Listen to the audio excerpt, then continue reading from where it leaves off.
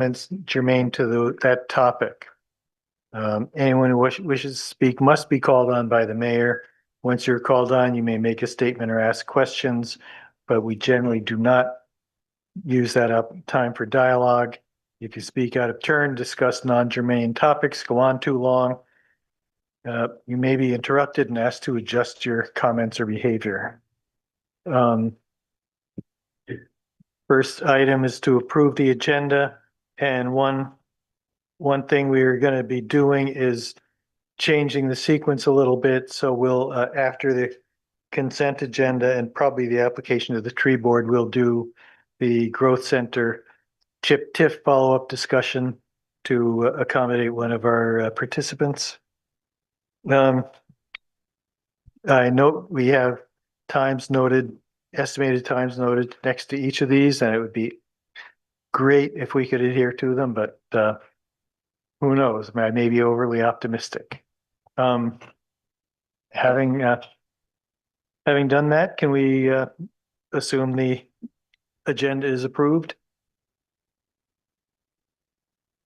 Okay, hearing no objection, we'll deem the agenda approved. Next up, we have general business and appearances. This is an opportunity for any member of the public to address the council on any topic that is not on tonight's agenda. We ask you to keep your comments to 5 minutes, and we'll start with anyone who's in the room who'd like to be recognized. Yes, sir. Come on up.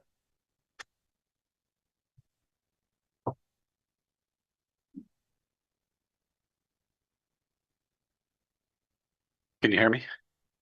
My name's Roger Cruzman. I live at 8 Jordan Street in Montpelier, now home of the infamous Jordan Street geyser. If you have not seen the video, it is incredibly impressive.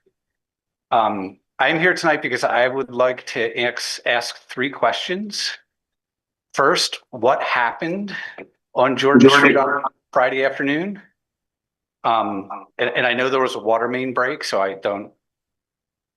The answer is not there was a water main break. I mean, like, what actually happened? My understanding was there, at least the sewer pipes, but I thought the water pipes were also replaced on Jordan Street 3 years ago. And my second question is, why did it happen?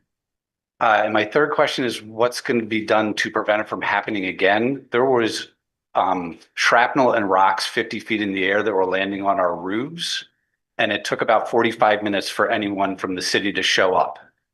I don't blame the workers. This isn't a workers issue. The workers, when they got there, they were fantastic. They got the water shut off. They got the hole dug. They got the leak fixed. So these are 3 questions I'd love to have leadership and the council respond to. Thank you. All right, thank you. I don't know if we're prepared to answer that question tonight, but I think those are very good questions that we'll follow up on. Can I ask, how do I get a response? I mean, I'd love to have some transparency on this. Yeah, Kelly. Hi, Roger. Hi. Thanks for coming. I'm Murphy, acting city manager. So I did take down your questions. We will get back to you directly. We do also have our public works director here, Monica, and he's in the. I know Kurt well. Great. So we've noted the questions. We'll get them back to you. And so okay, we'll get a response. We'll also probably post it as well, because I think it's a point of interest probably to many within the community. Yeah.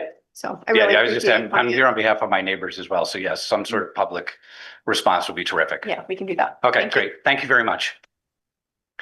Anybody else in the room? Not seeing anyone else in the room. Yeah, Jim. I just want to let the council know that I am interested in filling a vacant seat on the I think it's the community fund bit that we just dealt with in our last meeting, where you distribute the funds that are, to the various organizations. I'm not sure what it's called. Is it the community fund? Okay. There's a vacancy on that, and I would like to, I'm interested in filling it. So I just wanted to let the council know that. Great. Thanks, Jim. Dave Bellini. Hi, can you hear me? Yes, you might be well advised to speak up a little bit more, but yes. Okay, hi. I just wanted to thank the graffiti removal team or person. I think they've done it twice as you go over the Granite Street Bridge, those walls um, where Berlin Street meets River Street. They were messed up pretty bad and it was painted over and then they messed it up again and they painted over it again. And I just want to thank them and recognize whoever they are and keep on going. Great job. Thank you. Thanks. I completely agree, Dave. Anybody else in the room? Or or online? Okay. Can move to the consent agenda. There's been a request to remove the East State Street contract approval from the consent agenda. So is there a motion to approve the consent agenda with the exception of item C? Carrie? I'd also like to absolutely remove item D, just for a very quick moment of discussion. Okay. Would, That's why I came. okay, good. We'll get to that. So is there someone who wants to move the approval of consent agenda absent items C and D? So moved. Is there a second? Second. Any discussion? All those in favor signify by saying aye. Aye. Any opposed? Okay, why don't we start by talking about Phelps Street? Sure. So I'll just introduce this, but I'm glad someone's here to actually talk about it. This was raised with me. A constituent from my district has a need to replace their sewer line from their house. And the part that connects your house to the main sewer is owned by the property owner. And so it's their responsibility to fix it. But in this case, this involves, it goes under the street. And so it involves digging up the whole street. And that's why we have a street closure on our agenda here. And so the issue is maybe not necessarily so much this particular example, although I would love to hear from people who are directly affected by it. But the question of, is there a city responsibility or a public interest when the sewer line problem from someone's house is going into the street and it's affecting, you know, the entire city when water or sewage is leaking out from there into the street. And it's a very significant burden to ask a property owner to pay for closing the street and digging up the whole street and replacing it and repaving it. And so I just want to flag that as something for us to think about, that I think there's a compelling public interest to the city looking at that and thinking, well, if it's happening under the street, then it may be in the city's interest to be taking care of that. So I'm not asking for a decision to be made on that at this point. I just wanted to kind of bring that up for discussion. And sir, would the person who wanted to speak, would you step up, please?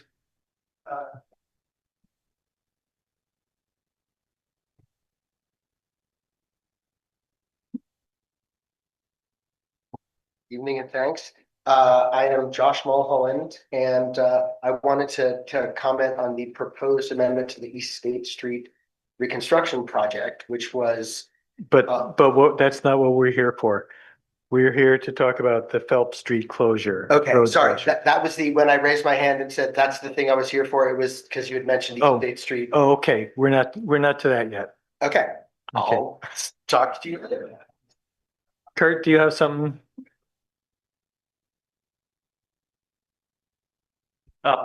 So as the city ordinance, the sewer ordinance is currently structured, it does identify basically from the point of connection to the sewer main to the house. We are in the process of rewriting both the water and sewer ordinances. There's a number of changes that need to be made. If the council wants to alter, we certainly do that. You know, obviously that would increase the general taxpayer responsibility and things like that. But certainly something we can do as part of the ordinance change if there's interest in that. Kurt, is this, well, never mind. I don't want to have a prolonged discussion of this now because it'll come to us. Anything else? All right. Is there a motion to approve the Phelps Street Road closure? Is there a second? Second. All those in favor signify by saying aye. Aye. Any opposed? Okay. That's approved. Now East State Street final design contract. Kurt, I shouldn't have let you sit down. Yeah. Come on back up.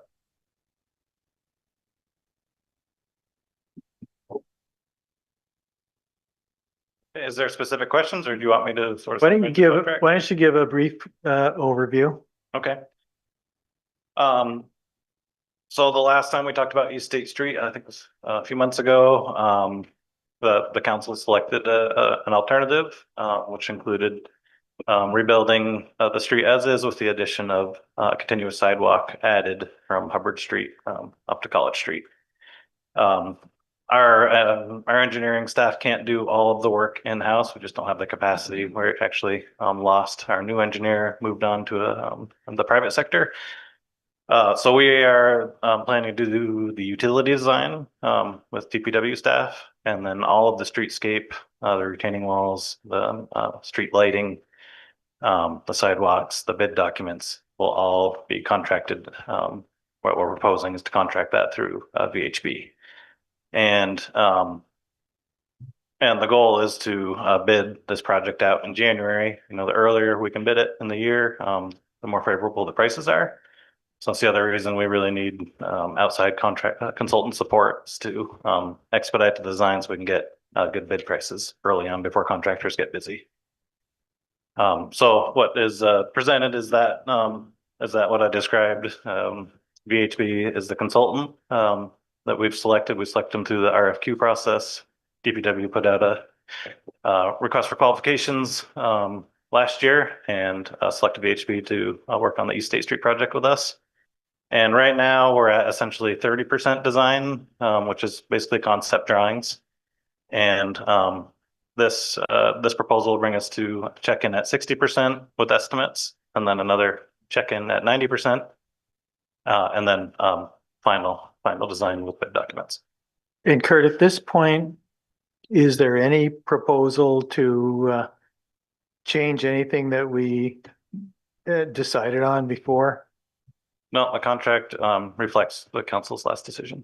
And the only thing that's before us tonight is essentially hiring outside engineering to do design work.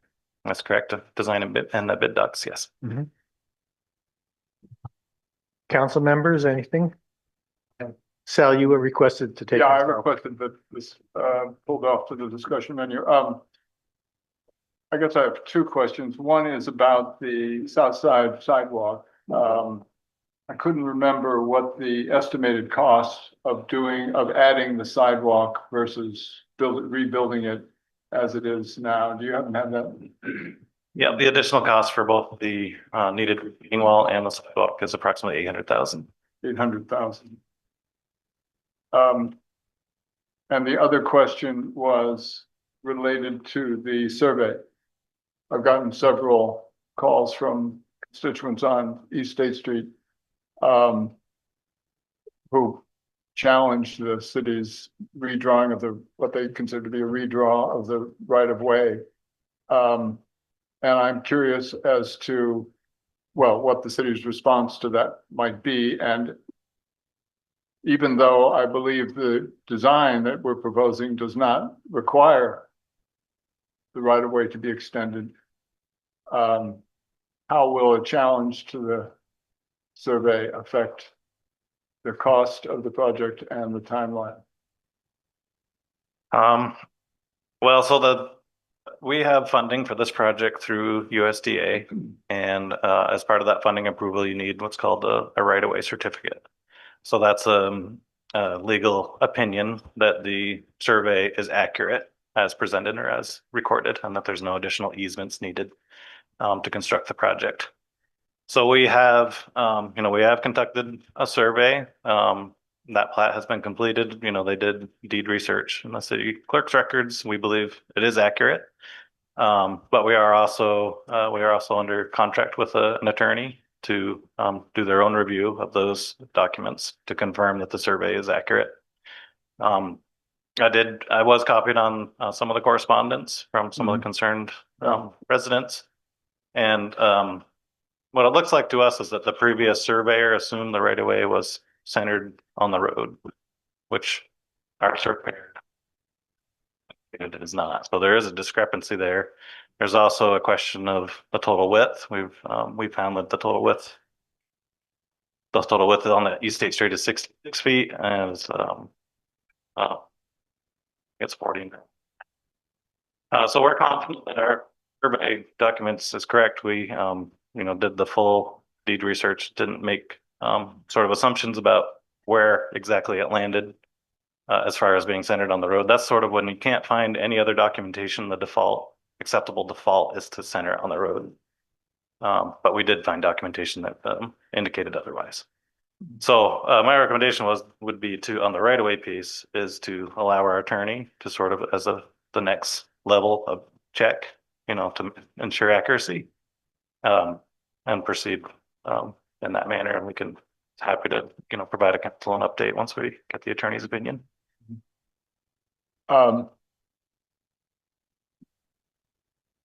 So a challenge to the survey by the residents would not affect the project, or in other words, the survey in question has been filed, right? So it's official, but it can be appealed. Would an appeal hold up the project? It's hard to say exactly. Depends if there was like a court order to Yeah. not proceed, potentially. Mhm. It's hard to answer that question without really knowing exactly how that would play out. If I would assume that if the project was within the residents' and opinion of where the limits landed, if we weren't going outside that, then it wouldn't necessarily impede the project. If it was, then potentially if there was a court order to stop work, then it could. It's just hard to say exactly at this Well, point. yeah, no, I know that people are often surprised by how far the right of way encroaches into what they consider to be their front lawn, but this border is it's touching the clapboards. I mean, the houses are built right on the line. Some of them are a little bit into the right of way. It seems odd that was permitted. Yeah, it's not really all that uncommon. I know on Cumming Street, there's a right of way that runs through, Yeah, 2/3 of the house. So it does happen, and I don't think there's a lot of checks and balances back in 150 years ago to sort of catch those things. so the right of way question will play out one way or the other, really. That's right. The question about the cost, I raise it because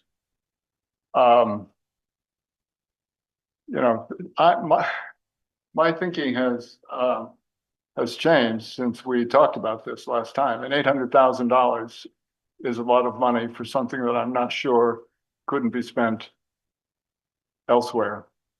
And so I'm wondering if we should reconsider now before we end up spending $175,000 to design something as a final design, which the price may actually go up, right? The 800 is an estimate, and most of our estimates have, well, it's a volatile market, let's put it that way. Yep, that's true. So it's a question for you and for the council, really, is do we want to reconsider? Right. What So- would that mean to you? Well, I don't think it's not in the city's best interest to delay the start of this final design because of the implications on prices related to the bid date. Mhm. So we did look at the component of the design contract related to the sidewalk and the retaining wall. It's approximately $48,500, and that includes, geotech investigation to actually design the retaining wall. I spoke with the consultant today, and they did feel that they conservatively estimated the retaining wall, assuming sort of worst case scenario as far as the cost. Yeah. And so one potential option, and this is what I would recommend, is that we advance the full design to 60%, at which time we'll get an updated construction cost estimate. we estimated approximately $37,000 related to the wall and sidewalk and the design costs to get to that point.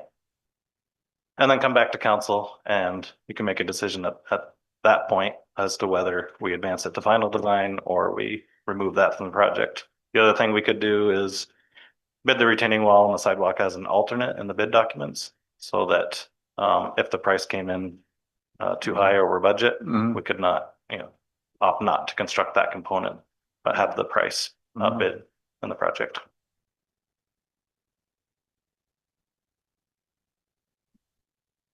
Great, thank you. I don't have any other questions. Okay, thanks. I believe there are some people here who'd like to address this, and I'll take comments from the public, but keeping in mind that the subject of this item is only approval of the engineering contract and not the wisdom of going forward. We've already had a couple of very long and exhaustive discussions of those. We've made a decision, and there's nothing before the council tonight to change that decision. Starting out with that, is there anyone? Yes, sir. You're the first person up. Anyone else who'd like to be heard? Chris.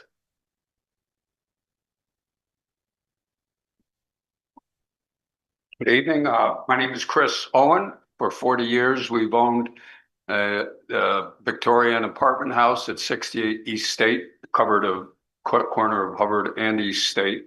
And I won't take much time. I think the issue here is quite simple.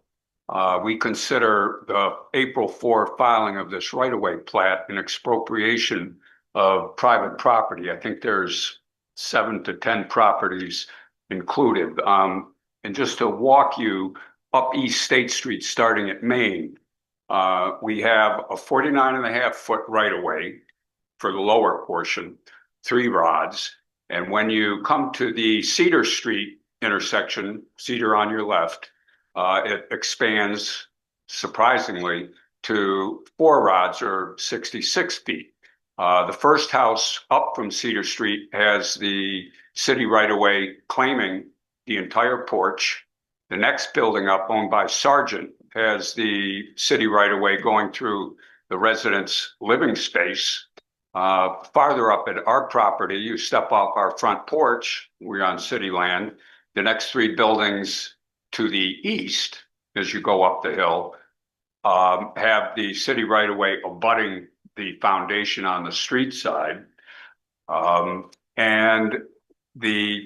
Anyway, it's quite a shock to us. We consider it a taking of our land and a diminishment of our property values. And it also violates many of the longstanding markers and understood property lines that exist. And this has been a crash course in surveying for me. But what I realized after going through Mark Day's survey, the one that resulted in the April 4 filing, surveying is much an art as it is a science. And if you study his survey, there are many so-called calculated points that he assumes are the border based on an 1870 document. But there are many other documents, surveys, and markers in place that contradict that survey. So to sum up, the residents would ask that the city withdraw that survey and give us back our land. Thank you. Thank you. Anybody else? Steve Bronstein. Oh, there's someone here. Sorry, Stephen. Hold up a second. Wait, sir. Sir, are you here to address this? Are you here to address this item? Please step up to the table. Seems to me like a lot of. And sir, would you start by introducing yourself? My name is David Thomas Sweat. I'm from Concord, New Hampshire. I've been in Montpelier for 2 years. A lot of the roads around here, these are old. One nice thing about Montpelier, you've retained your own old buildings. It looks old. We haven't done that in Concord. But a lot of your roads are like very narrow, like cart and buggy type of stuff. Eminent domain to keep the city moving forward would be good. Take their property. I mean, they've had time to survey. Surveying is not benchmarks. Surveying is a pure science. I mean, there might be a lot of old benchmarks and stuff out there, I don't know, but I think that eminent domain of the place, maybe it's here. Thank you. Thank you. Stephen Bronstein.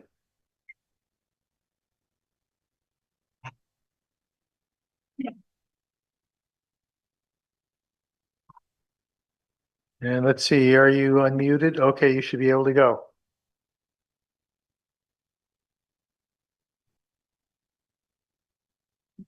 Stephen?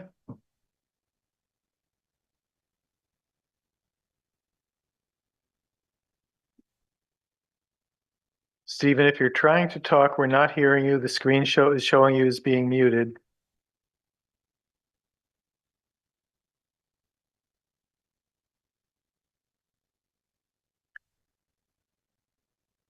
And now I'm not seeing your hand up, so we'll keep moving forward.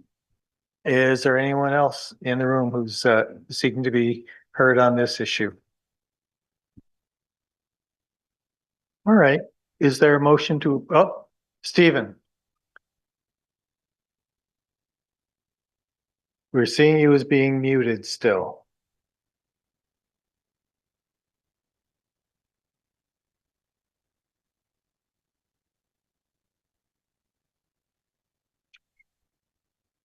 Jack, while we're waiting for Stephen, can I just ask a question? I just want to make sure that we have clarity on what we're actually voting on or thinking about, right? We're being asked to vote on the contract to continue towards final design. Kurt said that he could come back to us at 60% design with updated cost estimates of the retaining wall, sidewalk, Sal, that you're expressing concerns about. We're not really being asked to vote on the survey issue. Correct. Right. So I think like that issue needs to be resolved, obviously, but I don't think it's pertinent to whether or not we vote, how we vote on the contract itself. I think really the question is, do we want to spend $37,000 going to 60% design? I think that's the fundamental question. Yeah. Stephen Bronstein, do you have, can you hear me? Palin, were you raising your hand, Palin? Nope.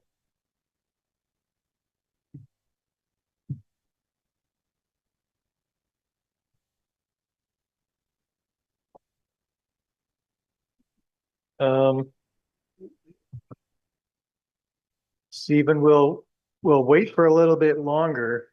Is there a number that he can call into? And could, There's a number on the agenda. And actually, let's see here. Let me just pull that up real quick. So the number, if you wanted to call in, is 1-309-205-3325. And the passcode is 560-538. so Stephen, if you got that, and if you'd like to try to reach us by phone, you can go ahead and do that.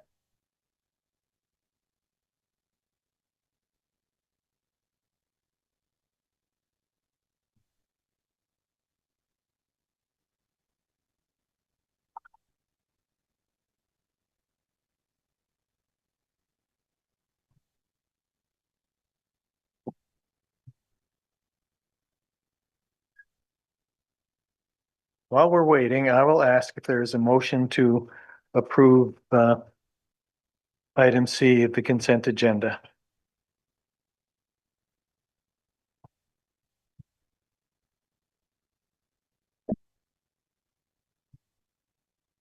So moved.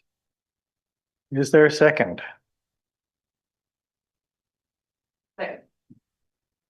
Is there any discussion, including seeing if Mr. Bronstein wants to be heard, but any discussion, Pelin?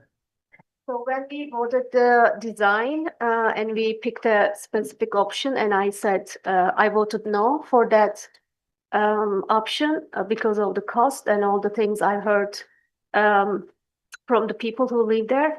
So that's why I will say no to this item too, just to make it clear. Thank you. I want to emphasize again, what this is about is the design contract to enable the city to move forward on the redesign of this street, which we've bonded millions of dollars to reconstruct. Any other discussion from members of the council? All right, all those in favor signify by saying aye. Aye. Opposed? No, So is it 2-2? I'm sorry, did you get? Let's see hands, because, yeah, let's do a roll call. Yeah, Adrian, Yes. Barry, Sal, Jim, No. Ben, Yeah. Helen. no, So that is, mayor votes yes. And the item is passed. All right, next up, we are to the application to the tree board. This, John Akulajic, good to see you're here. This is application from John Akulajic to be appointed or reappointed to the tree board. For those of you who haven't been on the council as long as I have, John has exercised tremendous leadership, including bringing to us awareness of and a plan for dealing with the emerald ash borer way ahead of probably the whole rest of the state because of John's efforts. And so, John, do you want to just introduce yourself? John Akulajic, seeking another 3-year term on the tree board, and I've been on the tree board since 2013.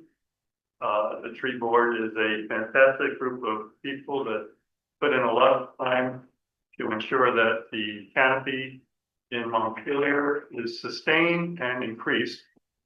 And there's a lot of work that goes into keeping the downtown trees healthy because they're in a very stressed environment. So I know there's several people that are up for reappointment in the tree board itself.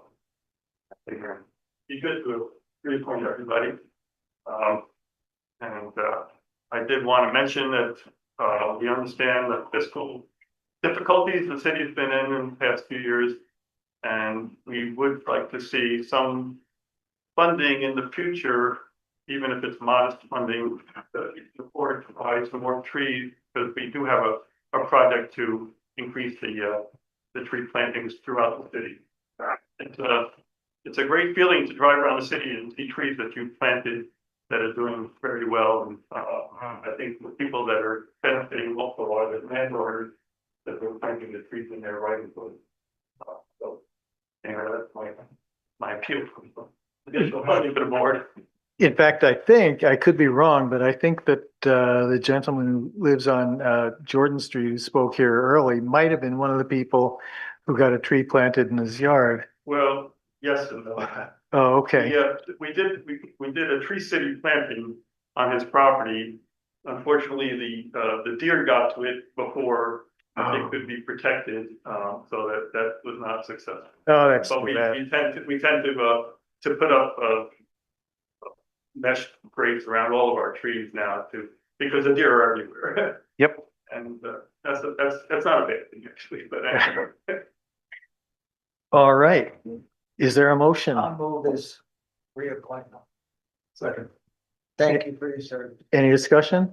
Yeah, I just want to say I actually just recently joined the tree board as the city council liaison. I just really appreciate John's leadership and I did not notice until I did a Google search, but John received an unsung hero award from UVM Extension in 2022 as a result of his work with the Emerald Ash Borer planning. And not only is he a member of the tree board, but he also does a lot of other community service that's really valuable. So John, I just really want to acknowledge you are an unsung hero who should be sung.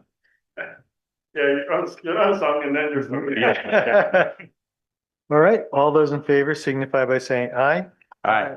Any opposed? All right. Thanks Great. very much. Thanks, John. Have a good evening. can I add something? Yes. Can board apply for the community fund, or it is only for non-profit organizations? Oh, that's a good question. Because it's really community contribution, so can Do you it know be the answer? possible? So typically, I mean, you can certainly put that in the instructions, but typically it would be for nonprofit and service agencies within the city to apply for the community fund money. We would take committee recommendations or requests as part of the budget process. So there's a way for them to get in, but maybe not with those funds. Okay, thanks. Welcome. All right, now we are moving up to item number 10, the Growth Center CHIP TIF follow-up discussion. Oh, sorry. Hi, guys. One more tree board member Oh, I'm up for re-election too. oh, I'm sorry. Sorry, Sarah, I didn't realize Oh, that's you were on okay. our agenda too. Well, do you have anything to say other than you're on the board, you want to be reappointed? I would be honored to be reappointed to the board. It is Okay. one of my favorite groups of people. Is there a motion? I'll move it. All those in favor signify by saying aye. Aye. Aye. Any opposed? All right. Thank you, Sarah. Thank you. Thanks, Sarah. Sorry about that. All right, Mike. Mike Miller, Planning Director. So just to kick this off. What because- this means in sign language? Yes, or something like that. This means loud. Because we do actually have, we were moved up because we do have a guest speaker. You have Alex Farrell from the state who's going to come in and try to answer questions. But just to get everybody up to speed and the public, on July 23rd, we had a discussion related to items on Country Club Road and how to continue to advance the project. And the reason we have these conversations is because there have been some changes in state law that can impact how we move forward. So we really wanted to start having discussion about what we would want to do. One of those changes was whether a change in the designation programs would allow the city to pursue TIF without getting the growth center. The growth center is one of the things we were talking about expanding. We already have a growth center. Country Club Road is not part of that growth center. And so we've had a conversation of expanding the growth center to include that parcel, as well as potentially a second expansion into residential 9,000. But really the conversation tonight was about whether we expand to Country Club Road. That's a complicated process. We've done it before, but we could go back through. But with the new state law, there was new information that basically said that we could use these new designation programs to get access to TIF without having to go through the growth center program. So we needed to get that clarified. We contacted Agency of Commerce and Community Development, ACCD, where Alex works, and they did some work for us. And I sent you all those legal reviews that said, yes, we very likely could use those. The second change involved, which is separate but related, the state created a new CHIP program, which is very similar to TIF. Basically, it's a TIF program, but for projects as opposed to TIF districts, which would be large areas. CHIP really looks at some small things.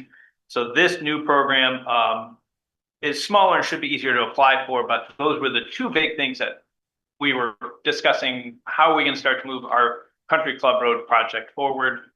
We have our current path, and there are some implications to this, but I'm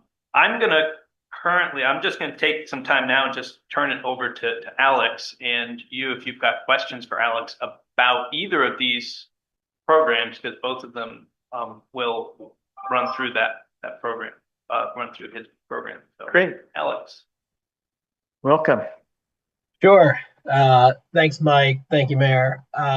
You know, I'm happy to be here as a resource for you all, but from my seat, and I'm sorry, I guess I should do a proper introduction. Alex Farrell, I'm the commissioner at Vermont's Department of Housing and Community Development. And so as far as the designation programs, our department has overseen those for a long time. The land use laws of the state have changed such that for the most part that those designations and related Act 250 land use designations are now going to be overseen by what was the Natural Resources Board, now the Land Use Review Board. Our department still has a vital role in that we do still comment on aspects of those maps as well as the designations that are contained therein. The related program here that Mike's referring to, the Community and Housing Infrastructure Program, which is a project-based TIF, really is designed with situations like this in mind, where a community has a project or perhaps one or two related projects that they want to advance utilizing tax increment financing, but they don't necessarily want to go through establishing a TIF district. And what I can say is, aspects of CHIP that make a lot of sense for this project are there is not a geographic requirement. There's no location-based criteria for CHIP, so you don't need to take that into account. I know that is sometimes a complication with TIF, one thing being dependent on the other. CHIP, you've got a project, and that's your focus. That's the geographic consideration. CHIP, in theory, will have sort of a lighter touch when it comes to compliance and sort of what a community needs to take into account. It's a very heavy lift, as Montpelier knows, to manage and maintain a TIF district. CHIP will be different. So I think in a lot of ways you have options before you, and in a lot of ways the changes that have been made, A, to land use, and then B, to the TIF statutes to create a project-based TIF and CHIP, really are tailor-made for exactly what you're looking at here as a council. So, I can't advise you and I can't push you in a certain direction. All I can say is these tools have been developed for this purpose. So, happy to help you determine whether you want to avail yourself of these. So. All right, thank you. Any council members have any questions? I have questions. First, I just want to say thanks, Mike, for the update, for the work you've done to get some answers to some of the questions. And Commissioner Farrell, I just really appreciate you taking time out of your busy schedule to be here to help answer those questions. I mean, I'll just say that it strikes me that if the kind of question that we're looking at here is a strategy around the growth center designation for Country Club Road, feels like there's another path here that is much easier that we should pursue, which is either a CHIP or through the land use review maps pursue the TIF. The question I have, though, is about the other growth center expansion for the residential 9,000 district. And those were two separate expansions that we were contemplating. Is it possible to still pursue that one? It is possible. We're just, at this point, we've been struggling a little bit. At the time we kind of laid these out, we had in anticipation of a certain amount of staff and a certain amount of stuff. We've been now 2.5 months without Josh. So that's really kind of leaned in on our amount of time we have. So the growth center program is sunsetting. Yeah. So we really have a very short window to get a full application, get everything going. At the same time that we've got these community development block grant DRs and the Northern Borders grants.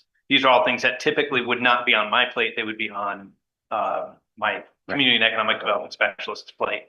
So right now I'm kind of being pulled in a lot of directions in order to try to maintain getting big grant applications, key grant applications in, and then also continue to pursue the growth center. It would be to a benefit to try to get that, but it's just a matter of workload. I've got the capacity to get that in. And presumably with the land use review maps, we're working on the assumption that Country Club Road would be a planned growth area. And so that would make us eligible for TIF in that area. We'd already be eligible for CHIP, even if it didn't become a planned growth area. But the other thing that I'm thinking about is the Act 250 exemption, right? And so if we're a planned growth area, we'll have access to TIF, but will the project be exempt from Act 250? Yes, so once you become a planned growth area, you're eligible for TIF and you're eligible for Tier 1A status or Tier 1B status. Each one has a different set of exemptions. Tier 1A is fully exempt. We'd have to apply for that Tier 1A status, but all indications are that we are the type of community as we talk and as places like CVRPC talk about things, they're like, well, an example of a Tier 1A community is going to be Montpelier. Now the question is, will the Tier 1A also include Country Club Road or not? And that's going to be part of the application process. And I won't be able to answer that fully until we have it. Our expectation is yes, that Country Club Road should very much be expected to be in that Tier 1A status. And the Res 9000 districts would presumably be in an area that would also be Act 250 exempt? Yes, those are also anticipated to be in that same. If you were to look at our future land use map that was adopted by council, it included a planned growth area that we put in as what we would expect as the city to be to be reflected in the regional plan map. We will have a meeting coming up on the 27th in 2 weeks with the CVRPC, and they will be able to answer your questions on that process of getting the regional map. But if we've got it in our plan, we've got it on the regional map, then we're basically one piece away, which is putting the application into I believe it goes to the Land Use Review Board to be approved as a Tier 1A community.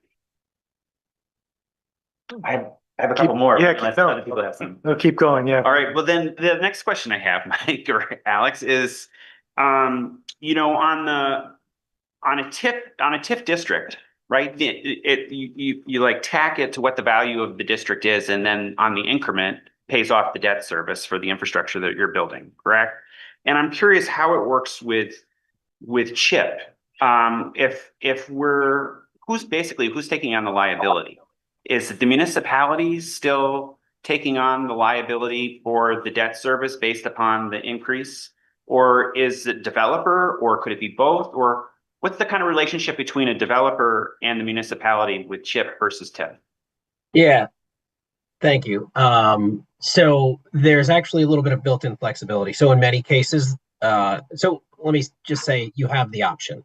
In many cases, the municipality will still choose to take on the liability, but the agreement can be worked out with the developer such that they're actually taking on that liability. But the mechanism is still the same, where it's still there's an evaluation of the value now, and then the projected value at the end, and then the increment is what you use to pay that debt service. Great. And are you good, Ben, or you have something else? No, I think that's pretty good. Okay. Thank you. So I was just a little confused on the number of unit limits. Just wanted to make sure that the CHIP allowed 300 units or more. I sort of got lost in the exempt category. I wasn't sure that if we had to go to the Act 250 exempt, that we could build more than 75 units. Sure. Oh, sorry. Go ahead, Mike. I'll let Alex answer that. Sorry, I didn't mean to step on your toes there. no, that's good. The great thing with CHIP is you can remove all considerations of land use. So there's no unit constraint on CHIP, and there's no consideration for the location. So you don't need to worry about, as far as CHIP goes, you don't need to worry about whether or not it's exempt from Act 250 or not. So, yeah. But for purposes of permitting, you may still want to ensure that you're exempt, but you don't need to worry about that with CHIP. Yeah, thank you, Alex. Yes, thank you. Adrian. Can you provide us with an updated timeline? Because we were going on the timeline for the growth center. So how does this change kind of where we are now, where we're going, and what we need to accomplish in between where we are now and that deadline? Yeah, and I think that's the big question that the council is going to have to kind of give direction on, because to kind of level set, in the past, what we had been talking about was we were going to go through, get our growth center, we were going to get our TIF, we were going to have all of our things to offer developers. Then we were going to put out the RFP to find a developer to help develop the site. So we were going to, developer comes in at the end after we've done all the pieces. And what these new legislation have kind of done, and also with our disaster recovery grant, is also looking for a developer first. Is if we're going to start talking about CHIP, we really need to switch the order of that and start having the conversation about getting a developer on board, because we really need to start to have those plans and designs and increments so we could start moving towards doing the CHIP. And this will also impact, like I said, the DR. We'll have more conversation on those disaster recovery fund later. But as it pertains to this, it's changing the order. I don't know how much it's going to actually change the timing. It just means, and I would have a recommendation that we bring in Stephanie Clark from White and Burke in September. You guys are okay with that? And because she would be a person we would we would have her work with you to develop the RFP. So we would make sure that we've got an RFP that has council and public input on what are the criteria, what are we looking for? And then we could start to have that RFP through the early winter, and then we would be ready to select a developer. And then we have a developer who can start, who we would have agreed on, this is the design that we're starting to move towards. And we would then have the information we need to go in and do the CHIP application. But we can't do a CHIP in advance. TIF we could do in advance because you just do hypotheticals. I think CHIP, we're going to be more likely, we're going to want to have our developer on board. So I think the council needs to think very, very clearly about this, because I don't think we are on the same page as to what we want developed at Country Club Road. So just thinking about that process of, you know, what do we want developed up there, I think is a very, very, very important question for us to consider. And if we have to put together an RFP for a developer before we go for the CHIP process, that flip-flops, you know, the process we were going with for the growth center. And so I just want to make sure that we're all very clear about that. And, you know, we are still moving forward with the design contest, because I want the council to have just different ideas that we can pick and choose from, to see different ideas from our community, what can be designed up there. You know, just to kind of open up our minds a little bit in terms of what the possibilities are, and to have that potentially help inform an RFP for a developer. So when we're thinking about that, I just want to make sure that it is in alignment with this process and that we're all working in synergy together to make sure that we, when we do put together the RFP, we're putting something forward that we want built, because once it goes to the CHIP, that's what we're going to have built, right? Is it locked into that process?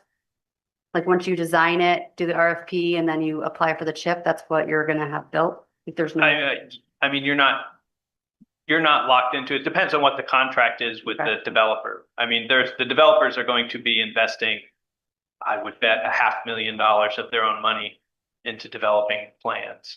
So at a certain point, there's going to be a contract that says we're committing to work with them to follow through with the project. But that's a legal question for the attorneys when we draft the contract with them. I think the fundamental question I think tonight is like, are we pursuing the growth center designation? I would suggest that we do not. I don't think it's a sure thing that we would get a growth center designation, and that wouldn't be a lot of time invested in something that could really set us back. You know, it seems like the CHIP or the TIF, you know, as Commissioner Farrell said, these tools were created for us to move projects forward. I hear you, Adrian, about like a lack of agreement about like what exactly we want to see happen up there. I think the sooner we get to the RFP process, the sooner we can have a kind of common conversation about that and kind of move forward. I just don't see value at this point, given the universe has changed. I don't see the value in pursuing the growth center designation as it relates to Country Club Road. I do have one other thing about the CBDG DR funding and the low to moderate income component of that. And just thinking about the relationship of that to both an RFP and the ability to pay the debt service on the chip or the TIF.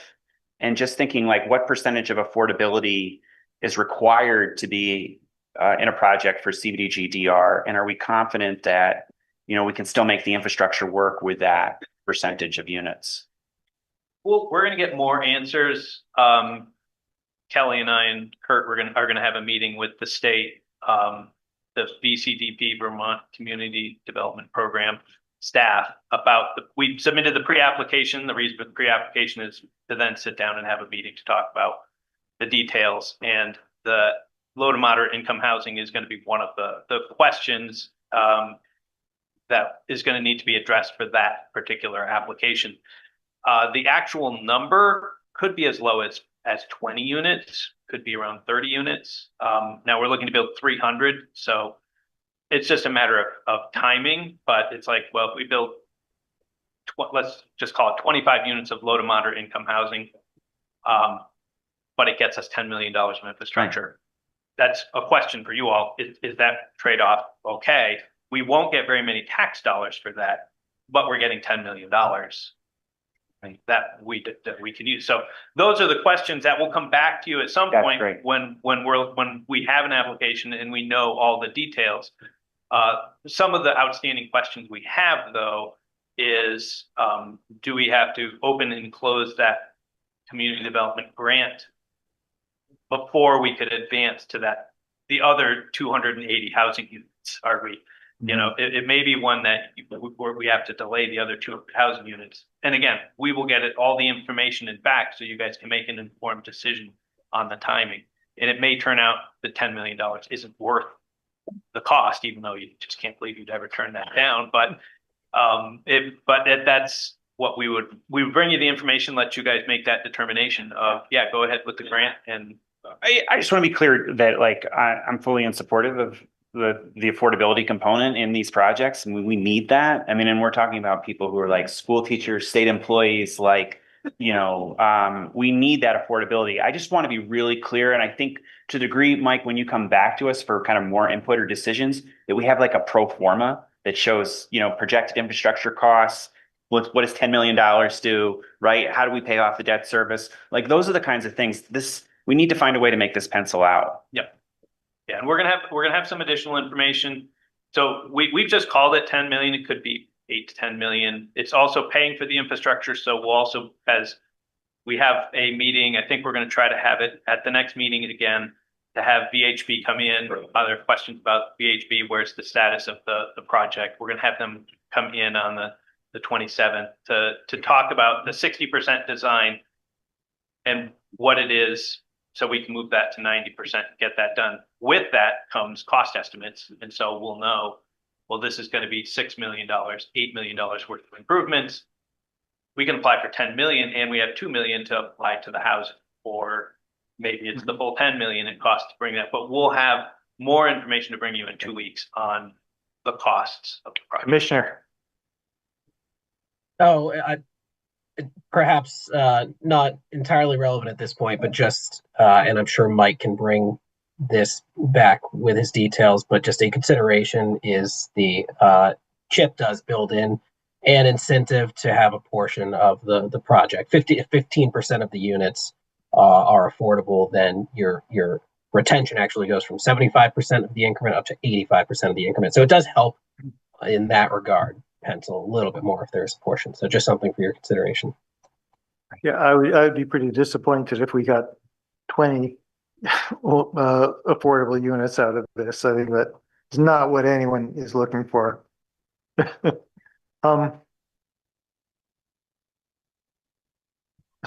So council members, anything else? What, Mike, are you looking for us to vote specifically to say we want you to go down this road as opposed to the growth center road, or do you want to have people just nod and say, yes, that's where we're coming from? I think it's always helpful to have a motion, just otherwise it's kind of left open. But so the one question was, should we shift to the designation program and stop the growth center application process?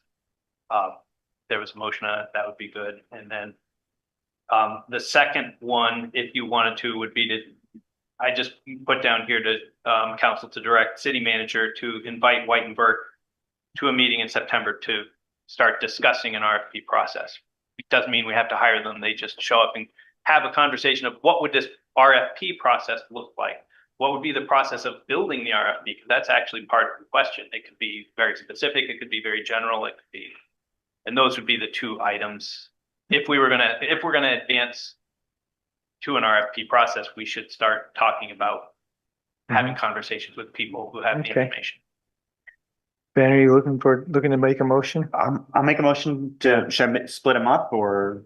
Yeah, Yeah. I'll make, Excuse me, Oh, yeah, I'm gonna get a motion, and I know that Joe's probably not the only person who wants to be heard on this. so I'm gonna make a motion that we stop pursuing the growth center designation and instead focus on other opportunities, whether it's CBDG, DR, CHIP, TIF. Okay.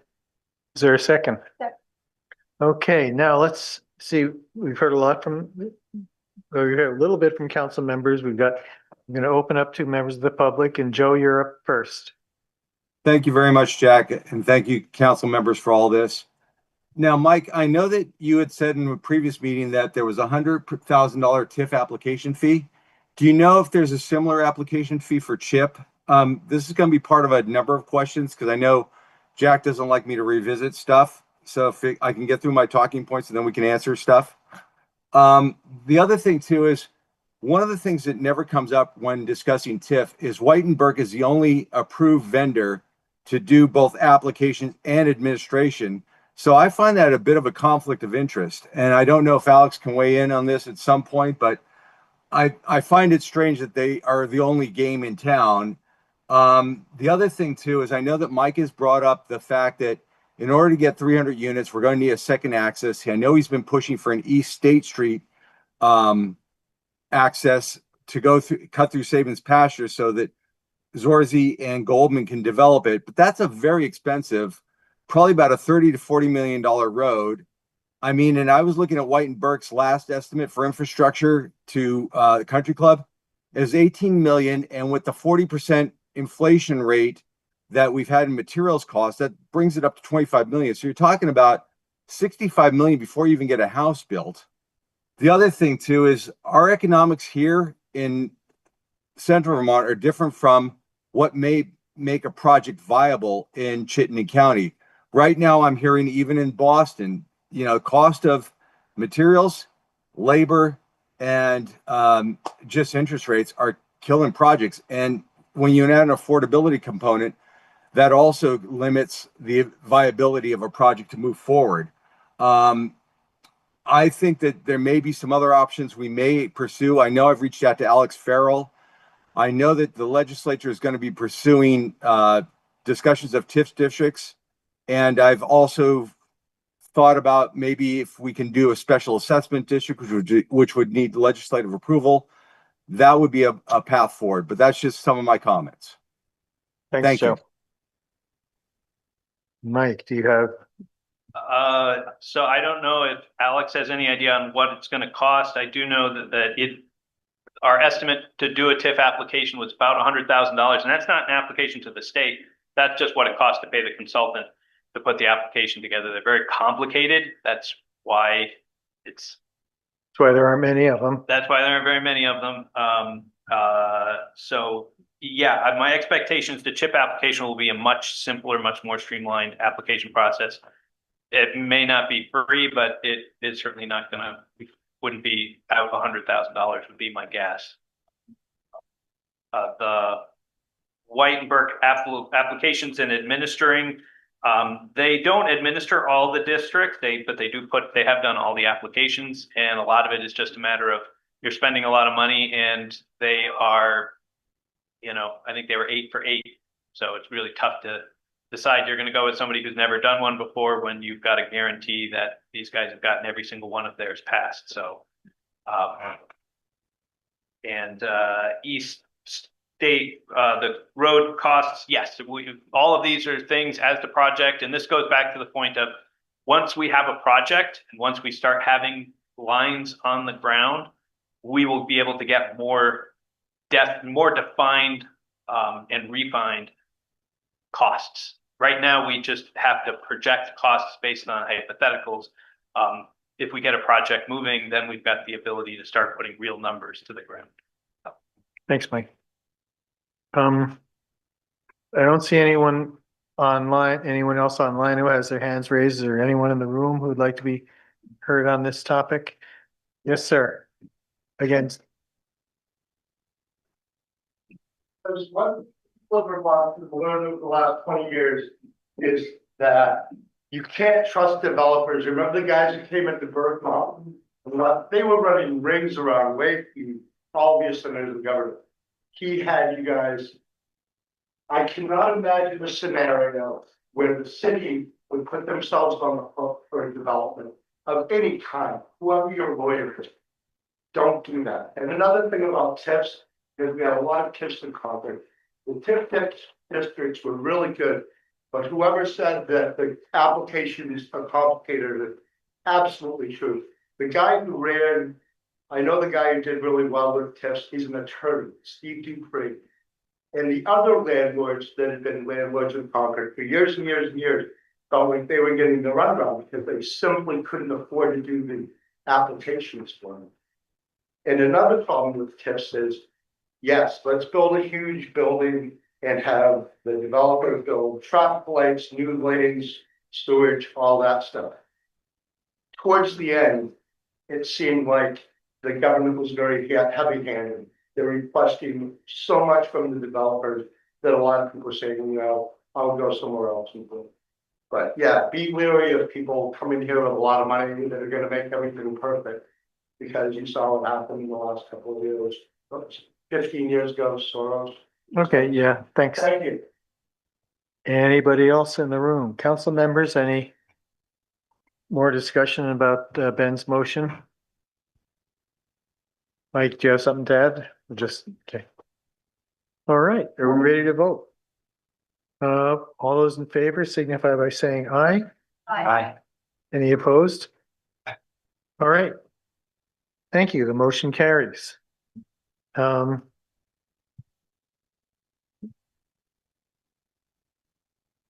where are we? I can't remember what the second thing.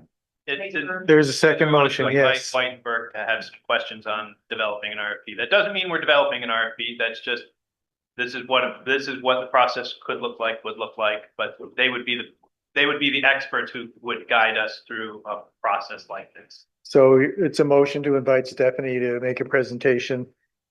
Yes. So moved. Is there a second? Do we pay them to come here and work with us? Yes, well, if we're going to have them do the RFP, yes, we would get a cost estimate from them. For her to come in, just talk to you about what it is, she typically just does that as a part of her pitch for her company. Thank you. And I'm sorry, did we get a second? Okay, is there, okay. Any discussion? All those in favor signify by saying aye. Aye. Opposed? All right, thanks, Mike. Thank you, sir. All right, that brings us to item number 7, Washington County Mental Health Mobile Outreach Proposal.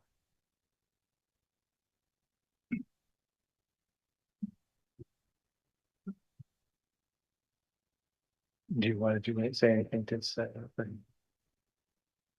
So, just before we get started here with our presentation, Chief Mortensen is going to kick this off. I just want to say that, you know, we're bringing forward a proposal for services for outreach and for services from Washington County Mental Health. It was part of the budget. And so this is, you know, what we thought we would bring forward. So we're going to get into a presentation and then hope that will generate conversation from there. Thank you. Great lead in there, Kelly. My name's Eric Nordenson, the police chief of Montpelier, obviously. And then with me, I have the CEO of Washington County Mental Health, Beth Slightly. site, I always say that wrong, have it in my. So basically what I'm asking today is we're going to present an option for our mobile crisis response, specifically for Montpelier. And what I'm hoping that the council would do is authorize the city manager, the finance director, and myself to negotiate a contract with Washington County Mental Health. I've included kind of a framework of what that contract would kind of look like just to get the conversation started. It certainly isn't a be all end all. That's why we didn't put it on consent. We wanted to have a discussion about it and find out what was actually really important to you folks. And we knew that it would generate a good amount of community members, which is fantastic because there's a lot of people here. And I value their input too when we're developing that contract. Just to get a little history here, effective, we used to have a crisis social worker, which we shared that social worker with Berry City, which was pretty effective. We had two. We enjoyed that they were embedded with our police officers and reacted in the community. Unfortunately, effective September 1st of this year, the state has withdrawn the funding for that. So like anytime there's withdrawn funding, that person leaves their job, right? So unfortunately, we lost Annie, and that position has basically been vacant. During the course of these conversations, we were trying to find ways to see if we could actually fund it ourselves without the state funding. So what we did was we put $50,000 into our city budget to actually try and basically fund the crisis worker. Berry City, unfortunately, didn't fund their worker. So we're here today trying to create something with only $50,000. So I can't necessarily create the embedded worker that we want because $50,000 doesn't go far. But what can we do to enhance our mental health services to our community members as effectively as we can with the money we have is what we're trying to get to. So anyway, that's a little bit of the history. Our goal is to maintain a compassionate community-based response to those in crisis, ensure public safety through collaboration and not just enforcement. I think you hear a lot that the police aren't doing enough and that they need to do more. They need to do more. I need some help, and Washington County has always been standing next to us, helping us, and I really need their support now more than ever. So anyways, to get into just some of the things that they would do. There's a lot of stuff in here that involves the unhoused community, but let's just keep in mind too that this is not just for unhoused, this is for everybody in our community. Okay, so we're going to be presenting some ideas and options for our businesses. So anyways, they're going to attend hopefully the community lunches. We're trying to get a relationship back to be able to attend community lunches, build outreach there, which is something they were going to do. Washington County would regularly attend business parks in the community. So the community businesses and downtown merchants have really asked us, and if you've been to any of those meetings, they've asked us how they could help with mental health response. I have shown them how to get the instruction. If you run a business, you probably know you don't have a lot of time to attend these classes. So the best case I could do and the best thing I could come up with was let's bring it to them.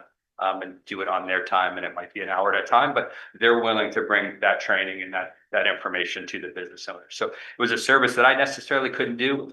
They're willing to do. They can't do it for free, so it's something that we have to. It's an enhancement. So just a big part of that. They're going to regularly walk the streets and try and get outreach. There's a lot of people in our community that are in crisis.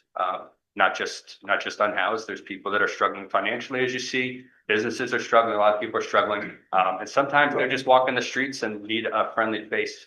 A lot of times that's us. A lot of times it could be somebody from mobile crisis, from Washington County Mental Health. It could be a friend. It could be anybody. But they're going to regularly be out. And the big change for that is, over time, they can build that relationship. People get used to seeing me. Eventually they get used to seeing Beth and her staff being out, and then they build the relationship, and then the true help actually happens. So it takes a little time. It doesn't happen overnight.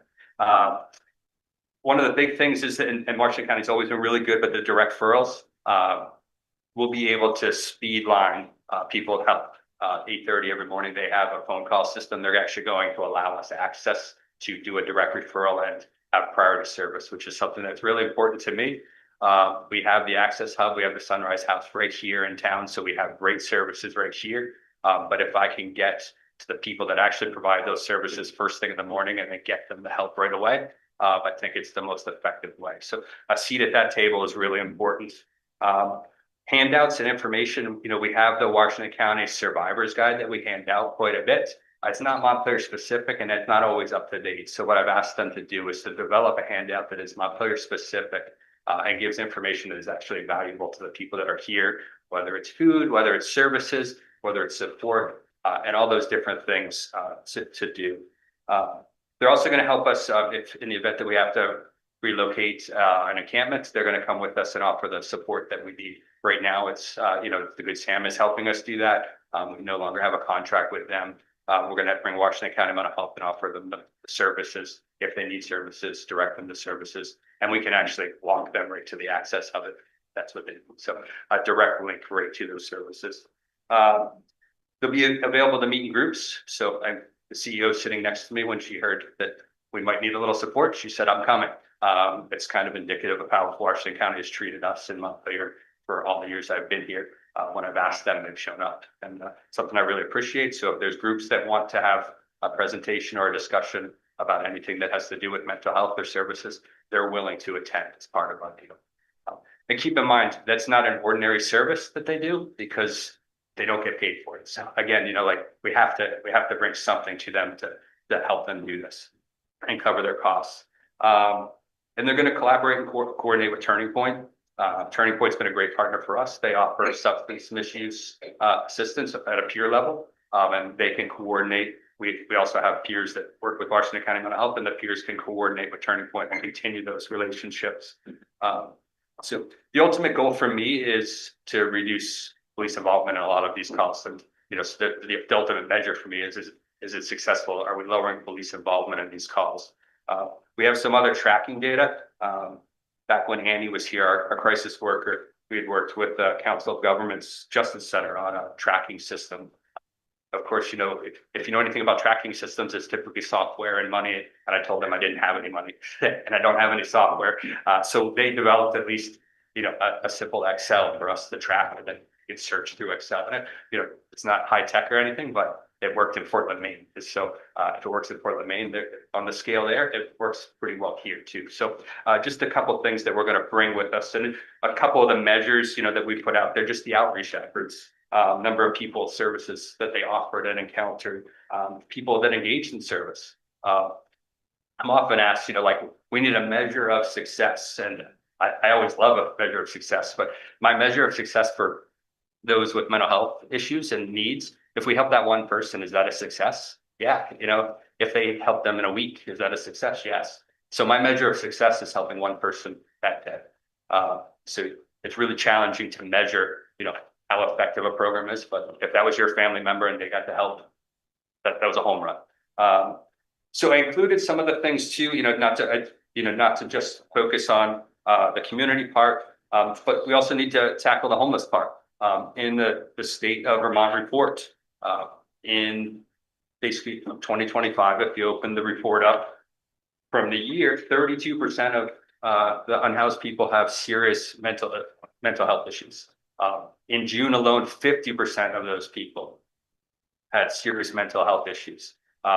We need to address those, and we need to address them in the field where they are. And by taking this service, we think that we can actually address those things.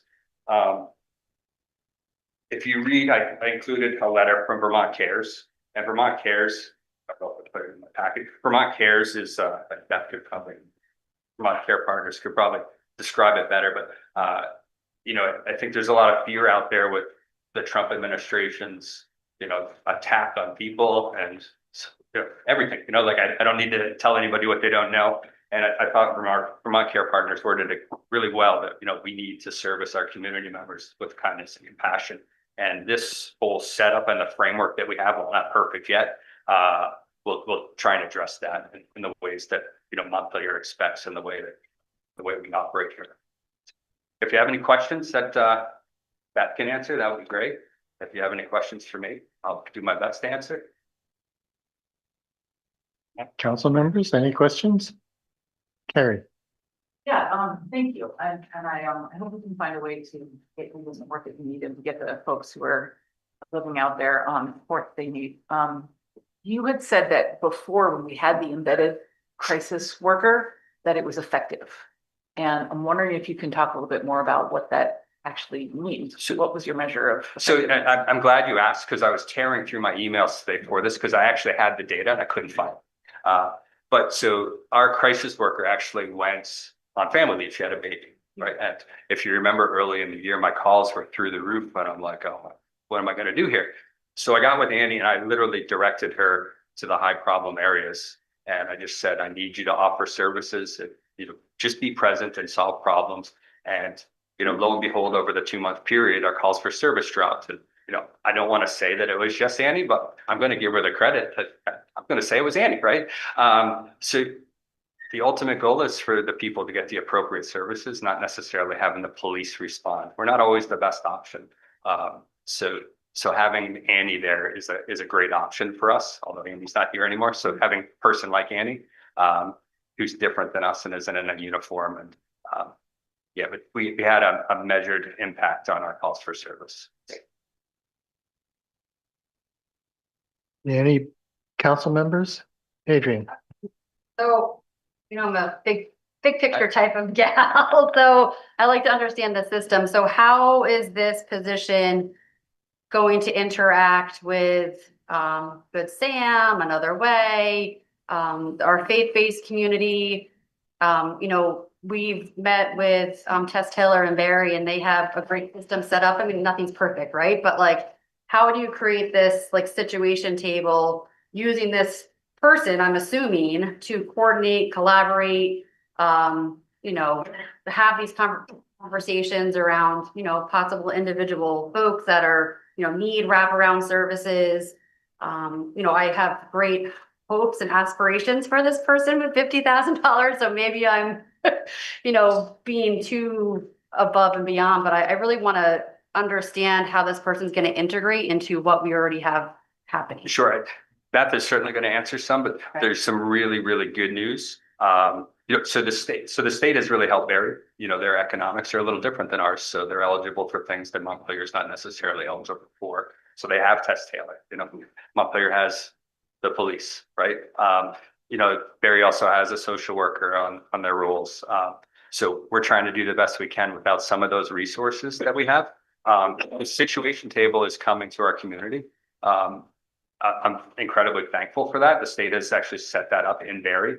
We're starting our trainings, and those partners have been invited to the table. So all that hard work. For people who don't know what that is, can you give a 1 or 2 sentence? Sure. I knew you were going to ask, and I was ready to do it, but you guys always beat me to the punch.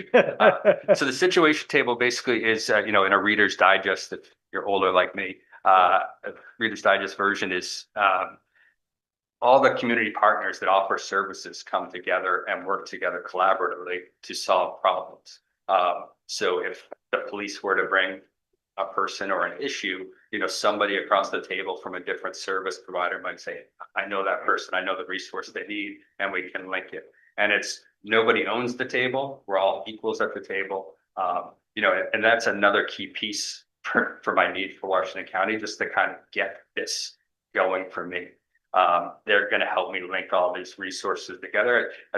You guys don't know, but we've been working all summer with 12 cops. I'm running shifts and trying to build these relationships, and it's really tricky. My calls of service are through the roof. My arrests are unprecedented numbers. So we're doing the best we can, but I need some help to link some of that stuff up. So I think we're going to be able to address that. And let's be honest, $50,000 doesn't get you very far. When we were contributing half before, it got us 16 hours 1 week, 24 hours another. So, because the state was paying 40 grand. So we didn't get a heck of a lot. So how many hours is this person gonna work? 16 hours 1 week, possibly 24 hours another. What we paid for before. Is that what we would get under this proposal? So that's going to answer some more questions. I'm trying to temper your expectations of what we got in the past. You're asking what we got in the past, so I could. Excuse me. Thanks. Hi, I'm Beth Seitler. So the original collaboration or the original agreement that we had was the CMH, Berry City, Montpelier, Washington County. That was two full-time employees, right? Well, Separate times. It was split between the two. Because that program sunsetted, we've been trying to come up with something creative that we can do with not as much money. This is not a perfect proposal. This is not a perfect collaboration. This isn't, and also I should clarify, it's not a continuation of what we were doing before.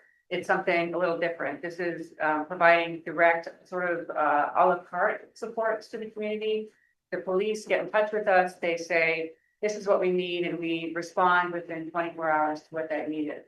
So this isn't an embedded clinician. This isn't somebody who's working in the police station or going out with the police officers. This is somebody who is already working for us, who would be sort of dispatched to go out. I want to make sure I clarify for you that this isn't a hired position. This will be people who are already in positions doing more on top of it. Again, not particularly ideal, but these are people who are familiar with the community and, interested in going out and participating in it. Also, while I'm here, I wanted to come to make sure that I could be here to answer questions for people because I know it seems like this is somewhat of a provocative question, and I want to understand why. I mean, the intention or the collaboration that we had and the contact that we had before, I think was pretty successful, measured, not measured. Just from what I heard from people, it was something that worked really well. And we want to have something that works well going forward. We don't want, we're not trying to come up with a arbitrary way to spend $50,000. We want to do something that's actually a net value to the community. If this isn't it, then we can step back and listen to what would be more valuable. We think as a continuation of what we've done, what we've done before, and given our experience, we hope will be valuable. I think I'm getting someone pointing out that it's very important to talk into the microphone. So it can be pretty tough in this room, but these mics do amplify in the room. It's not just for the recording. So sorry. Ben. Yeah, I just want to thank you both for being here and for the work that you put into this. I have like two kind of clarifying questions. I think you just answered one of them was, there's not a specific person, right? It's going to be your entire team, right? And they're going to be kind of on call, right? Okay. And then the second question I had is just, can you talk a little bit more about, I'm thrilled to hear about the situation table. And so will someone from your team be kind of as a part of this contract coordinating that? Or, you said, Chief, like no one owns the table, but like who's the backbone organization that's facilitating the meeting? So they have a contractor that's getting it started. And then it just happens kind of organically. I went down during our Chiefs conference in Killington. I spent the day at Rutland PD with their Project Vision because I was trying to figure out how to do it here. And then when Springfield, because Springfield's doing wonderful things with their acting. Okay, I'm going to their situation table. And then all of a sudden I got an email bringing the barrier. So Washington County Mental Health would be part of that. And I think the enhancement is that they'll also, have they'll have a first-hand knowledge of these people. Right now, it's a pretty system, so with some of our outreach and proactive activities and the business community, the downtown merchants, are hesitant sometimes to give us calls, which is rightfully so. But they might be really willing to talk to somebody from Washington County and, tell about a behavior that actually triggers something and some action. And we can get to people before they have bigger problems. Adrian. Sorry, I just want to make sure I'm super clear about this. So are you saying that this is not going to be one person for this $50,000 to work in Montpelier okay. It will be, the $50,000 will be directed for services provided specifically on the part as requested in Montpelier, but not necessarily by one person. It will be either one of our enhanced mobile crisis workers, one of our screeners, who are on board with this, like they're participating in. So I think what I'm thinking, my expectations are probably going to be different than what will be delivered. Because I was thinking in my head that there'd be one person like a Tess Taylor who would be like embedded into our system to really be the leader of that situation table here in Montpelier to coordinate, collaborate. But that's So not you what- won't, Okay, well, you're going to do that. yeah, so to Okay. have a police officer at the situation table, you're gonna at the situation table. So that's gonna happen already. But who's going to like who's going to be the leader of that? Is We it? have a consultant that's getting it started and then Well, they're just hosting a train the trainer for 2 days in September, right?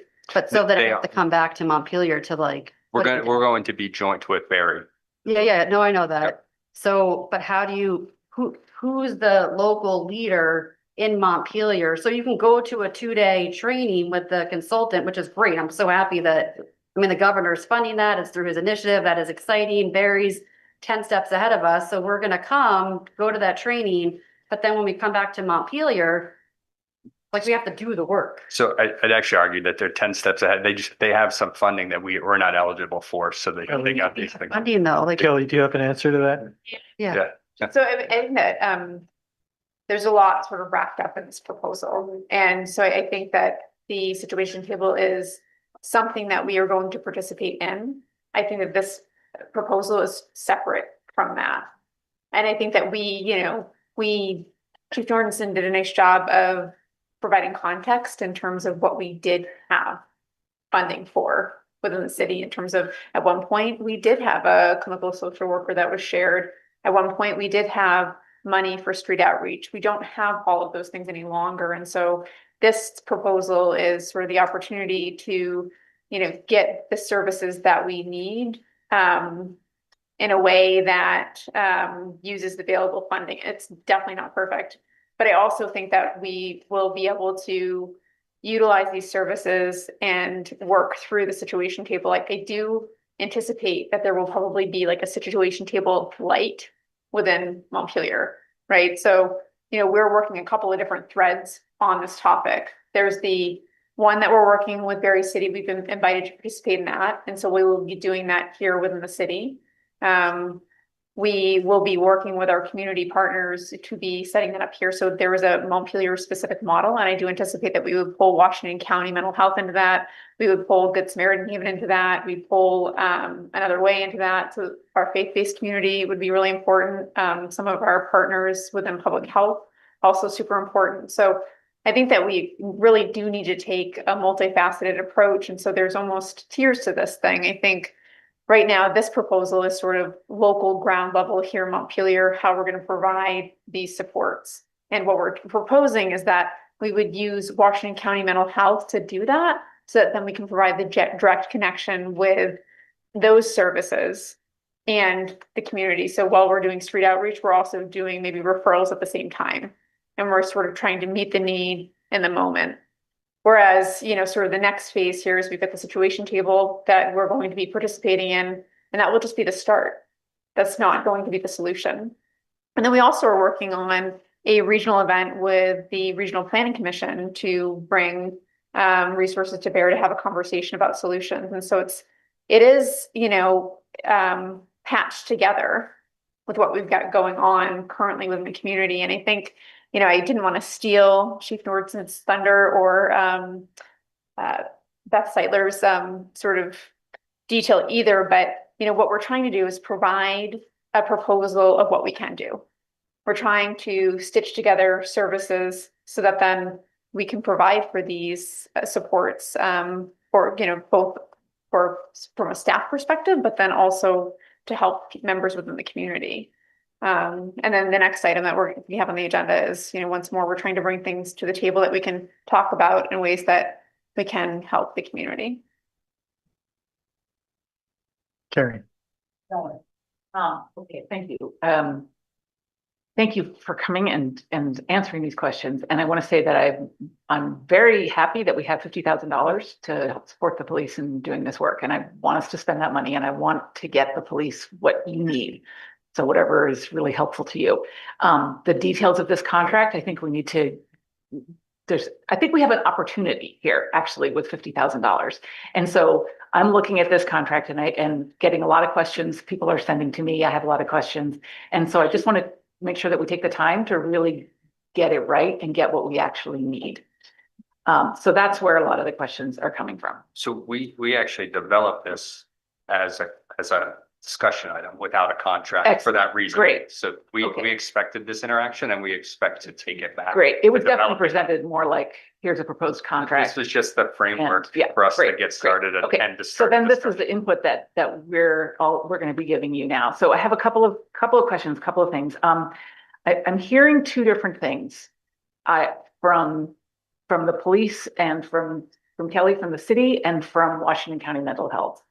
I'm hearing from the city that the idea is that there's this sort of ongoing presence, there's proactive work, there's meeting with community members. I'm hearing from Washington County Mental Health, it's on a la carte, as needed, reactive basis. You call us, you get somebody. Those are really different. Maybe, I'm not saying one is better than the other, but they're dramatically different actually. And so I think that to get really clear about what the approach is important.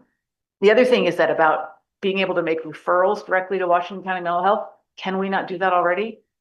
I'm sure we can do that already. And so I'm a little unclear about that. I'm also a little unclear about how we're paying for people who are currently already on staff doing this work and what it is that is additional that Montpelier gets. I mean, if people aren't, if we don't have additional time being spent by Washington County Mental Health staff, then it's just a question to me about how we're spending that money, and that maybe it would be better spent on new staff, additional staff time to what's already there. So I have more, but I'll stop there. Beth, do you have an answer in response to that? So the distinction, I think, between what Nora's talking about and what I'm talking about, and I don't know if it's the right, if it has to do with timing or what's happened in the past or what's, what we're proposing or considering talking about doing. But we had a staff person who was with us through April and they left, and that was an embedded staff that was working and that was, sort of at the disposal of the two cities. This would not be a staff that's at the disposal of the two cities. It would be more directed. So of course, right now our screeners or a mobile crisis unit is available for if something happens, if there's a crisis, if there's something they need to react to. That's different than the day before hearing from the police or hearing from somebody who's directing them to say, we need you to go to this community dinner. We need you to spend time with so-and-so, or we're noticing that there's a need to enhance education in this part of the community. Can you go there and do that? That's what I mean by a la carte, more directed and specific. You don't want to walk. Some of these people are not repairable and they're skinny. You need to walk them up. I like the chief. Sir, I don't know her. we're, Really, you have to walk like pictures, like, I have to walk around a lot at night with rocks in my head, so he doesn't attack me. I shouldn't have to do that. And your kids shouldn't be out with him running around. Have a good one. So the difference being that it's more directed, more specific to Montpelier, more we need you to tune your services to our community, specifically around this, as opposed to responding to an emergency that might be happening. That, that's helpful. Jim. I would like to know, I mean, I like what I'm hearing here, but I would also like to know, I would like to see the city pursue the state to get us somebody more full-time. Not that I'm against this or anything like that, but we need somebody that really can be full-time, who can really learn the community, who can really learn the groups in this community. I mean, somebody like Tess Taylor, who's doing a job, it's money that they got for a grant, Barry got for a grant, but she works as she had told us tonight. She actually works for the city manager. So this is a direct link that I would like to see us pursue either in addition to this or whatever, but I think, we've got kind of a crisis like Barry out there, and we need to be a little bit more, I don't know, full-time person who can be really helping us instead of just being on call. Because what if we make a call and, everybody's tied up or something? There's no guarantee in that. So I would like to see us even step beyond this and start looking to the state and whoever we talk to start seeing what monies are out there, not just for this, but for a bunch of other things too. I just want to respond to that. Appreciate the program that was in place before wasn't perfect, but it was good to have a full-time staff doing it. It's probably a little different when you're talking about the Tess Taylor and specifically the work that she's doing. This wasn't entirely that, but I appreciate the need for that. I didn't answer the second part of your question around the hours or the time that they would be working. These would be people who'd be working overtime, essentially. And it's, again, not a perfect solution, but these are social workers who have said they're game to do a little more, which is kind of what they do. Adrian. That concerns me. I work in the world of public health, and we are so burnt out. I was on an all-staff call today where everyone was crying. And so I think, it's just to have people work overtime in that field.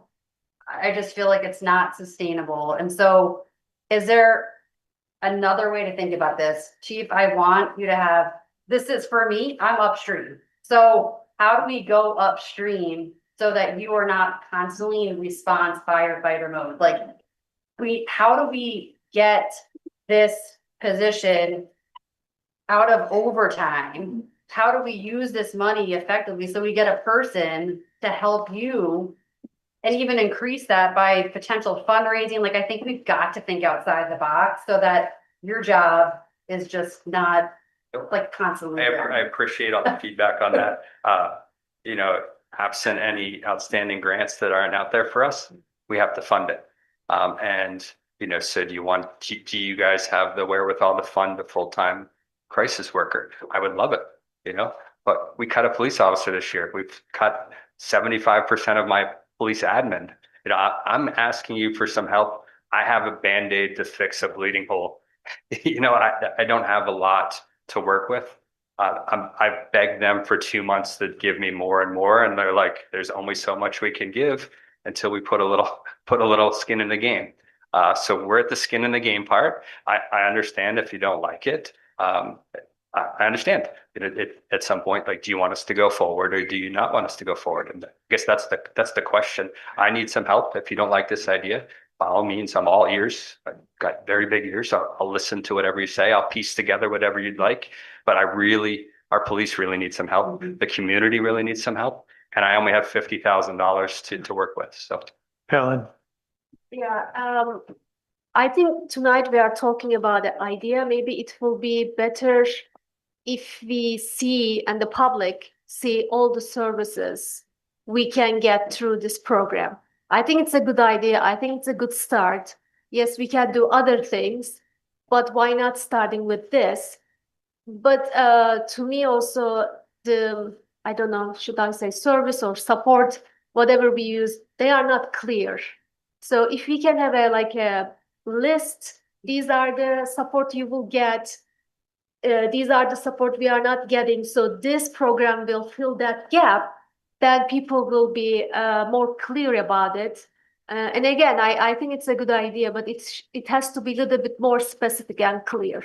Thank you. Zach Hughes.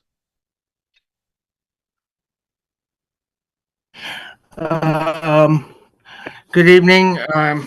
Appreciate everybody coming in, and Chief and Beth Seidler. Hi. And council members. I did write a letter to my District 3 folks and the mayor. I will be forwarding that letter to everybody who needs to see it. including Beth and Chief and everybody. And I have a question that bothers me about this a little bit. I love the idea of here's what I want to do. I want us to collaborate. I want us to, because you have a perfectly good outreach team out there right now. We have about 4 people available who communicate every single day. So, my question that I'm curious about is when I need help, I call Mobile Crisis or the Hub. What makes this different? Because it feels like to me that we're spending $50,000, even though you have a pretty good apparatus out there right now. And you have the Hub and Mobile Crisis, and you have the screeners available on a 24-hour call basis. I do so with respect tonight, and I really suggested at the end of my letter that more input be taken. Also, that we find a way to work together instead of this one approach. Thank you for now.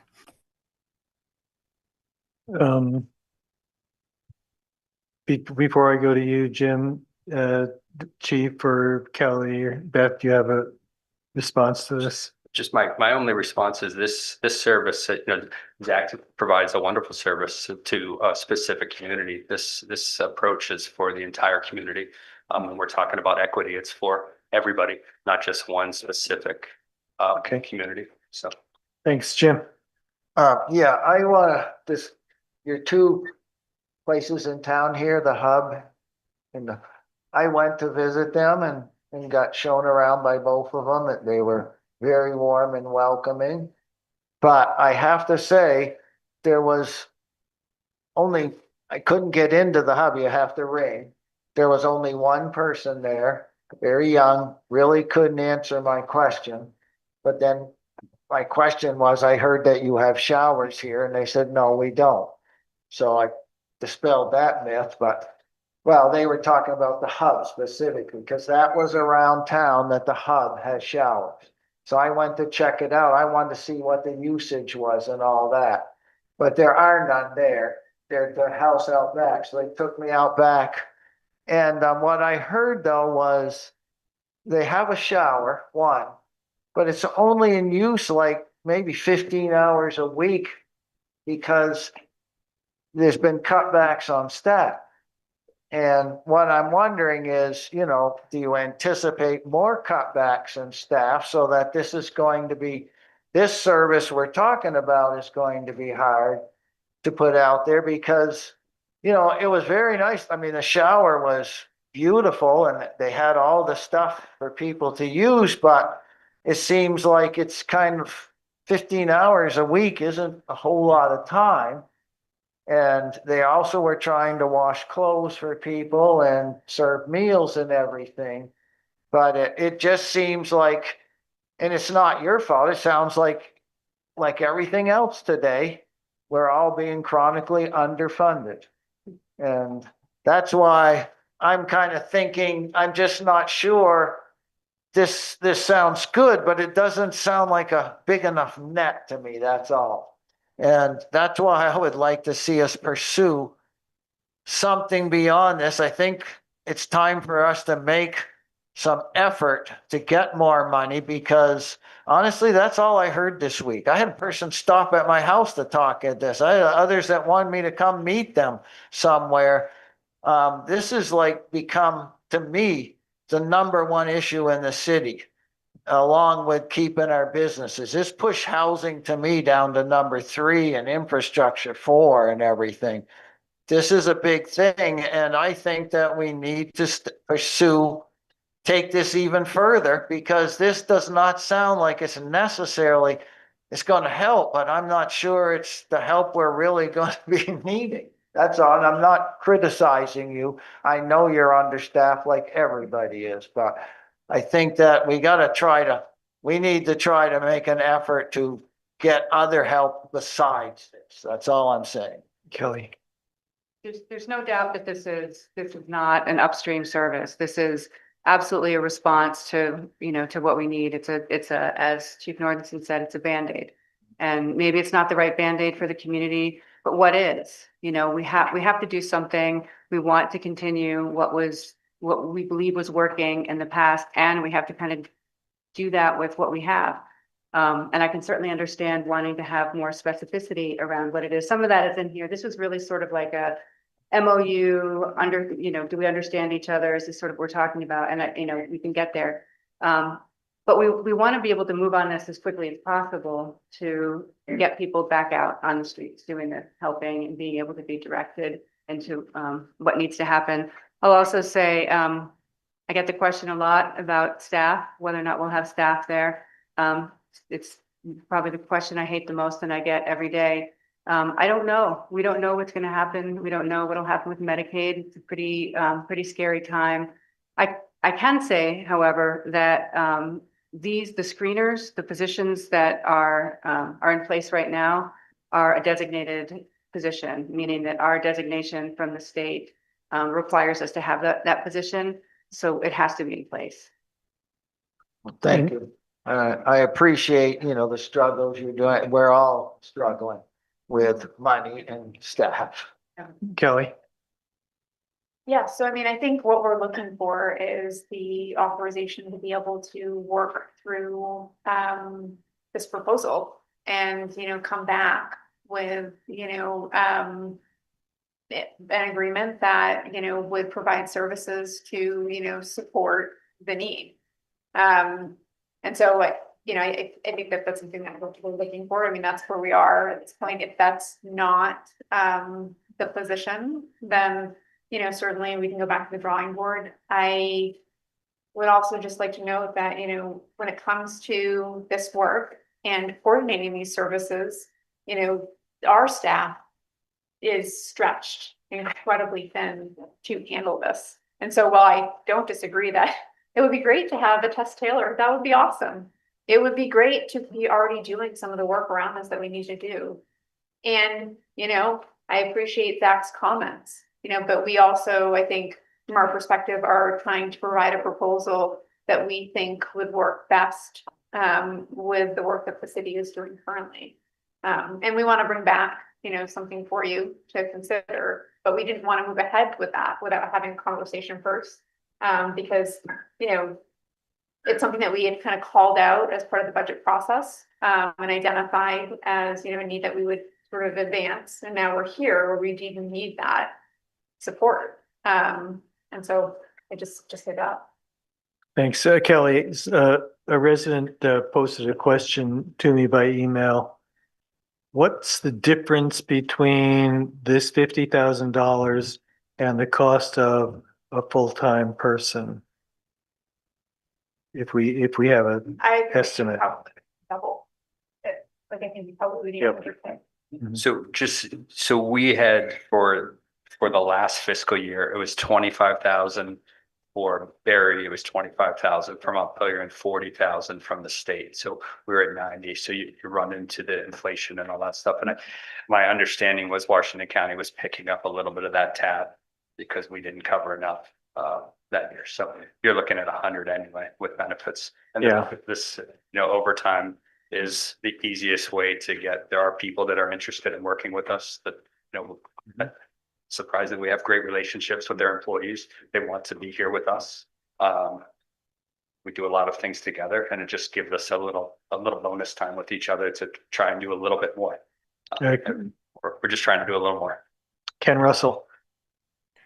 Hi, everybody. Ken Russell. I'm the director of Another Way in Montpelier. I'm also one of the co-chairs of the Washington County Homelessness Coalition and Housing Coalition, excuse me. And I think this sounds like a great proposal. I mean, I think the desire to weave into the larger network of folks is well placed. And to Councilor Sheridan's point about the larger net, I mean, there is a lot of network already in place that you may or may not be aware of.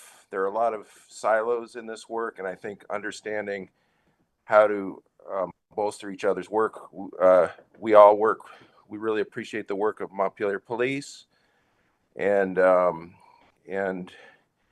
think if they need help here, I think this is a good thing to support. And it sounds like the rest of it's an emerging process. People are learning the landscape, and there seems to be a lot more support out there than you realize. Sometimes there is a sort of a group of unsung heroes who work in the middle of the night. We just had a group from Washington County Mental Health today really help us with a really difficult situation. And so folks do come too, but just when I hear the scarcity thing, I think the other side of it is there is actually abundance of people who really care and who have expertise. And so if it were me, I would support this. Thanks. Over. Thanks, Ken. Adrian. So I'm just wondering if there's an opportunity, instead of utilizing existing staff at Washington County Mental Health that'll be working overtime, is there an opportunity to use this $50,000 to potentially hire a part-time person to start while I think we should look for state funding or fundraisers, GoFundMe. Like, I think our community is obviously here. We're very, passionate about this, and this is a problem that needs to be solved. And so they can get started. They can be dedicated to this, instead of utilizing someone that's overtired and burnt out. Like, are there people that would work part-time for $50,000 to be dedicated to Montpelier, knowing that we could potentially work hard to fill that funding gap to make them full-time? So have a dedicated person. We know Washington County Mental Health has services, so this person can connect, to those services. They can build that table here in Montpelier. They can work with you, like an actual person in Montpelier for $50,000. Like, is there someone that would be willing to do that? Oh no, raise your hand, please.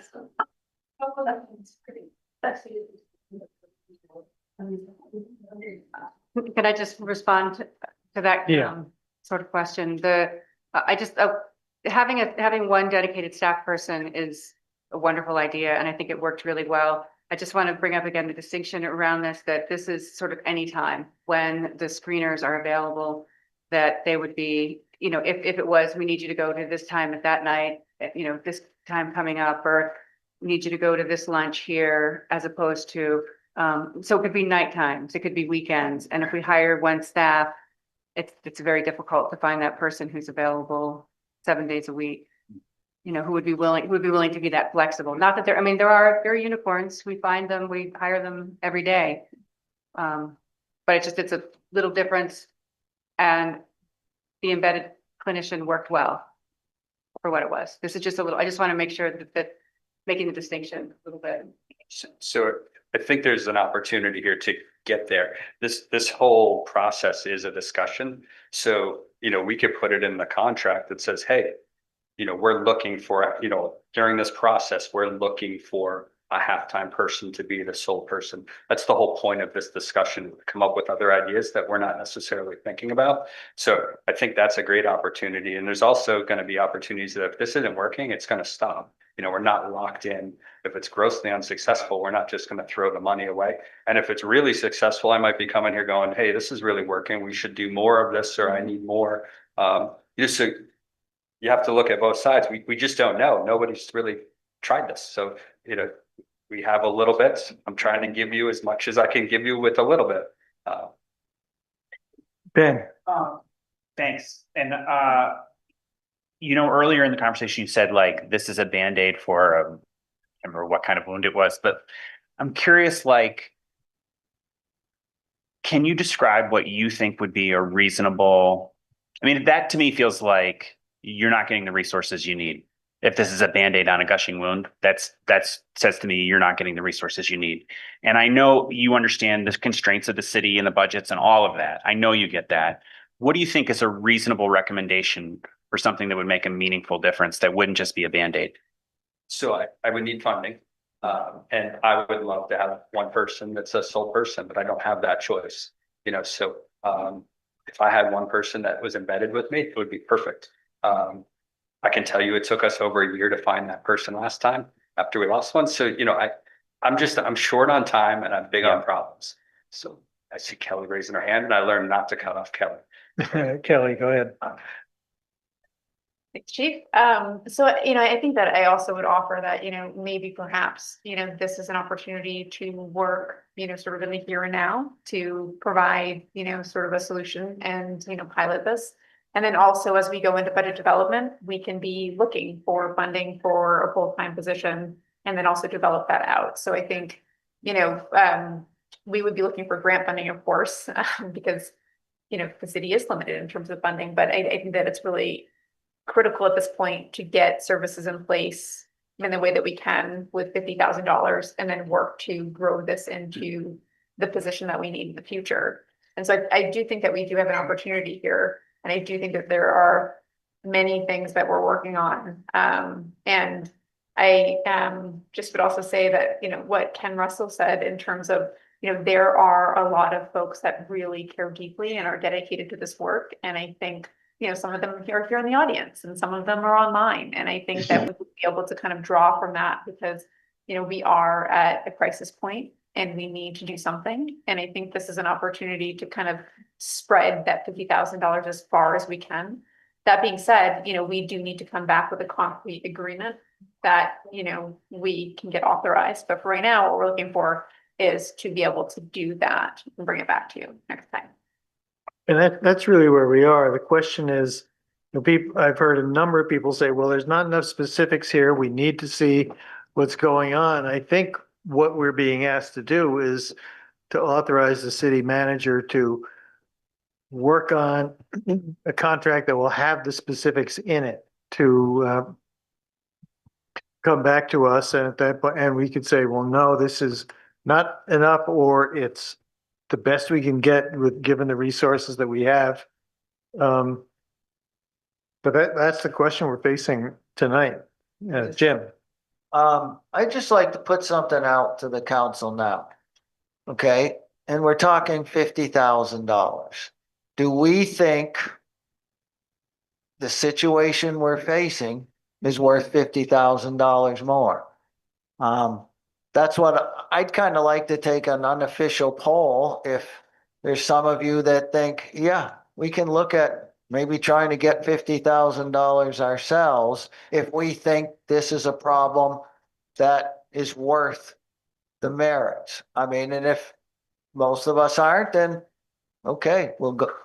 This is what we got. But I'm wondering, as opposed to a Band-Aid, $50,000, yes, it's a fair sum of money, but it's not the end of the world for what we possibly are facing and what we might want to get. So I'm just wondering how many people on the council on an unofficial poll might be interested in looking at that a little more seriously before we commit to something like this. Well, let me throw in, ask the question in a different way.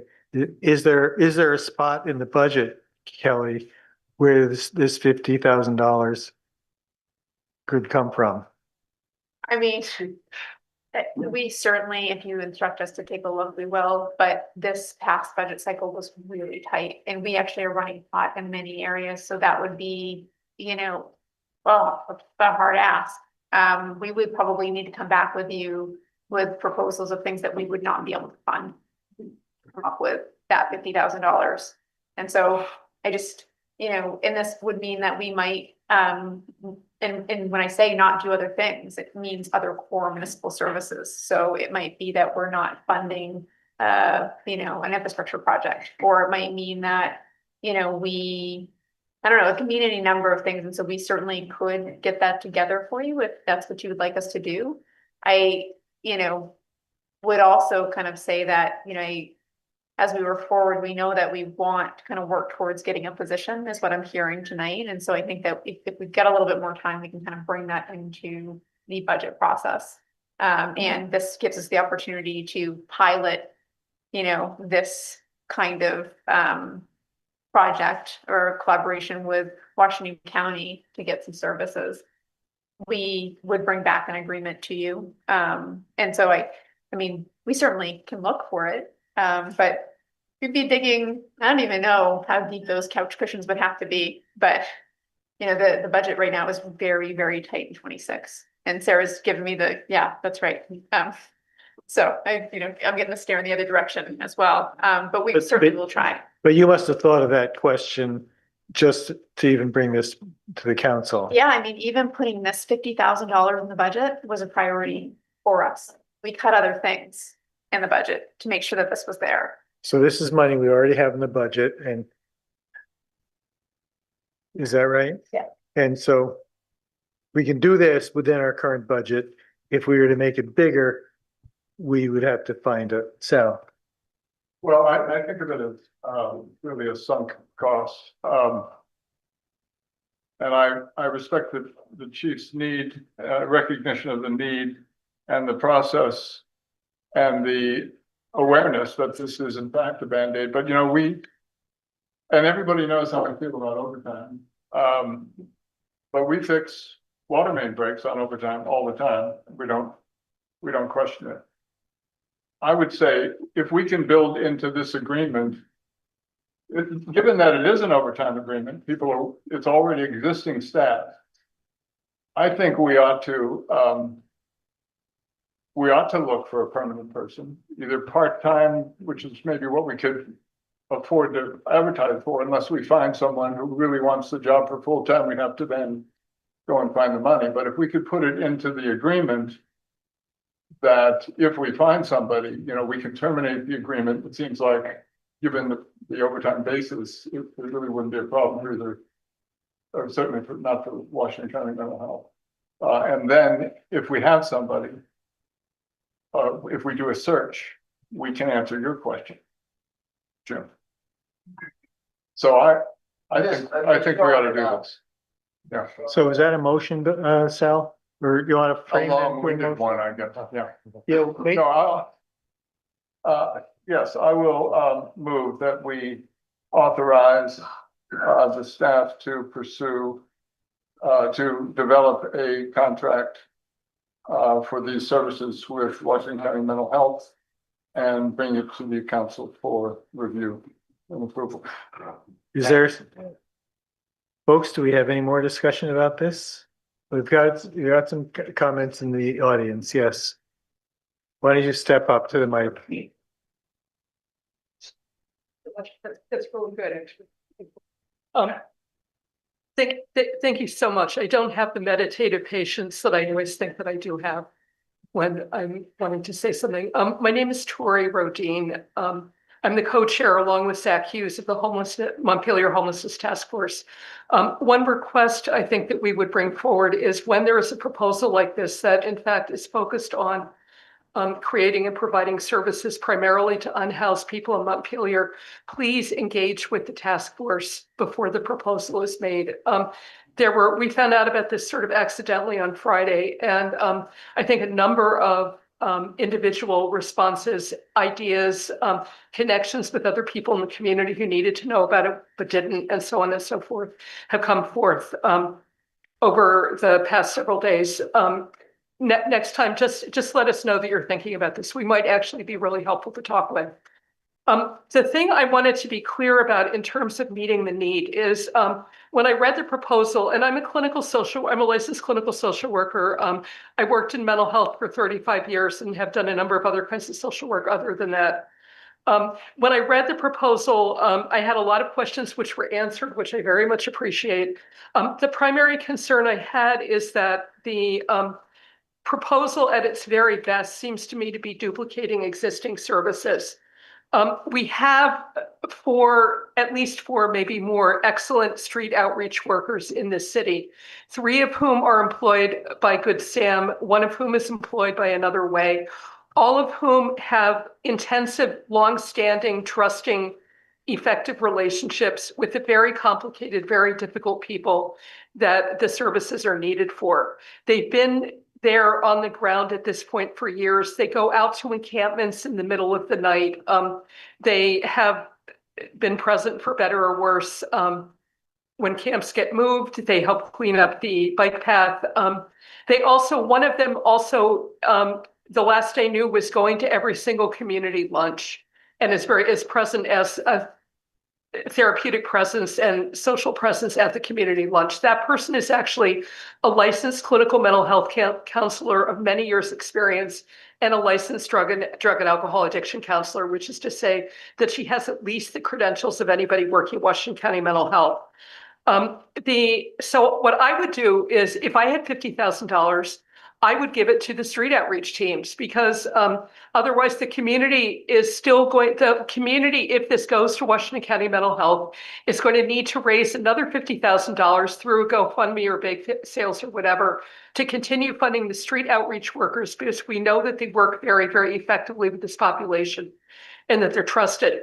The other thing I want to note is that I love the embedded clinician model. My daughter is actually an embedded social worker with the state police. The last one that we had said that the service need she found again and again and again with the people that she worked with here is housing. It wasn't any, I think I agree with Chief Nordenson that somewhere around 30% of people across the country who are unhoused actually have a mental health diagnosis. The other 70% evidently don't. A lot of the time it's post-traumatic stress disorder as a result of the trauma of living on the street and living unhoused over a period of many years. What we need is people who have the capacity to engage with this population respectfully, to be trusted by them, and to get them into housing. And what that is going to take is effective case management, enough people working on it, not people working part-time, overtime, but possibly 4 or 5 people assigned to each person who needs to be gotten into housing. This is what DCF was supposed to have done with everybody in the motel housing. And if they actually had done it, probably we wouldn't have the situation that we have today. And it's very doable. Right here in our town, Central Vermont Refugee Action Network is doing something like that. And they get their clients into housing and they keep them in housing because they provide enough support. But that's what I have to say. I would love to see a model of embedded social workers. In the meantime, I want to support the ones who we have, which are the three people working for Good Sam and the 1 person working for Another Way. And it would be fine to give them the money. I think that actually that money was applied for them and it didn't go to them. I don't know why, but that's a different matter. So if I might just Thanks, jump Tori. in real quick there, just to say that we did share with the homelessness task force at budget season that actually how this money was to be appropriated and that it was to go to Washington County Mental Health. So I just want to clarify. Thank you. You told us in the last 5 minutes of a meeting when we were asking about the budget that we were not getting whatever Meredith had applied for was not going to be funded for the task force, but it was going to Washington County Mental Health. None of us knew what that meant. All of us tried to find out what it meant, both from the chair at the time of the task force and from the city, and we were never able to figure it out. We didn't know why it would be going to Washington County Mental Health. But Okay. Some good reason. Thank you. Thank you. Just want to say that we did correspond about this money as part of the budget process. So thanks for your comments. Folks, is there, yes, you've got your hand up. Why don't you come on up? I'd like to be moving us to a vote on this motion because we've been on this for a long time. First, I would like to thank you for your comments. Would you state who you are, please? Oh, yeah. I am Eddie McGrath. I live in Middlesex, but I go to Montpelier High School. My parents work in Montpelier. I'm here like most of the time. And I am very passionate not only about mental health, but also the homeless population in Montpelier and Barrie and like surrounding towns. And I would like to thank you for pointing out that there are already people who are doing outreach for the unhoused community, and they do a very good job. And I would also like to say that I have notes.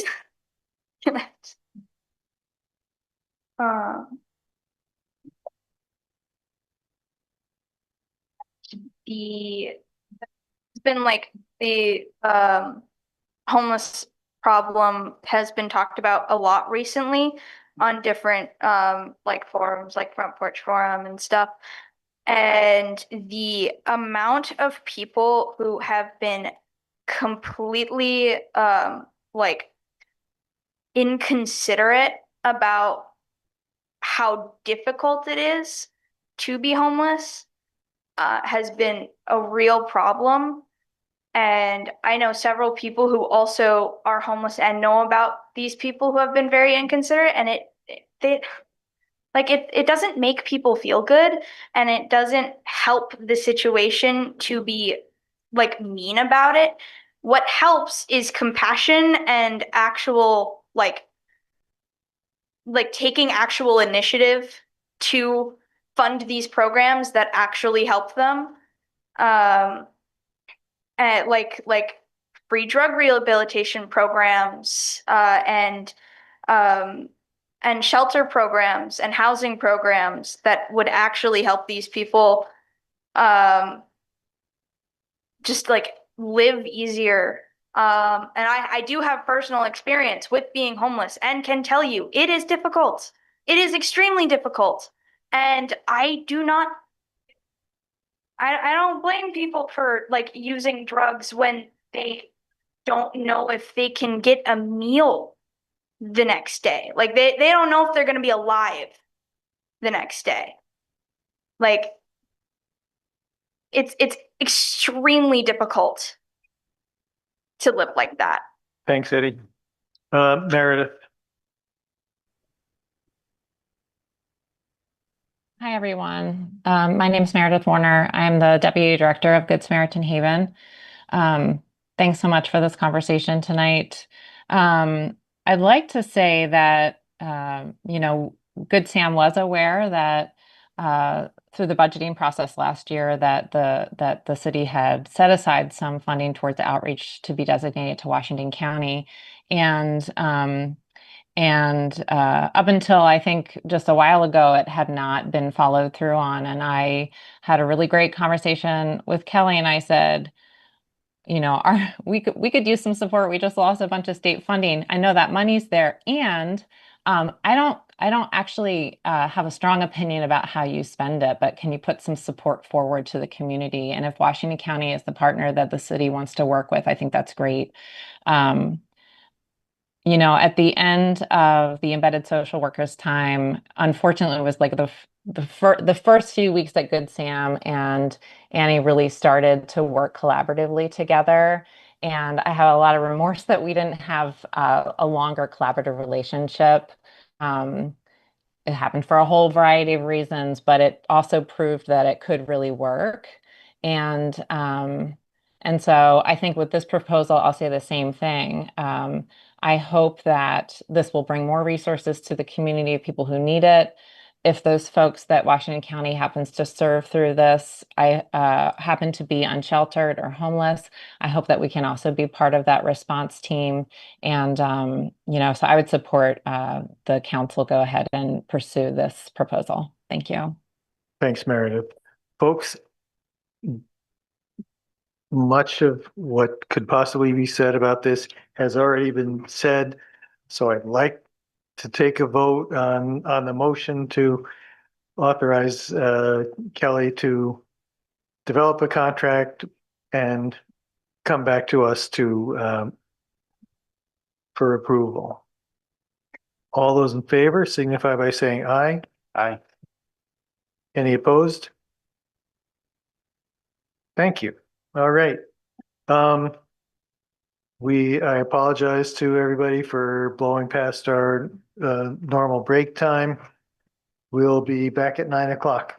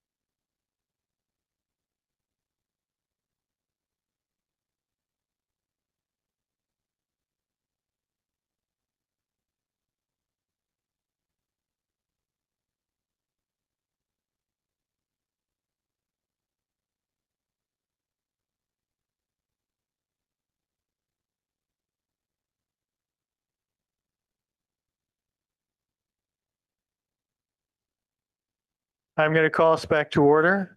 Thank you.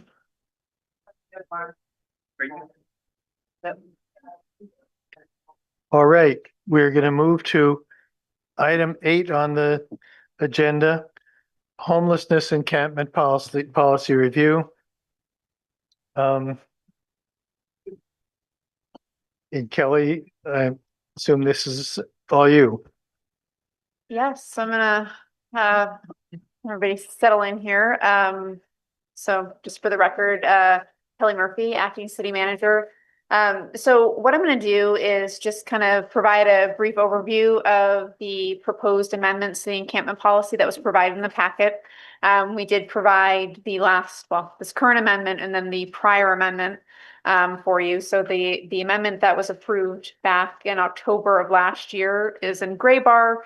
And then the current amendments that we're proposing are in the yellow sections. And so our intent with reviewing this policy is, initially we were just trying to clean it up in terms of just making sure that it was in alignment with our current practice and also with staff capacity. We also wanted to make sure that we were focused on the work that's needed with the encampments and sort of spreading that across the appropriate departments within the city, really trying to minimize sort of the focus on the police department. While they've been doing great work at that end, we also wanted to maybe have more of a focus in the way of, public health. And so Chief Libby and our health officer have also gotten involved in this endeavor. And then also you'll see in the policy that there are a few other departments that are listed that come into play, like parks, for example, and the DPW's in there as well. So I just want to kind of note that. And then before I kind of get into the changes, and then we can take comment, is that really, the city's approach to camping in the city has not changed. And we're not suggesting that it would at this time. I think our approach has generally been that, while we do not have designated camping areas within the city, we're also not looking for people either. So if, somebody, and there are campers within the city, is camping, if there, are no issues, then we're not going to seek them out.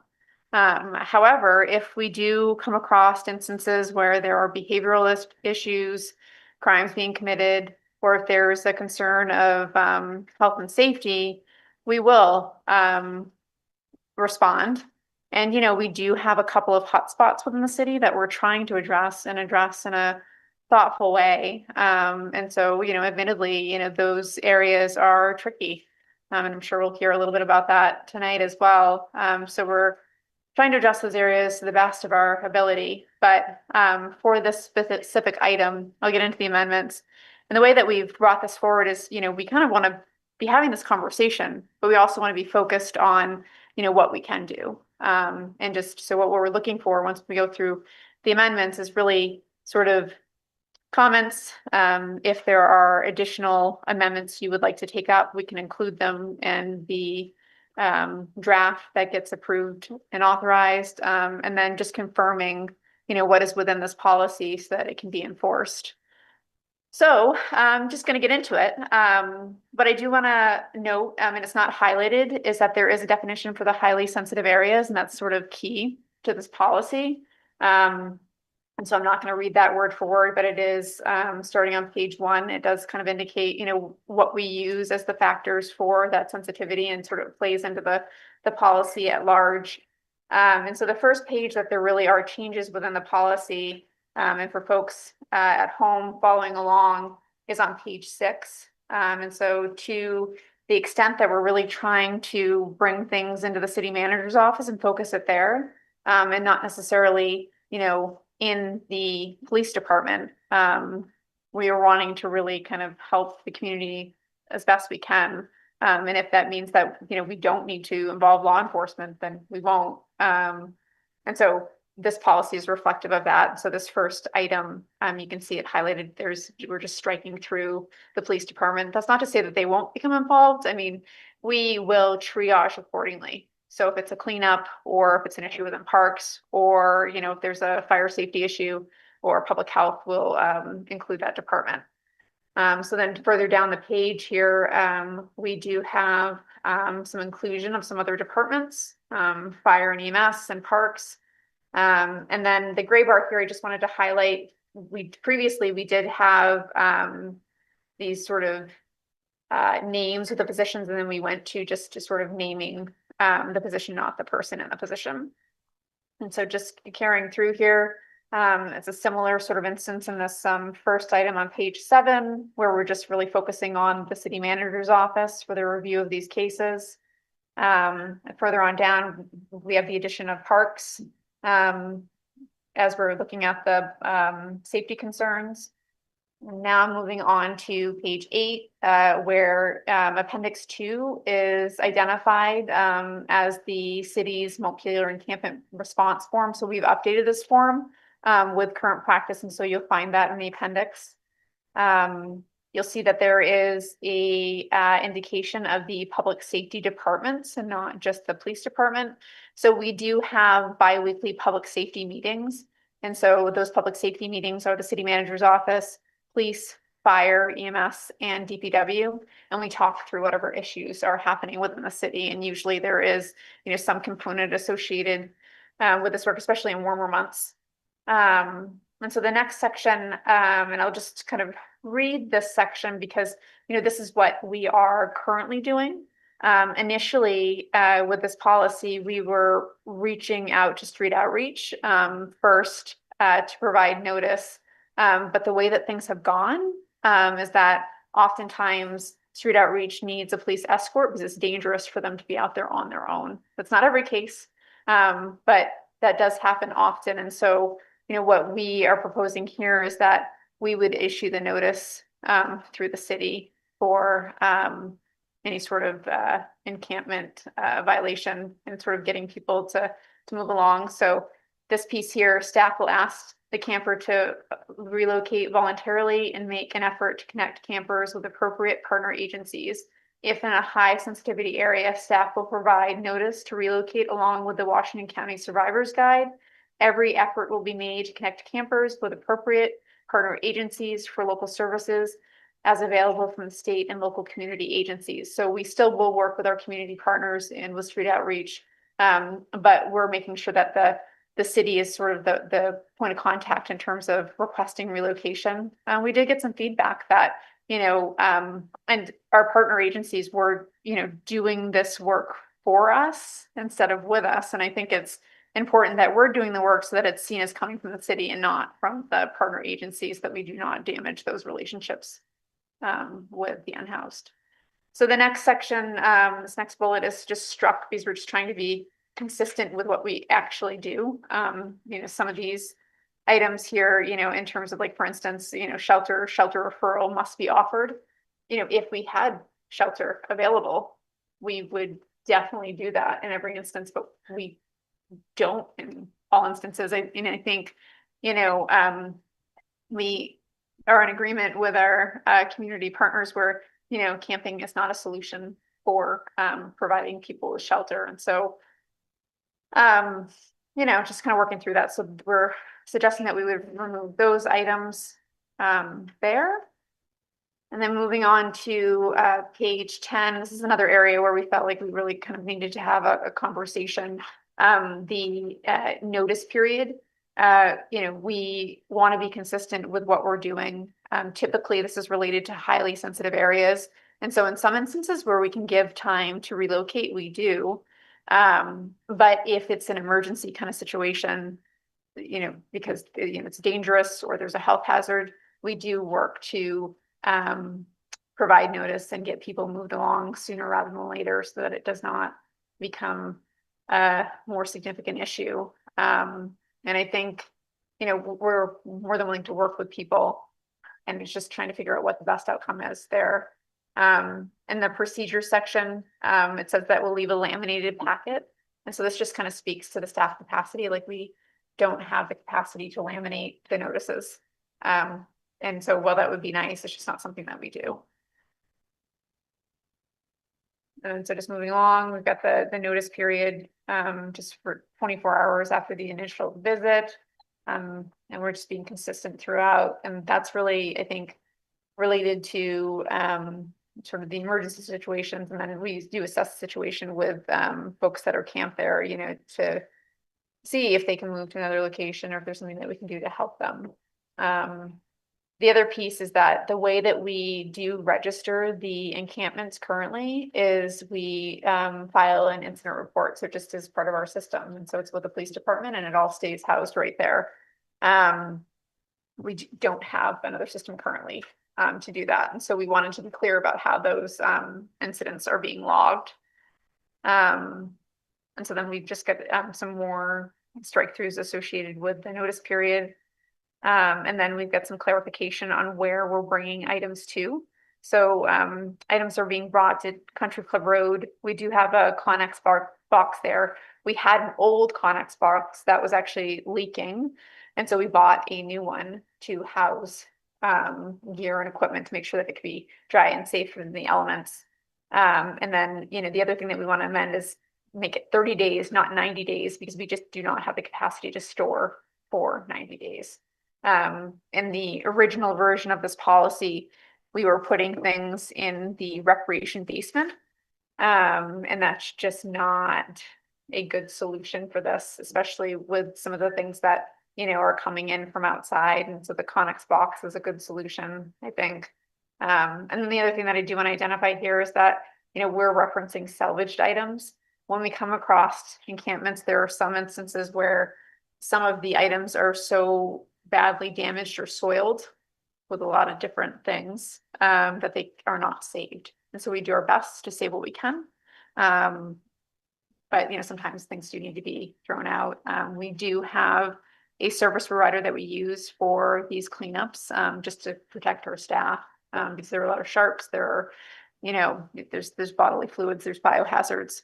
But, you know, we also do, you know, work with, you know, cleaning up areas with staff if it's just, you know, the regular trash kind of situation.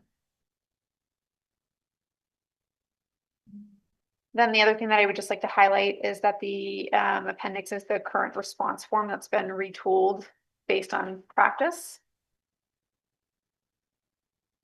And that is what I have for amendments within this policy.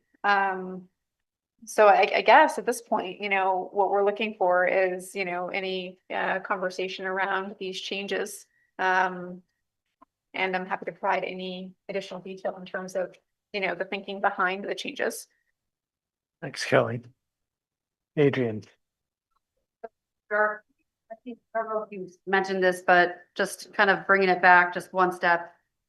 This is probably one of many questions I have, but I just want to understand what the process was for making these updates. So can you explain to me, like, in detail what your process was, who you consulted with, what their input was, you know, partners and, you know, kind of that overall, you know, process for this amendments?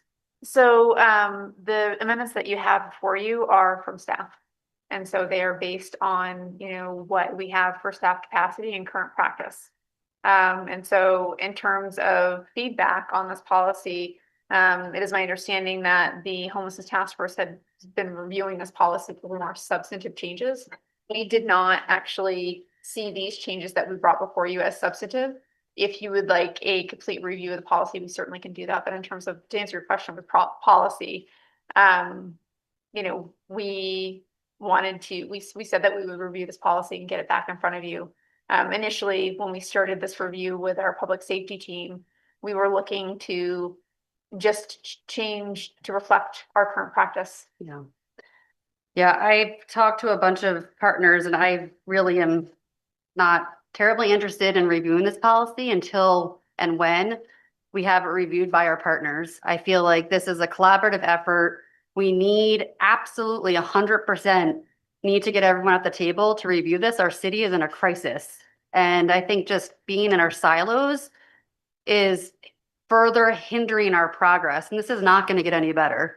And so I want the silos to be broken down. And this is one example that we're repeating this work that needs to stop. If we're ever going to take a proactive approach to even attempting to solve some of these systemic issues, we are not going to do it alone as just the city staff. The city council is not going to solve this. We have to stop doing this and start working together as a community. And I'm not interested in talking about this until that happens, because nothing's going to get resolved.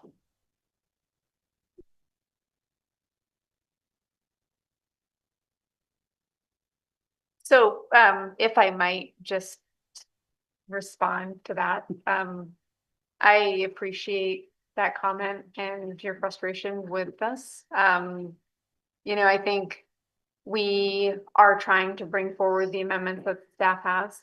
I think that if you would like us to work with community partners, we can certainly do that. I also would like to say that we are limited, and if we do not choose to review this policy at this time, we need direction in terms of enforcement. So we're not going to, should we be enforcing this policy? I think to make that kind of statement, I'm wanting to know what the right path forward would be. I think we need an emergency meeting to meet with our partners to go through this policy, to have an understanding about what do we want in our community? What is the vision? What do we want to, I've heard from so many constituents, both sides of this story. It's very complex. And I think just having one side of the story, updating a policy is not sufficient. So even before this was brought to us, I would have hoped that we would have had a community meeting with the partners to get their input, because just one side of this is just not gonna do it for And I us. just would like to say that our intention is not for this to be one-sided. Yeah. And so I just do want to at least kind of say that on the staff's behalf. Our intention was to bring something forward in terms of, what we are currently doing to sort of come into practice. And I do think that conversation does need to happen. Our intention was not to be one-sided on this. And it is critical that we have these conversations.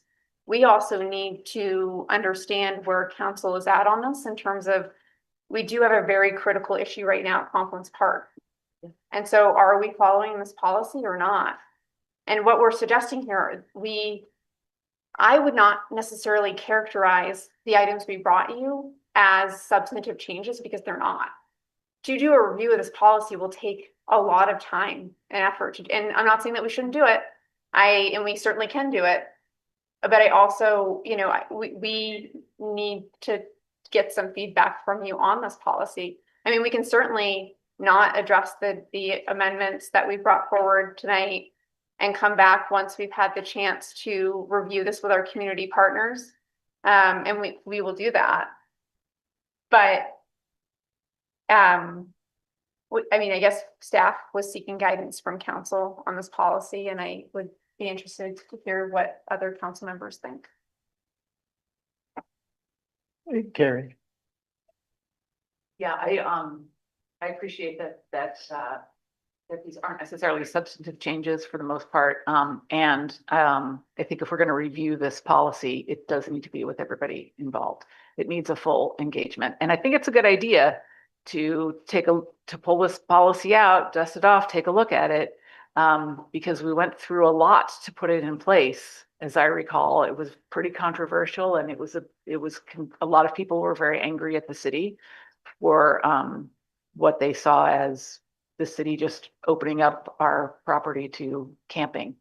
And I feel like we're getting sort of different reactions now. So things have really changed a bit, and it's worth having that community conversation. So I agree that needs to be part of the process. So tonight's conversation can be part of the process, but then also hearing what the homelessness task force thinks, hearing what Good Samaritan thinks, all of those folks, and giving the public a chance to take a look at it and really say what they think about it. And then just one thing here that I do think is extremely a substantive change. And I wonder if I missed something along the way, but in the letter that gets the notification letter that's proposed, it says, please note, all parks located in the city of Montpelier are deemed high sensitivity areas and camping is prohibited. And that is the opposite of what I thought this policy said. I thought that this policy, when I look back at the current policy, it doesn't say that in there. And so I don't know where that's a big, big, big change that we can't just make.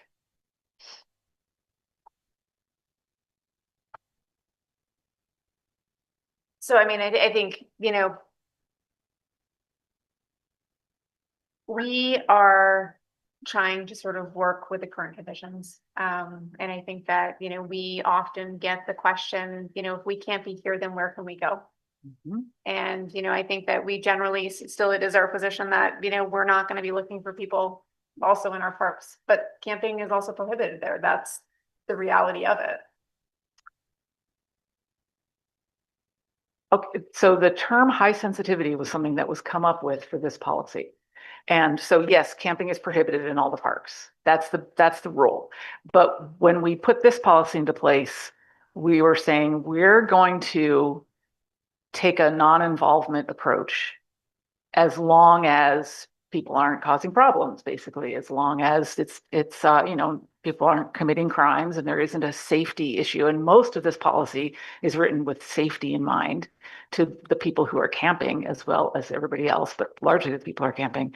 But that there would be certain areas that would be high sensitivity where we're not going to turn that blind eye, even if you're, you know, not causing problems. So you couldn't put your tent on the Montpelier High School lawn, even if you're being, you know, keeping to yourself and not causing any problems. So to say that all parks are high sensitivity is doing away with it's practically doing away with the entire policy, actually, because now we're saying every single park, whether you're causing a problem or not, you can't camp there. And that the whole idea of this policy, as I understood it to begin with, was that we recognized that people were going to need to camp someplace and that it could be possible for people to camp without causing problems to the rest of the community. And that if that happened, then we were going to, you know, just let it be. And I think that's at the core of this policy. In fact, it is at the core of this policy. That's what this was about. So. You know, the way I'm reading this is that we're saying you can't camp in any park, but if you do, we won't look for you. No, I don't think that's what I think that's what the current one says. Yeah. But I think that specifically labeling all parks as high sensitivity means even in the parks. Like the high sensitivity areas, we're not going to allow people to camp no matter what. And so now we're saying that that's going to be true in all of the parks. Well, so I think that in terms of, you know, reviewing this policy as it is, like our attention is really, you know, well, for lack of a better term, what Ben said, you know what I mean? That's not our intention. And so we can change this. Then we have to take that out. Well, so, and that's part of this conversation. And so like, if you would like that to be removed, then let's do that. You know, and I think that that's why, you know, we're bringing this forward. You know, and I, like, again, like we hear you that we want to review this policy. We also want to make sure that what we are utilizing as a policy is, you know, good and that we're in compliance. So thank you for that. I appreciate it. We don't know those things unless we have the conversation. And then Sal. Yeah, Bailey. Kelly, how urgent does city staff need to have a revised policy? So how long how much time we have to review it? So we wouldn't have brought these changes to you if it wasn't urgent. I think in terms of wanting to make sure that we are in compliance with the current policy. We right now, you know, I think from a staff perspective, while we want to talk to our partner agencies, we also as staff want to make sure that we are in compliance with the policy that you have set forth and that we have your support. And so that's pretty important to us, you know, to make sure that, like, you know, if we're enforcing this policy, that, you know, we're doing the work that council would like us to do. And so I think in terms of some of these adjustments, the intention here, again, was not for substantive changes. It was sort of to get sort of an initial version in front of you to sort of bring us into current practice with, current staff capacity. And then I think we've got to have a conversation because there are larger issues here that we need to talk about. And we're not, if this is the priority that you would like for us to focus on, then we will. But I also, at the risk of what are we, you know what I mean? Like for me, I think about that in terms of like how I spend my time, in the work that we do. Are we focused on this policy and then not focused on the other issues of the city? This is a critical issue. And also from a staff perspective, this is a really hard issue because we want to make sure that we're doing what is intended, that we have your support to enforce this policy. And I think that, that's part of what, this is. I totally get it. Some of these things the perspective is that they are substantive. And that's why we wanted to have this conversation, but our intention is not to bring forward substantive changes at this time. Because we should be working with our community partners, but maybe our community partners that have specialization in this area. We also need to have a conversation about the homelessness task force and what they're charged with doing. Because right now we're in a tricky spot. So I also want to call those questions too. So anyway, to answer your question, I would really love it if we could get some feedback on what we have here within the existing policy. And then we can take it from there. And then we can also make sure that we review the policy with community partners to make sure that it is equitable for all who live within the city. Sal. Well, I can understand why the city wants to match actual practice. For example, 30-day storage versus 90-day storage. If we're promising something we can't deliver, that just doesn't make any sense. But there are so many inconsistencies in this policy. We just need to start over with this thing. On the first page, it says, this policy aims to emphasize the continued illegality of emergency sleeping encampments, except during times when shelters are full. All the actions in this policy are aimed at campers who have no place else to go, including shelters, because they're all full. And that's not clear, because then we're saying, in the response, we're saying we relocate, we move them to where? If the shelters are full, in other words, the response is a sort of non-response. We end up telling them to move, hoping that they'll move on their own. But if we move them, we can't move them to a shelter because they're all full. That's the definition. It may not be the definition we want, but that's the definition that's in. So I just find it inconsistent and unclear and ambiguous. And I think we should start over. But I agree that we should also live with it until we can start over and make it match actual practice, because that just doesn't make any sense to do otherwise. Carrie, then Jim. Sorry, I think I lost my train of thought. Kelly, you're asking us do we want you to enforce the policy? And I don't understand why that's a question. Yes, I want you to enforce the policy. The current policy that we have, I want that to be enforced. I think it's a pretty good policy for the most part. I think that, and little changes like 30 days to 90 days, things like that. All these other changes in here, I think really are just to sort of match what you currently have capacity to do. So I don't think we need a motion to say, yes, enforce the policy that we already have in place. Because when we put that policy in place, that was us giving you direction of what we want you to do. So any changes to the policy, aside from, just sort of cleaning up little bits, I think, yeah, sounds right. We really have to kind of go back and look at what are we actually trying to accomplish. Yeah, so I don't disagree that this does need a review and an overhaul based on the current conditions. Like, I don't disagree with that at all. But, this is the current policy, and I actually do think that this policy generally is a good one, and it has worked for us. And so there may be folks that, might disagree with that, but, it's what we have. And so I think, do need a motion from council to accept some of these changes, because otherwise we are left with keeping items in storage for 90 days when we don't have the capacity to do that. We are left with the notice period that, we'll try, but are we doing that? Probably not. We are left with sort of the policy and sort of the way that we work with street outreach. We will continue to work with our partners, but the situation on the street is that it is so dangerous that we can't just send street outreach out based on a conversation with them. Some of the encampments need, city presence with them, and I'm not saying that's all encampments. I'm not saying it's everyone, but so I think, we're kind of looking for a two-part thing here. And I think that the third part is maybe an action step, which I'm hearing is that we do need to do an overhaul of this policy. And I totally get that. And we are willing to do that, but it's going to take time to work through that. And, we need to figure out the construct in which we're going to do that.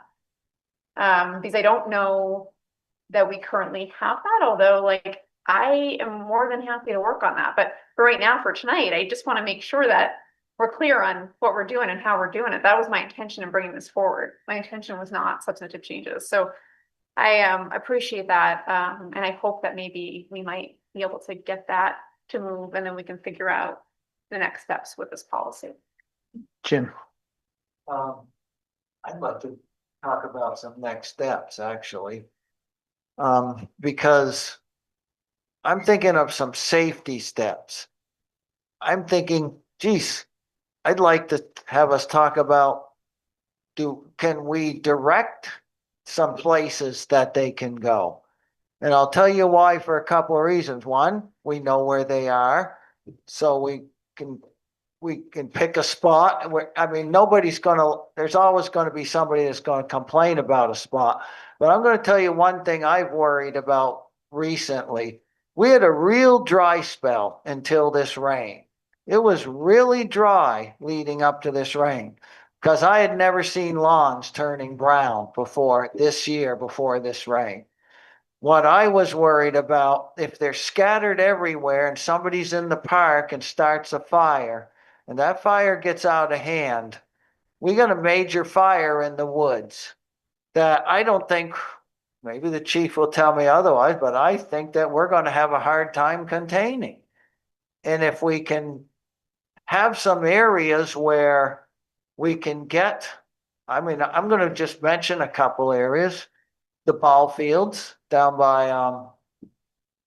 the wastewater treatment plant, maybe where they are across from the cemetery, places where we can get equipment to in case a fire does get out of hand, because people start fires. And when it's really dry, and if we have a wind, we could have a lot more than a homeless problem on our hands. We can have some serious damage done to the city. So, a policy's a policy, but I think we're at a point where we've got to kind of make decisions on safety issues. Where do we not want people? Where do we want people to go so that they can be looked after? Maybe we can get trash barrels in those places, maybe a portalet, maybe something like that. That's what I'm thinking. It just bothered me until these rains came, because I just kept looking out going, man, I hope somebody isn't starting a fire in the woods that gets out of control, because we have a lot of woods around here, and it wouldn't take much for it to become flaming. So I'd like to, take this deeper. I don't know if tonight's the night, but, we got kind of a crisis just to be talking about a policy. I think we need to talk about some concrete steps to at least throw them out there and see what the public, we got public here who wants to talk. I'd love to hear from them. But I'm just concerned about a major safety issue that could happen, because we might be heading into a dry part of the year and fires are just started, and even though they're not, even though they're supposed to be not done by, we have burn policies. I don't think that's necessarily gonna mean people aren't gonna have fun. Ben, Thanks. I just want to say, like, this is such a, to state the obvious, such a challenging issue that there's no, like, easy, perfect solution for. Jim, I really appreciate your perspective. I have to say, like, I've been thinking about this too. Like, I have real concerns about the idea of, designating an encampment area, because I believe it provides us with just a completely, we are then responsible for providing basic safety services to those places that, I mean, we just had an hour-long conversation about how we can't afford $50,000 for a social worker. And, we'd be spending, I just don't, I mean, let's have that conversation, but let's understand that it's a resource one. And I think, this encampment policy actually just honestly makes me feel ill. And yet at the same time, I'm not sure exactly what else we're supposed to do.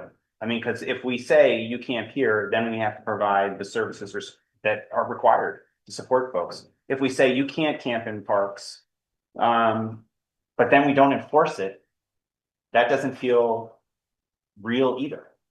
But just like on a practical level of what resources we have, what the need is, and what we can achieve. I think what I'm hearing consistently is real concerns of public safety concerns, inner downtown, the bike path, places where there's a lot of people congregating, doing, things that are antisocial behaviors that make people feel unsafe. I think we need to address that as a starting point and recognize that we can't solve all of it. I also just want to say, like, I'm all for wholesale review of the policy. Let's do it. I absolutely agree. Like, let's bring in our community partners. But I just want to say, Kelly, I appreciate how intractable and challenging this issue is. And that it's like, we have a responsibility as council to provide you with the direction you need to be able to do your job. Right. And so I just think, like, we need to do that. I'm gonna hear from all the members of the public who want to be heard, of course. Thinking in terms of, this is what makes this, one of the things that makes this so difficult is not just the, how many people we're confronted with, or people who are confronted with this situation of not having a place to live. But also the fact that there are people who live in our city who are entitled to be present in our camps, use our camps, and use our our parks and public services just like everybody else does. And so we can't just find a list of people and say, you people cannot be in our parks, you people cannot be in our city, you people need to move away. I do not believe the police told people that they can't be in our city. But we also need to address the public safety needs and the need to treat people decently who need to be in our city. In terms of fixing, I'm kind of concerned about if we have a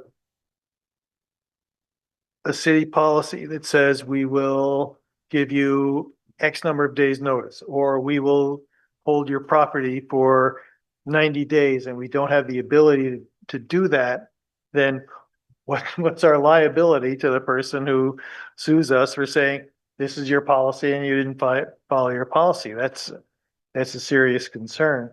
In terms of fixing the inconsistencies and the procedural issues, I'm curious to see if people think we can move forward on adopting the changes that are not substantive changes, which would mean either not changing Appendix 2 at all, or keeping what we have now until we've gotten farther, or deleting that statement that Carrie mentioned, which is the statement that all parks are deemed high sensitivity areas.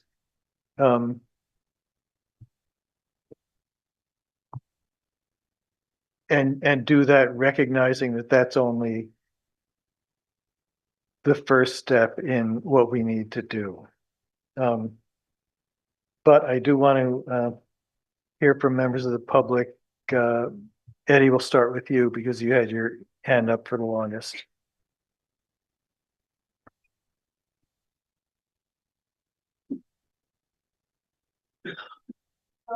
Do I have to say my name? Why don't you? Okay, my name is Eddie McGrath. I live in Middlesex, but I go to Montpelier High School, and I'm here most of the time. And I have a couple small things to say. The first thing I wanted to address is something that you said. What is more important than ensuring the safety of our entire community? And that also means the homeless people who are our friends and neighbors. That really bothered me because you were like, well, there's more important things we should be worrying about than focusing so heavy on this this policy. There really isn't. The safety of our entire community should be the focus of like the entire city. And that doesn't just include the people who are housed. That also includes the people who are unhoused. It includes the people who may not have as much money as others, who may live in more dangerous areas than others. That it means everybody. And it really bothered me that you said it wasn't as important as something else. It really is important to me, at least. And my second thing was actually something that Sal brought up, was that where are they going to go when you displace them again? Which is something I asked last time I was in front of this council, which some of you, I don't recognize some of you might not have been there, but and that question, by the way, was met with silence. So I would actually like a response to that, and I would like the city to actually have an answer to that in general. Like where would they go after you tell them to move along? Move along where? They don't have, a lot of them don't have transportation. They are stuck with just what they have on them and what they can carry. And which means that the most they could do is they could go to Barrie because that's where the bus takes them, the free bus. Not many of them have the money to get a train or a bus out of town and or the state. So Thank where? Richard, then Tori.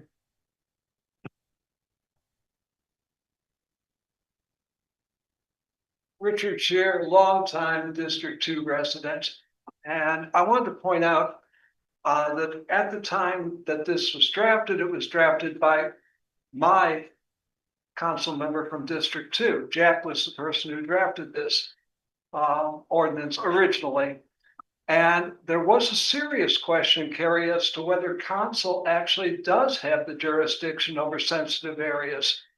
The elected Parks Commission is just as elected as the council is, and that was never really resolved. Donna Bate, councilperson from District 1, was put on to sit on the board of the Parks Commission for a while, and the Parks Commission sent someone to council, but that was never really adjudicated. In my mind, sensitive districts belong to the parks. The parks have the authority over parks.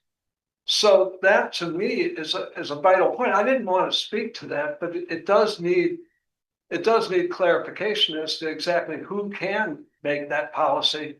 Kelly, you talked about sensitive areas, in the plural. Ben spoke of Confluence Park. What's another sensitive area? Well, there are criteria in the policy. What were you thinking when you were speaking? So I'm not gonna sort of say what I was thinking. I mean, I really was trying to talk about sensitive areas within the policy and, Complex Park came to mind. We've had other encampments and I don't feel comfortable with just sort of noting them publicly. Confluence Park is not the first rodeo where we've had this problem. We had it at the beginning of the trail, the bike path over where it turns towards 2.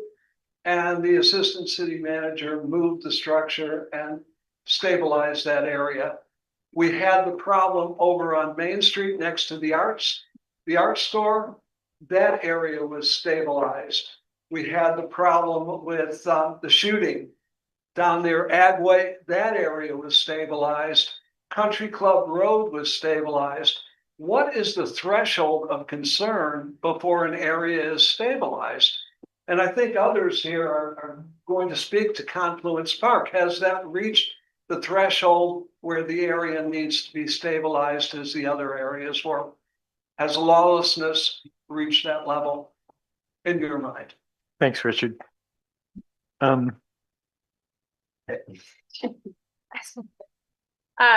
don't have to answer if you have a response. I do have a response. And I don't think that I'm going to probably speak satisfactorily to what you have said, but I think that we are trying to work that area, and trying to be thoughtful for everybody that, use that park. We have not wholesale moved people out of that park because it's the place where they can be. Like we actually are trying to walk a very thin line between being thoughtful of our community members and utilization of the parks, and also making sure we provide a clean environment where, all members of the community can use that bike path. And so, when is there a tipping point? We're trying to do the best with, not an awesome situation. I think, internally in terms of our staff discussions, we're working on making sure that we can clean that location up. We have had, cleanups there. We need to admittedly do more. We've talked about that. And so we will have staff go out there and clean up that area. We do have public safety concerns in that area. So I'm not going to say that we don't. But the reality is that we want to provide for a park that everybody can use. Right now, we don't have that park currently. And we're not saying that we're going to sort of rouse people either, but, we want to make sure that everybody can be there. Like everybody should be able to use that park. And so I think that it's just trying to figure out, what that is. And we are trying to be thoughtful in our response as we work the problem, because we also know that people do not have a place to be either, and they should be able to enjoy our downtown as well. But we also do not condone, criminal activity or behaviors. And so, it's a very delicate conversation. So to ask that, are we working through it? Yeah, we are. And we're trying to do the best we can with what we have in that area, trying to hold the tension between the two communities. I mean, I think that a lot of our counselors, Richard, don't interrupt. I think a lot of our counselors, have received comments on either side of this equation. I think some would like to see us clear it. Some would like to see us, help the folks that are there.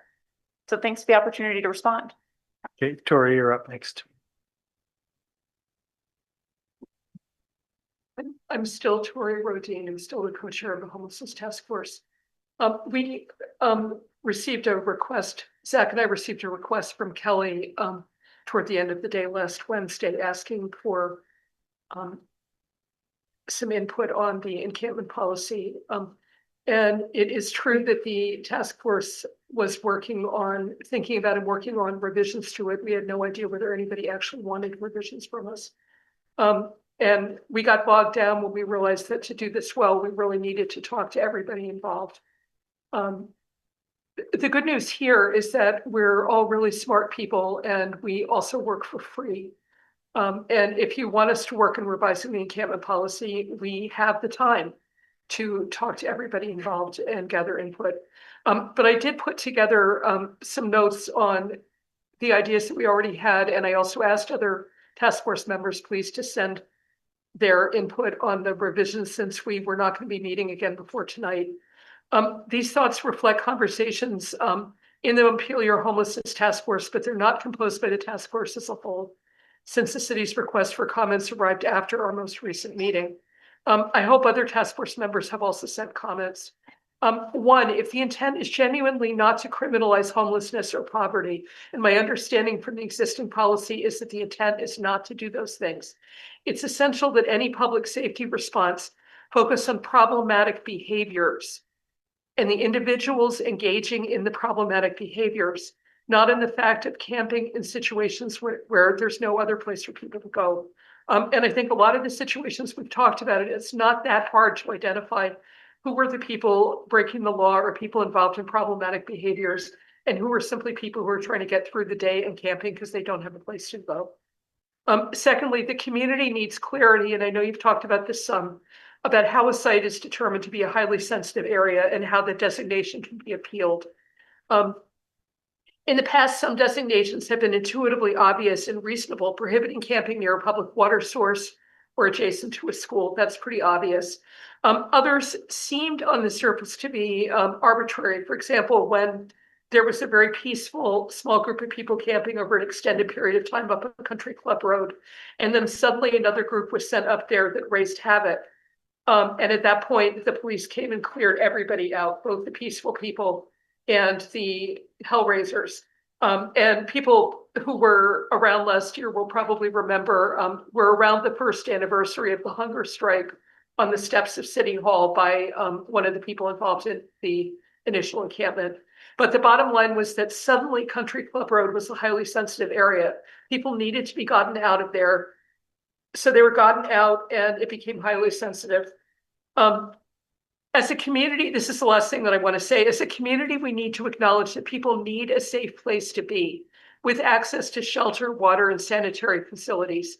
If we don't address these basic needs as a community, people will continue to address them as individuals. For instance, by camping in the woods, outside public buildings, and so on and so forth. There's no shortage of ideas about how this can be resolved, starting with making housing affordable in our town and making it impossible for people to make large profits on housing. Montpelier residents have already generated many diverse actionable plans, including organized camping, creating single room occupancy in formerly no longer used public buildings, pod housing, and so on and so forth.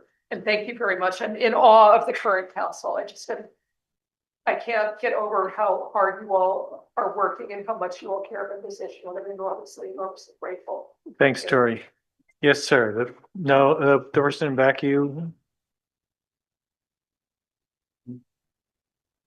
Dave Kitchen, Gallison Hill. Current tax bill just shy of 14,000. So the first tent showed up out Gallison Hill Way, probably 2018. There was already some pocket park issues going on. Currently, after you mentioned people cleared out Country Club Road, my understanding is that the city told them to go down by the river. Who lives by the river? I do. And there's tents down on what is believed to be Green Mountain Power's property along the river. And I thank the chief for all his staff's hard work because they do a great job dealing with the transient population in the city. And they've been out there dealing with fights out there. Winooski Hydroelectric now closes the gate to the Cross Vermont Trail because they were driving cars down there. I don't let my son ride on the bike path by himself anymore down the Cross Vermont Trail, so it's not safe. He does work at the Creamy Stand, so Gallison Hill to the Creamy Stand. Great, I love the bike path. You can get anywhere, except for I tell him to ride in traffic now because he's safer riding in traffic than going through Confluence Park or whatever it's called on the bike path. I rode through there the other day and two individuals blocked the path. They could tell I wasn't going to stop. They split. One guy gives me the finger gun pulling his trigger. The other guy mentions something about destruction, like he's going to destroy me. So you can do all you want with your policy in this town. The issue is drug and alcohol abuse, which creates mental health issues, And being a former law enforcement officer, I can tell you that I brought exactly 0 people to a shelter when I check on them, because 100% of them, when I check on them, would say, hey, it's going to be in the teens tonight, single digits. The shelter's got room. You want me to give you a ride? No, man, I'd rather be out here so I can, get drunk, because they have rules in the shelter. This is not, sure, there are people in this community that have fallen upon hard times, couldn't pay a bill, became homeless. That is not the majority. The majority are transients, and I challenge you to find ties to the community. I bet most of them aren't from Central Vermont, let alone Vermont. They all have cell phones. The reason why they're in this community is because the policy here attracts them and enables them. So I agree that you should not be revamping this encampment policy. You should be looking at giving the chief what he needs and stop attracting people to this community, transient people, okay? That's a lifestyle choice. Thank you, Jay.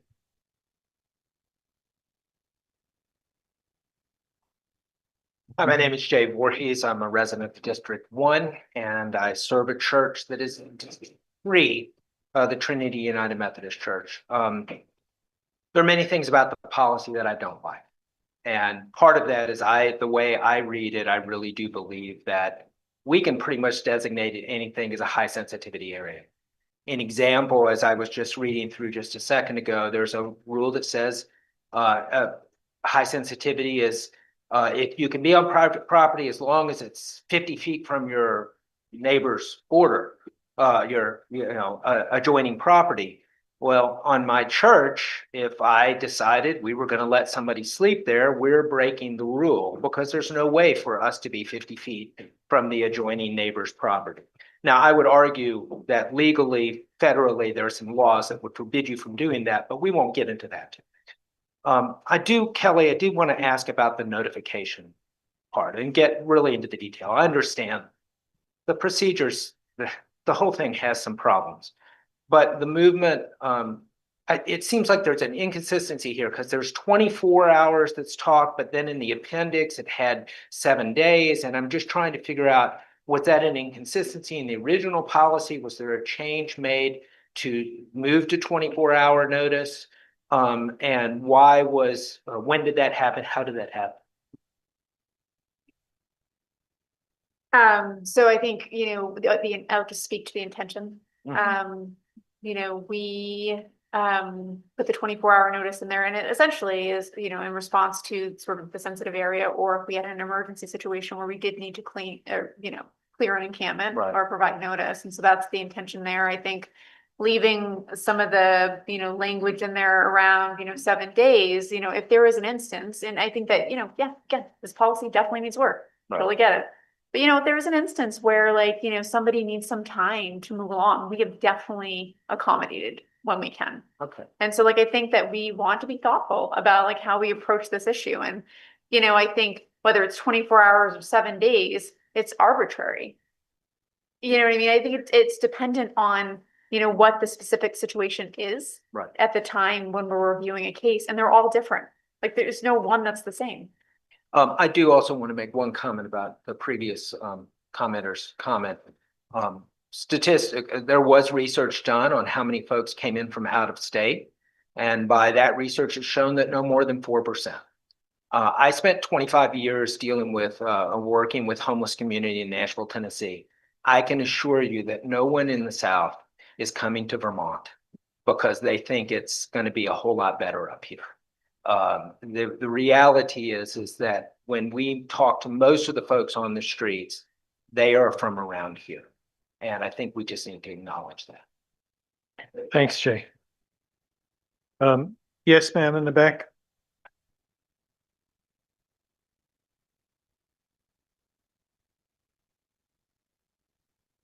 Hello, my name is Bonnie Robertson. I live on Berry Street in Montpelier. I'm not sure what district that is, but I've lived here for 30 years. And I just want to talk a little bit about my experience trying to use the section of the bike path, I guess it's called Confluence Park, I'm just gonna reiterate what I guess has already been said, but just to let you guys know that it is an issue, and it is basically, the last time I was down there was August 3rd, and there's broken glass everywhere, objects everywhere, people, and this is at 3 o'clock in the afternoon, broad daylight, people clearly intoxicated, stumbling around in your way. They're not going to move. People screaming and yelling, fighting.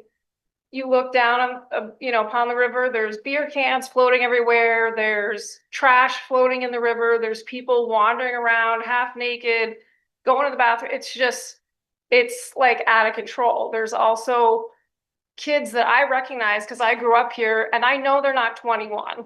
I mean, nobody should be wandering around outside in a public area with a giant bottle of beer in their hand anyways, but there's minors down there, and there's people congregating down there that are not unhoused, and they're not homeless. They're there because it's a place where you can hang out and break the law, and people are going to look the other way. I have called the police department. I am not sure what exactly goes on because I don't stand there and observe, but it's still going on the next day. I do understand that the police their resources are running thin. There's lots of other issues that they're dealing with, lots of calls. I appreciate, I'm glad I came to the meeting. It was very informative, like listening to the chief talk about his struggles, but I would like to see the law being enforced. And I'm not calling for people, I'm not saying people need to be moved or I don't have a solution for homelessness, but I don't see why we can't enforce the laws that we already have, that are already on the books, they're already there, and they're not being enforced. And there doesn't need to be any new policies. I don't understand why there needs to be any discussion about that. We need to enforce the law. Like, I just think that's wild that people are just wandering around, smashing things, breaking things. There's glass everywhere. And it's just like an all-out party in the middle of the day. And it goes on constantly. I mean, I walk down the bike path a lot, and I haven't so much anymore. And I just think that's sad that it isn't safe for people, and it isn't safe for other homeless people that are, that maybe are there, that they're not breaking the law. They're not doing those things. And so that's the other thing too, is I just don't want to frame it as just homeless people. These are people that are using the park unlawfully. And I don't want to criminalize homelessness. I just want to see like our basic laws enforced. Thank you. Pretty much. Thank you. I see some hands up online of people who want to speak, starting with Zach. Sorry. Zach's here. Zach Hughes again. Montpelier District 3 voter, also co-chair of the homelessness task force. I don't really, what I want to comment about. This is the most active conversation I have seen from the council about the encampment policy. Last week, we had the most active conversation at Homelessness Task Force I'd seen in a while. We want to continue this conversation. And I also, I feel really sorry for you, Kelly. I hope that we can, give you the resources you need, or the city council can give you the guidance. I feel sorry for some of the folks that I was online yesterday and had over 115 responses to a post I put up there. And I have to say, I feel sorry for those folks. I don't have an easy answer for you. I don't have anything for the policy. I did, Don Little, who is on the street outreach with me in OSA, did mention something about in the wintertime, the 24 hours might be too short for folks because they don't always get back to, I believe she said, they don't always get back to camp or something like that, or get back from camp for the stuff. So, there's stuff. So I just wanted to put that out there. And, I think we could actually do both. Look at this policy, and if we need to give something to Kelly and staff, give it to them. I think we can do it. The other thing I just want to say real quick, boy, I'm tired, is that we as a task force didn't feel comfortable really looking at the policy without some backing from the council. We serve at your pleasure, but we needed backing. And for a while, we didn't feel like we had backing from this council. And there was a lot of, issues. So I think this is the most active I have seen. Okay. And let's keep it up. Thank you very much. I yield back, Mayor. Thanks, Zach. Stan? Thank you, Mayor. Can you hear me okay? I know there's somebody in the room who's trying to get recognized, and I think you're directly in a line with 5 people between us, but I will call on you, but I've called on someone else now. Hi, Jack. Does the sound okay? Yes. All right. Stan Brinkerhoff, District 2.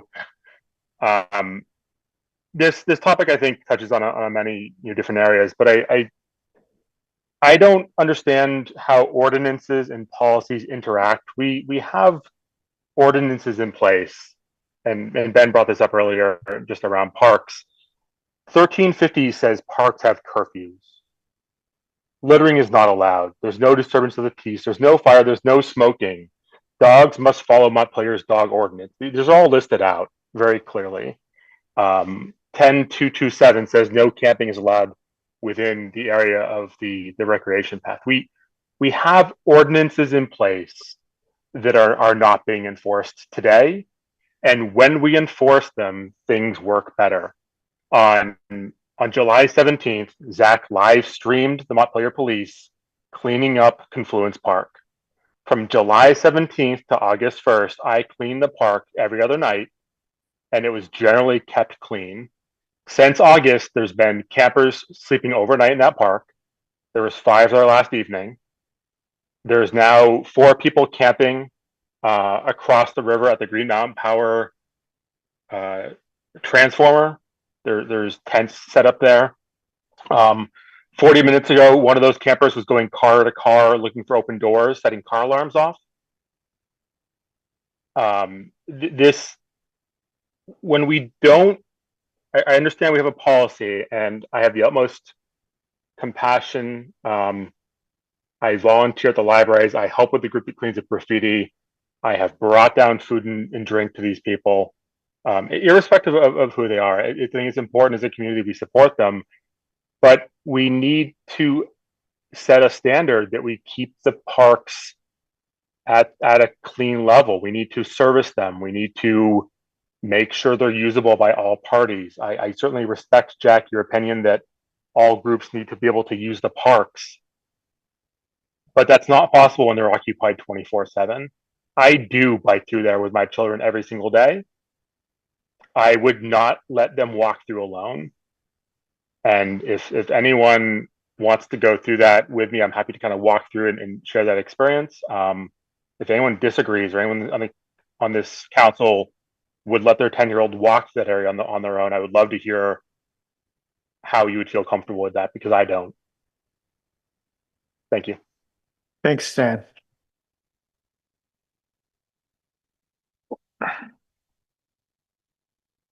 Hi, I'm Casey Kolb Nava, District 1, excuse me. Long day for me. I'm a physician, so my perspective is mostly from a public health space. And I think, with specific regards to the policy right now, going back to something a lot earlier, I don't actually hate the idea of calling every park a high sensitivity area. And I think you're kind of hearing that in comments from folks, that every comment that I've heard is that a park is a shared space. And that it's a space where risks are, whether they're physical threat to your safety or public health threat, are going to affect anybody that's potentially going to use the park. And I think that every person in the city of Montpelier has a right to that space. And you actually have in the policy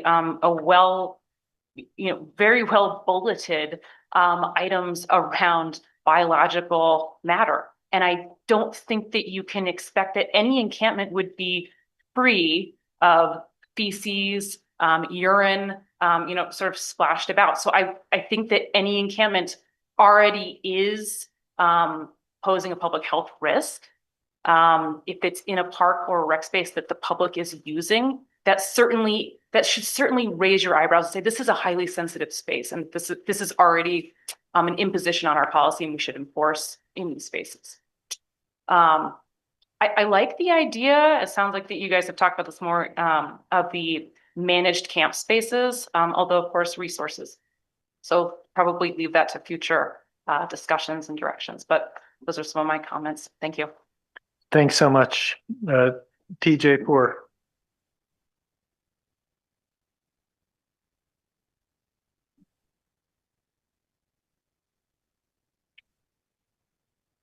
Looks like you're still muted. Sorry about that. There we go. TJ Poor, my wife Kelly and I lived in Montpelier for 20 years, first on Hubbard Street. Now we're in District 2. Just starting acknowledging the struggles of people experiencing homelessness. I don't know what that is like. Everyone deserves a safe place to live. But I want to kind of join the chorus here in expressing my concern that Montpelier's encampment policy and the general policies related to homelessness have really prioritized people experiencing homelessness over all other citizens and businesses in the community. Some of the changes that Kelly identified tonight seem to simply clean up, but the policies really don't matter if we don't enforce them. And I think this is a consistent message you're hearing from the public right now. There's also opportunity here to think about our priorities as a community and apply a different lens. We really don't have the resources to tackle this problem. We've tried. It's a state problem. And I think advocacy for the state is an area we could go forward. But really, the enforcement of the policy and the enforcement of the policy is broken right now. It was kind of laughable when somebody said that it's a good policy. It's not a policy that's good for Montpelier. At Confluence Park, my son's in high school, experienced verbal harassment on the bike path as he walks from the high school into town. Particularly right there. Luckily, there's been no physical incidents. My daughter, who's 13, has not had this. She's been scared to use our bike path, and we to the previous commenter's point, we don't let her walk on that bike path. It's a shame. It's a resource of the city, but she's not allowed to go there because we're scared of what will happen because of the behavior that is there. Actually, in town, when she walks through town from the middle school to the high school for a sport, she feels the need to cross State or Main Street multiple times to get there because she needs to avoid the confrontation. She experiences like creepy glares that she has to avoid. I don't blame her. I don't like to be verbally accosted. I avoid Confluence Park. I'm sure you've heard much worse stories. Those are the ones directly related to my family. But really, it continues to go back to enforcement and resources devoted to them. The parks are high sensitivity areas. I can see from my office a tent almost every day in Confluence Park, right behind the sign that says this is a high sensitive area, no camping. It's like a joke to people who are camped there. There's regularly tents on State Street in between the buildings, right across from the State House that are attracting visitors to Montpelier that drive our economy. All this is not healthy for our town. The empathy and compassion that was well intentioned with the policy has really enabled entitlement, an entitlement that these public places belong to only a small portion of those, and a small portion of those are unhoused, really, and not the rest of the community. We're making a choice with our policy. We've devoted our priority. We've done it away from our children, done it away from the economic vitality of the community. And that really needs to change. Our town is unwelcoming now. It's unwelcoming to visitors, and it's to ensure healthy business, and unwelcoming to most of us who live here. I've sat through 3 hours because the agenda went really long. I have 1 more minute here. I have you empathy. really don't. Kelly, TJ, you really don't. The beeper just went about. Okay, I just want to speak to the priorities. A lot of people went over the beeper, I'm sure. So the priority, just because you don't like my message, Jack, please don't treat me differently than people that went over. I've been timing people too here. Those priorities are out of sync. So I'll skip forward. The changes, the non-substantive changes that were presented tonight seem actually fine and good. All of our parks are high sensitive areas and should be treated as such. The simple fact is there's no camping allowed in the city. Every example where a preventable incident happens with a child is a failure of the policy. We need to enforce our policies and move forward. I have other examples from coaching youth sports of things at the rec center that have happened, and I'm happy to share those if folks care. So I'll stop there. TJ. Thank you. Beverly Allen. Hi, I'm Bev Allen. I'm a resident of Montpelier. I do part-time street outreach for Good Samaritan Haven, and I'm also a licensed mental health counselor. And I just wanted to share my experience mainly as a resident. I'm not representing Good Sam when I'm speaking right now, but also more importantly as a mental health counselor, that the tighter the camping policy has gotten, has squeezed people into areas where they are not allowed to camp. More people are sleeping on the ground. When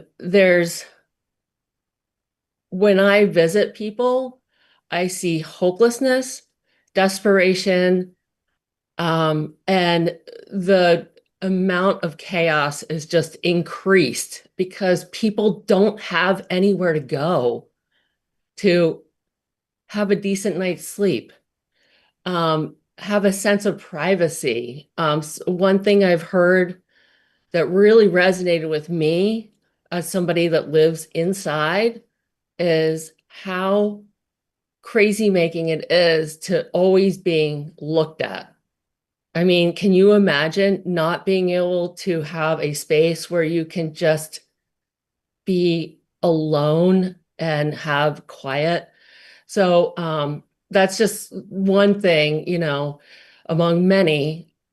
I am a big advocate of allowing different spaces for people to legally camp, because this problem is only going to get worse the more restricted the rules are. And I'm seeing it with my eyes.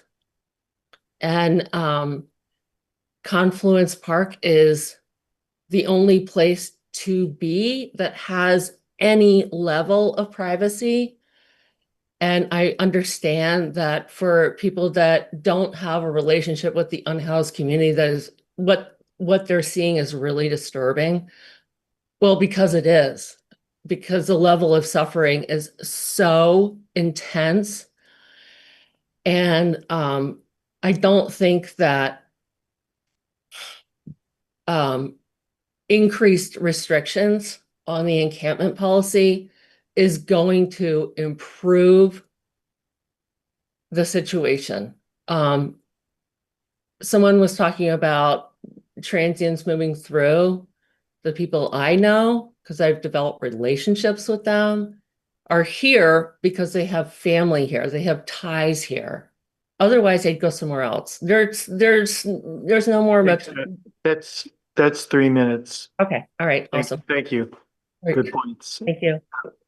Mary, I don't see your last name, but you probably know who you are. Yes, can you hear me okay? Yes. Okay, I was Mary Messier, a previous member of the homeless task force. I have a lot of compassion for homelessness and I care about the issues a lot. I have been homeless myself because of an issue with one rental a long time ago, and nothing I did. But I had a car, which made all the difference, and I'm a camping person, so I set that up. Anyways, I do agree. with enforcement. I do agree that I don't like the public drinking. You know, when people get out of line at the bar, they get like asked to leave. I don't like the public drinking. I don't like the trash. No, I think the place needs to be patrolled and let people know this isn't acceptable. If you're doing it, you need to enforce that policy that it's not allowed. And like several people have said, we have those policies. And I don't want to villainize everybody that's homeless. I think there are people that are causing issues that need to be address those people. And there's many people that aren't causing these big problems, but because there's not many places that people know where to go, they're all lumped together there. And that makes an issue. It really does. And of course, people need to be close to services. They need to be close to, like, if they need to go get food, of course. So that ends up being the prime spot, but not everybody is causing a problem, and we should be taking notice of the ones that are taking the problem and addressing that more. I really hope the council and I think that working with street outreach would be, having a very clear path and listening to what people are saying that work with people every day is key. And how to address the homelessness. I've always been for tiny houses, but we need a place to put these. We need a builder, and I think people could work together to do that, but only if you had a place to put them. And most of us many of us aren't going to be able to afford a home in the future. And maybe I think that's the way to go to help people, and other ways of housing too. But I would like to see enforcement of this. Let people know that, we don't want that. Most of us, I think, don't want all that drinking and stuff. It's just causing problems among everyone. And the many people who want to not cause problems, it's causing problems for them. So I didn't all say that right, but I tried to say it right. And that's Thanks, my Mary. view. Thank you. Very clear. Thank you. Ken Russell. Hi, everyone. I'm Ken Russell. I'm the director of Another Way in Montpelier. I'm really appreciating this conversation and how, as a community, we're grappling with a really tough thing, and we're grappling with what it means to allow people to live in the city. And I, I, I know, I mean, pretty much, I've heard this rumor about people coming in from outside. And I'll tell you, it's by and large that's not true. The Reverend Voorhees spoke to that. But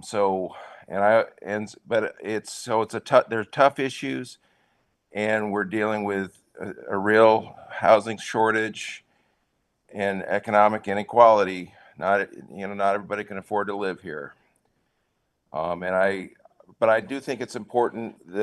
And I always like to say, we have to be adults on both sides of this equation. We have to be compassionate and humane, and we also have to acknowledge the rough edges. And I don't mean to be overly euphemistic. There's some really serious issues, and I know we depend in Another Way on a good relationship with the Montpelier Police Department, who've been fantastic, and to the degree that we can, move up and down the spectrum from carrot and stick and work with people and help people get right side up. That's what we're trying to do with folks with psychiatric disabilities, folks with mental health challenges, a lot of whom are unhoused. We try to have a sensitive space. I was thinking about that terminology is like a sensitive area. We try to have a sensitive area for folks where sensitivity makes a difference. And when you're one-on-one with folks and intimate with folks who are living outside, the caricatures go away. Yeah, there's some people partying. Yeah, there's some people breaking glass. Yeah, I hear how upsetting it is to think about your kids going through this. These aren't easy things. But I also know that folks are human, and folks respond to human responses. I do think that the existing outreach team and network is blown my mind. And in the 6 years I've been working on these issues here, to see the network that's here. And so I think I look forward to what Washington County and the police are putting forward and hope that it weaves in with everybody. Anyway, there are other hands. I just want, and that's enough. Over. Thanks, Ken. Dave. Dave Bellini, District 3. Mr. Mayor, call the question. Thank you. Connor Kennedy.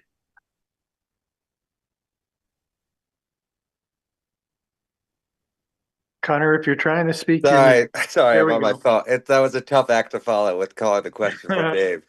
I could see council, everyone is exhausted, so I'm normally long-winded, but I will be quick. Ken, I am a neighbor of Another Way. They do amazing work, so big shout out to Ken.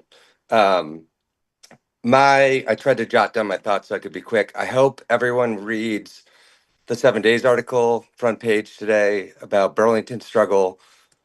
2 park rangers that are trying to deal with it, about people being camped in their parks and how they're trying to manage it. It's the same thing that we're sort of wrestling with, so we're definitely not alone.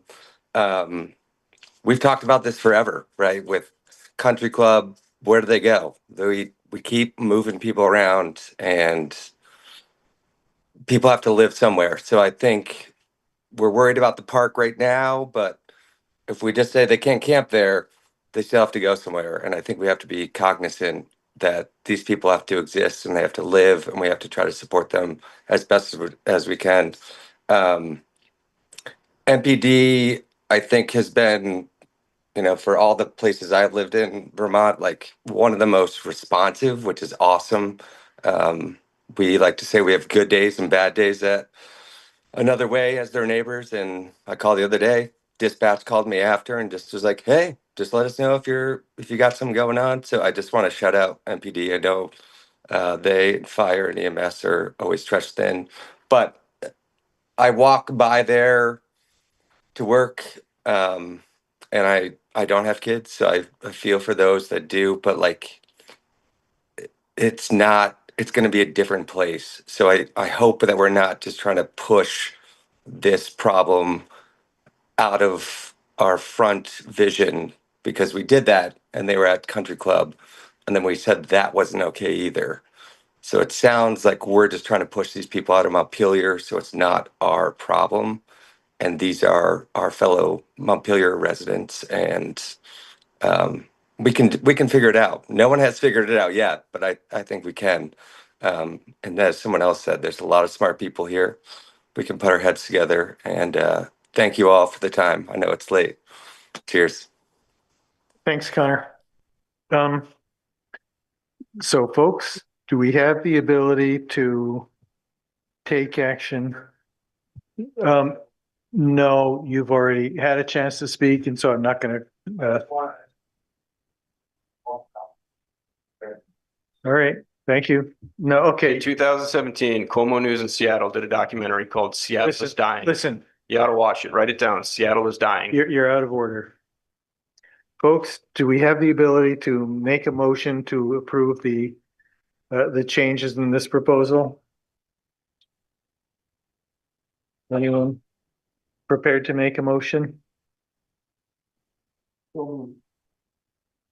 Is there a second? I'll second him. Okay, let's have some discussion. You want to start?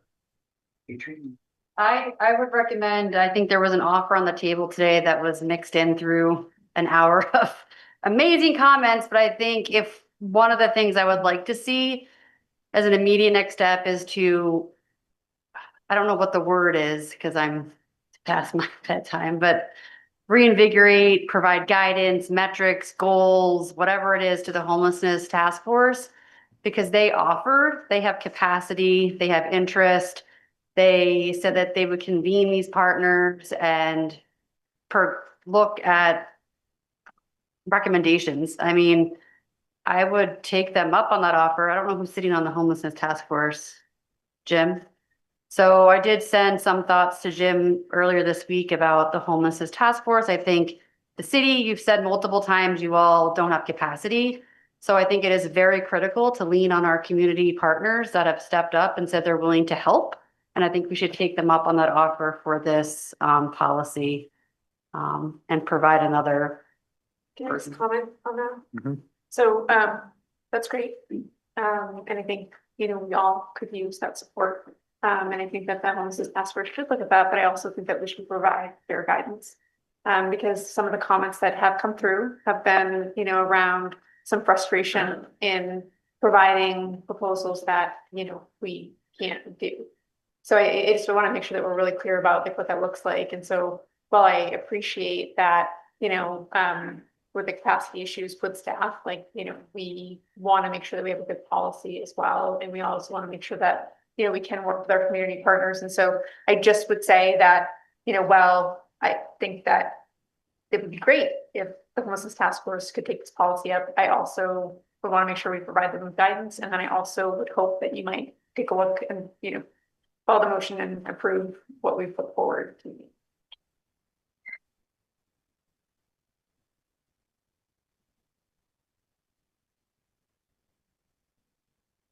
So, Well, I've already spoken, I think we need to approve these changes to align actual practice with policy, otherwise, we're just opening ourselves up for bigger issues. But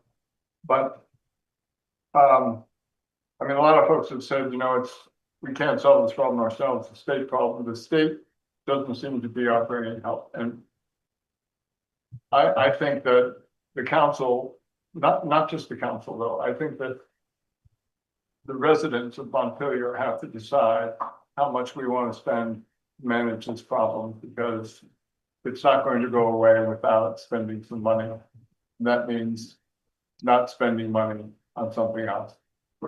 And so anything we can do, I think, to find out what we're already spending to manage the problem that we could be spending someplace else. Sarah, I don't know, Chief, if we can do that, that would be helpful, because I think we're going to have a discussion in a few months about what this line, how big this line item is going to be. I don't see any other. So if I might also, so thinking that maybe the conversation might go towards providing resources. So there's a community out in Oregon called Sutherland. They do have a public space where people can camp. Their budget is a federal grant, and I actually need to see, what the actual source of that federal grant is, but it's $650,000, and it is 500,000 that goes I to. like that. Let's go get that. I'd love to get that money. That would be awesome. You know what I mean? But it's $500,000 that goes to contracted services. And so absent having those resources, I just want to put sort of a size and scale on this for the community, because, it's real money. And so it's not that we don't want to provide a solution or provide for our residents. It's just, again, sort of weighing those options. and you may all remember that we've talked about the pallet shelters or that kind of thing, and the impediment has always been not, do we have a structure for people to be in? It's, are there the services that it's possible to provide to address the needs of the people who would be using them? Helen, I saw you had your hand up. Can we approve these changes with a time boundary? Like, With the what? Can we give to apply these changes for a specific time until the policy was revised by the community members? Like, city staff should use this policy until, I'm just making up, until November 2025, and by then we can work on the revision of the policy. Then when that time ends, we will have our revised policy and we can continue to apply that. Yes, if you wanted to do that, you could make a motion to amend this motion to add that as a condition. Yeah, but what is the good timing? That's Thank you. Yeah. So I would love to say, yes, that sounds like a great idea. Having it be time bound, that sounds awesome. I just want to make sure that we're realistic with all the things that we have coming down the pike. We are going to head into budget season pretty shortly here, and things are going to get a little crazy. So I want to make sure that we are addressing the issues within this policy and that we can have adequate review. I also, it's really warm right now, but it's not going to be in November. And so I think that, maybe even having, this have it be time bound for a year or 9 months or something like that, or 6 months, something that like, it gives us a little bit more time, because right now we are headed into a period that will be exceptionally busy. And I also want to just, we're changing the seasons, I mean, I know that we need to do something, and I also understand that too, so just want to put that out there. I think I'm okay with the 6 months. But I will not approve the changes unless we have that kind of condition. Because I need to see a revised policy. And I know that as a city, one of our core services is public safety. So I just want to create a balance between public safety and being like nice to people, our community members who need the support the most. So are you making that motion, Belen? I don't know how to do so. I will amend the motion to approve the changes to be applied until 6 months. Yeah. With the policy to be revisited in 6 months. But yeah, with the policy revisited in 6 months. Is there a second? All right. What's before us now is Pellen's motion to amend the motion that's before us. Any discussion on that, or you just want to vote on it? Let's just see. Go ahead, Sal. Well, I'm just thinking we ought to, we probably ought to, commission some group to undertake the revision, since it sounds like what Kelly's saying is getting ready for all the things that are already underway is stretching the staff. I mean, we have the task force that's volunteered, their efforts. We need a group that encompasses the So how about this? I have a suggestion. Can I say something? Maybe. Adrian, Jim and I are already working with Kelly for that like regional meeting and everything. If it is okay with rest of the council, we can also work on this too. Are you volunteering? Yeah. Great. Anytime. And my suggestion is that we tell Kelly to do this, and Kelly knows that we want her to work with the housing task force, with the partners. I don't think that needs to be in the motion.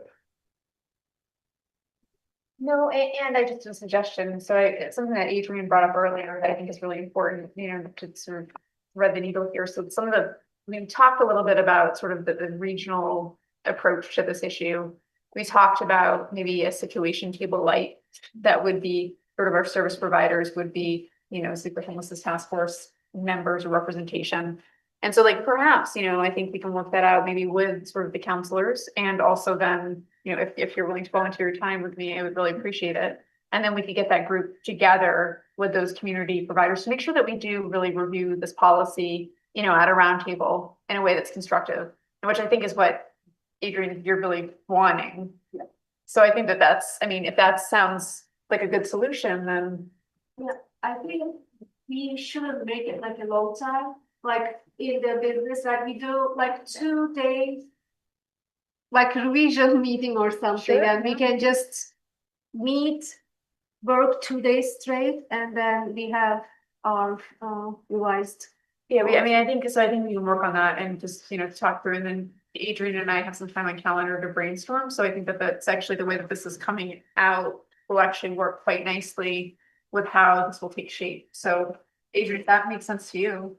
That makes sense to me. And I also just want to add just another question because this is so complex. And I think we talked about this today. So I just wanted you to share this. So when we heard today about, criminal activity and prosecution at Washington County. So I think that's a very important piece of this puzzle in terms of, like, what do we do about criminals in Montpelier and working with the district attorney's office? Yeah, I just want to Yeah. really echo that, right? Like when I'm hearing a lot of concerns about like public intoxication and things like that, and then like reviewing we don't enforce public drinking as a result, like we have that policy right now, right? And so I think like we really need to think about that. And the thing I'm probably most interested in is in this encampment policy where it talks about coordination with Washington County prosecutor, like, are we coordinating with them? And like, what are the mechanisms? Like, if we're all saying, well, we need more law enforcement on these antisocial behaviors or criminal activities, like, what does that actually look like? And what is the capacity of our city, our police force, Washington County? Like, because I don't want us to set up this expectation that we're going to be doing things that there's actually no capacity or possibility to do. So, I think we've all done a good job tonight of being really transparent. And I think we should just continue that moving forward on what the reality of the situation is. Folks, the chief is here, but my suggestion is that rather than have this conversation tonight, that Kelly knows that that's one of the things that has to go into the fuller rewrite of the policy in 6 months, assuming that we ever get to vote on Pellin's motion to add a 6-month review. And so I'm going to call for the vote on that.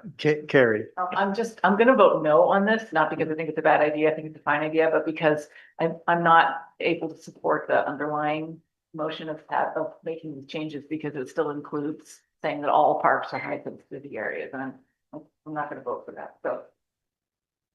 Okay, Jim.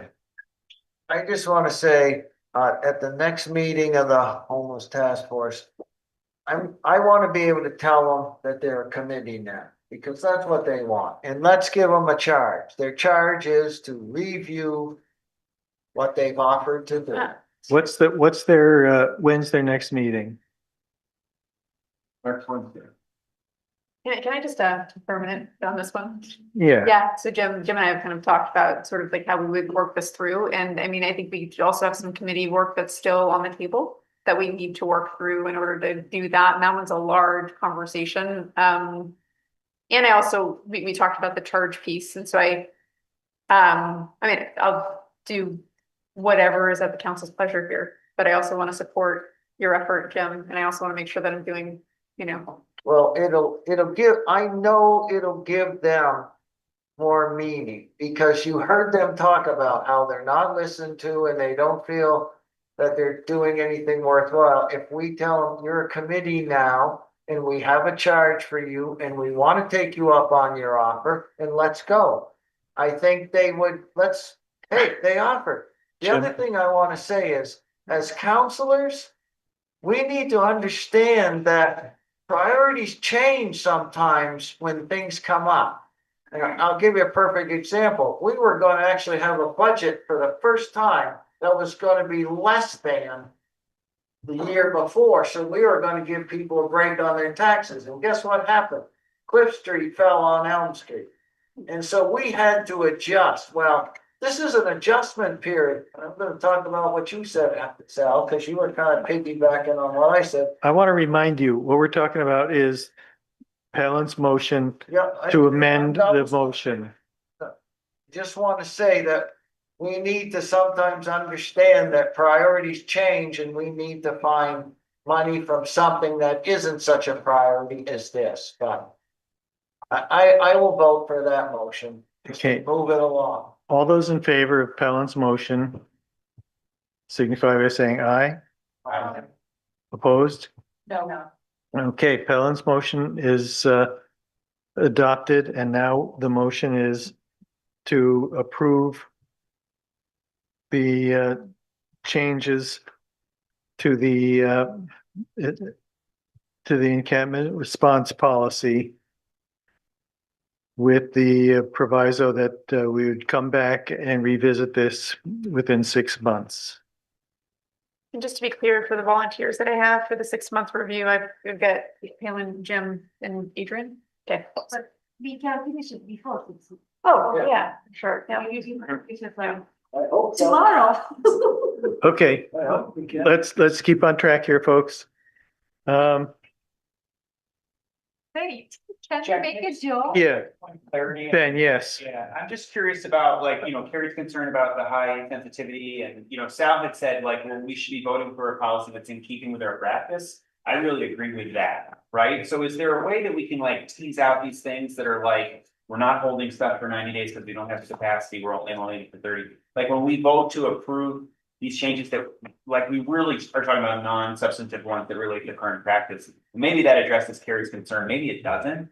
But I'm just curious if we can. Well, I Nuance. think I have an answer to your question. If the motion passes, everything, all the changes that are in here are adopted because that's what the motion is. However, if someone wanted to make another motion, like take out the line that says all parks are high sensitive area, or not adopt the changes to appendix 2, that would change what we would ultimately be voting on.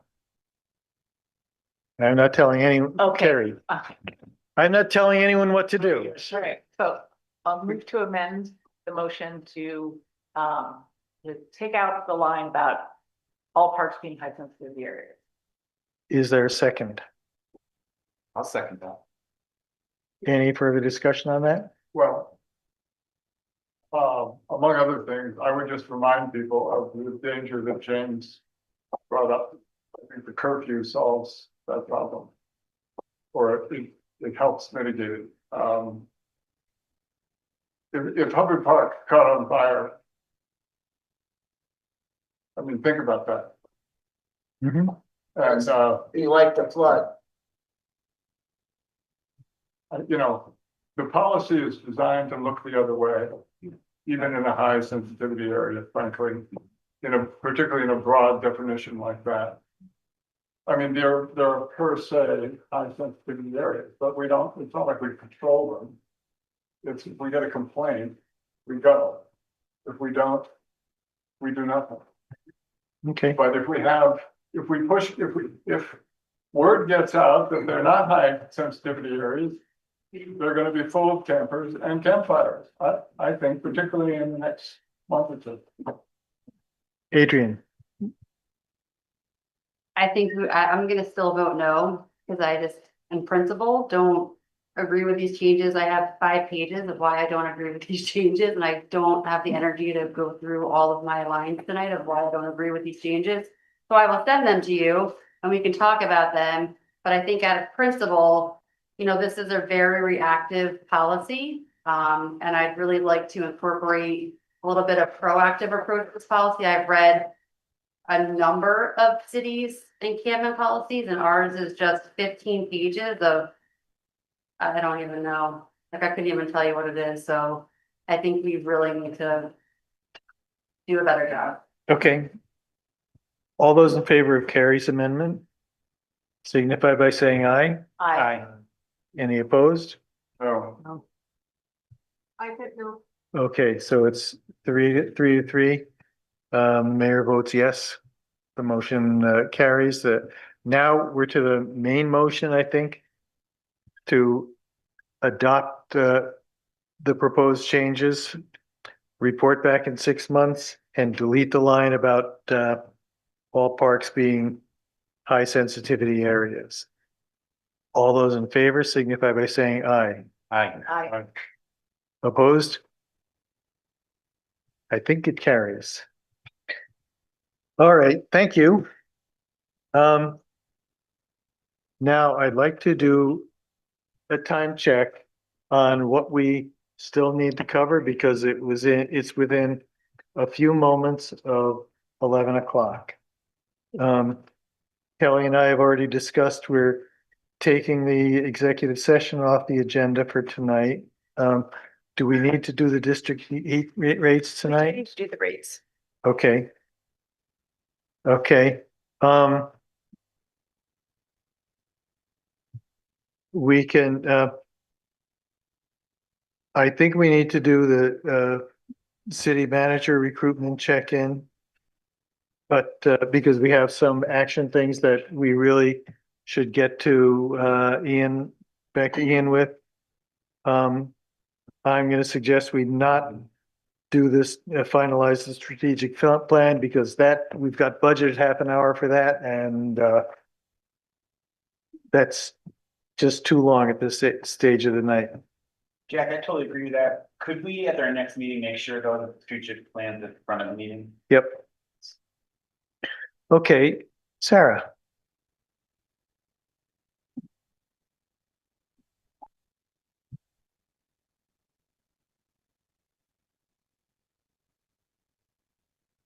I think a brief presentation that I'm happy to give, and also happy not, and then the brief walk through the changes from last year to this year and budget rate.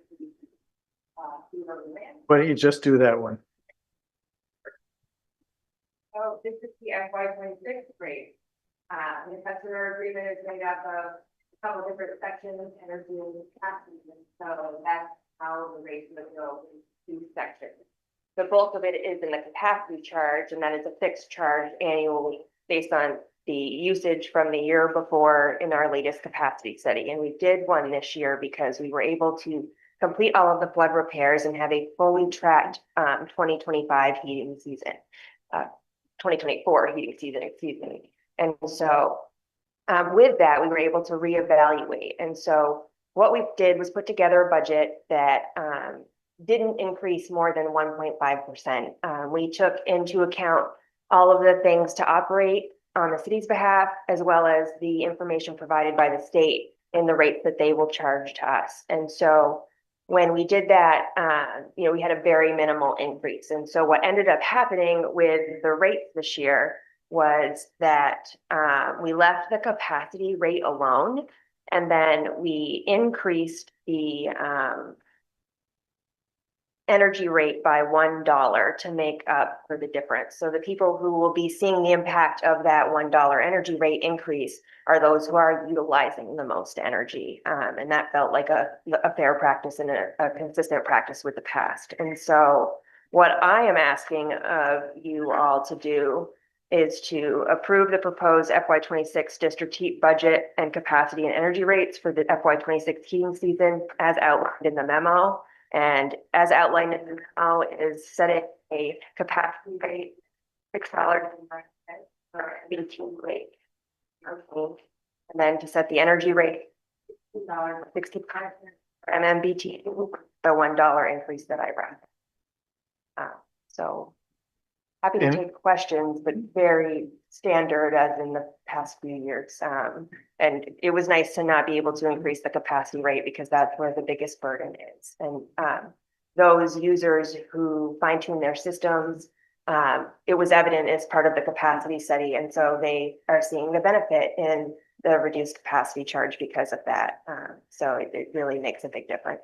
And we met with the customers yesterday to run through this. So they knew this is coming to you tonight.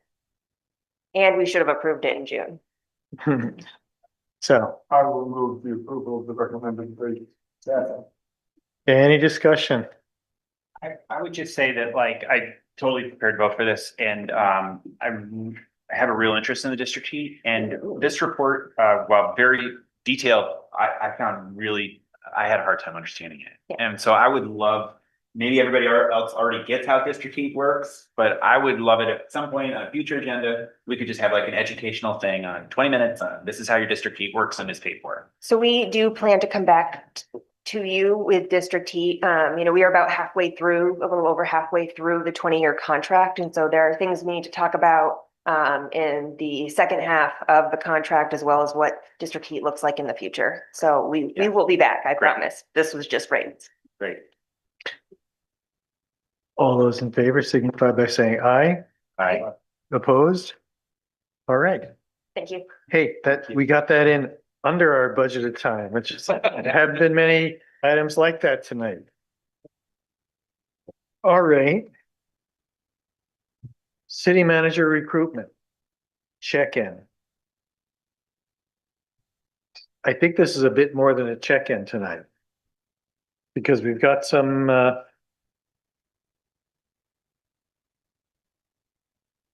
action things that I think Ian was talking about. Ian has been sending us a lot of stuff, and it seems like I've been I think a number of us have said, well, where's this stuff that he sent? And it turns out it's here, but the part of his action plan that I think we should be working on addressing tonight, if we want to keep on track, is we've got a proposed makeup of the stakeholder advisory panel. And the way it was presented to us, one former mayor, one former council member, person from the Downtown Business Association, a representative from the senior center, a representative of the faith-based community, a school board representative, a youth council representative, the executive director or designee from the Montpelier Commission for Recovery and Resilience, and a business representative. Do people think that's the right set of people, or you think we want to add or delete? Adrian and Pelin, I see your hand is up. So too. I think we need to talk about this because I don't know if we ever agreed on having an advisory committee, and I think we talked about it, and I toggled back and forth in my head, pros and cons, risks, benefits, and like, I don't know why we would delegate any authority to another group to even, like, we're the city council, so I don't understand. Yeah, go ahead. Well, let's Ben, Pelin's ahead of you. I will ask first, what is the job or like goal of this committee? We just received some like suggestions as committee members, but we don't know what they will do. And the first meeting, this came up, I mentioned that I don't like the idea of two parallel groups, city council with another one, trying to do the same job. And also, I didn't see any, first of all, Ian, where did he get the idea of the members, committee members? So where is the minority groups there? So, for example, I want to see CCV president on the committee, or CV Ren, executive director, or president, right? They are working with the refugees, they are working with the immigrants. So there are so many stakeholders should be there. There is no representative from national life. They are very big, right? So first question of mine, what is the aim of this committee or whatever panel? Second, if we want to have this, they cannot work as a parallel group and try to do what city council should do.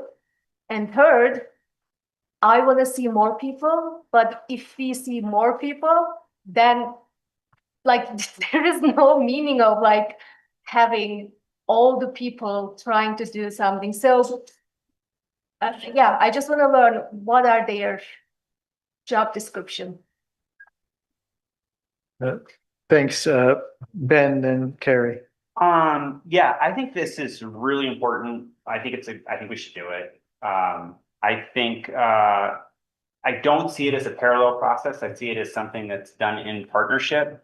And I think we've been clear like all along, like this is a council decision. Like council is the only one that's hiring the city manager, right? I'm not saying that we advocate that responsibility at all. I'm saying that there are people that have perspectives that are not represented on this council or who have experience that I think would be really fruitful and would share with us. And Ian sent, I don't know in which email it is. I got confused with the emails, but there's, he said just the outline of what they would do: participate with me, but just as audience members, viewers, observers, note takers in the public forum, provide observations, notes, themes, review and provide feedback and suggestions to incorporate into the recruitment profile based on public surveys, participate by interviewing the finalists at that stage phase and share feedback and notes.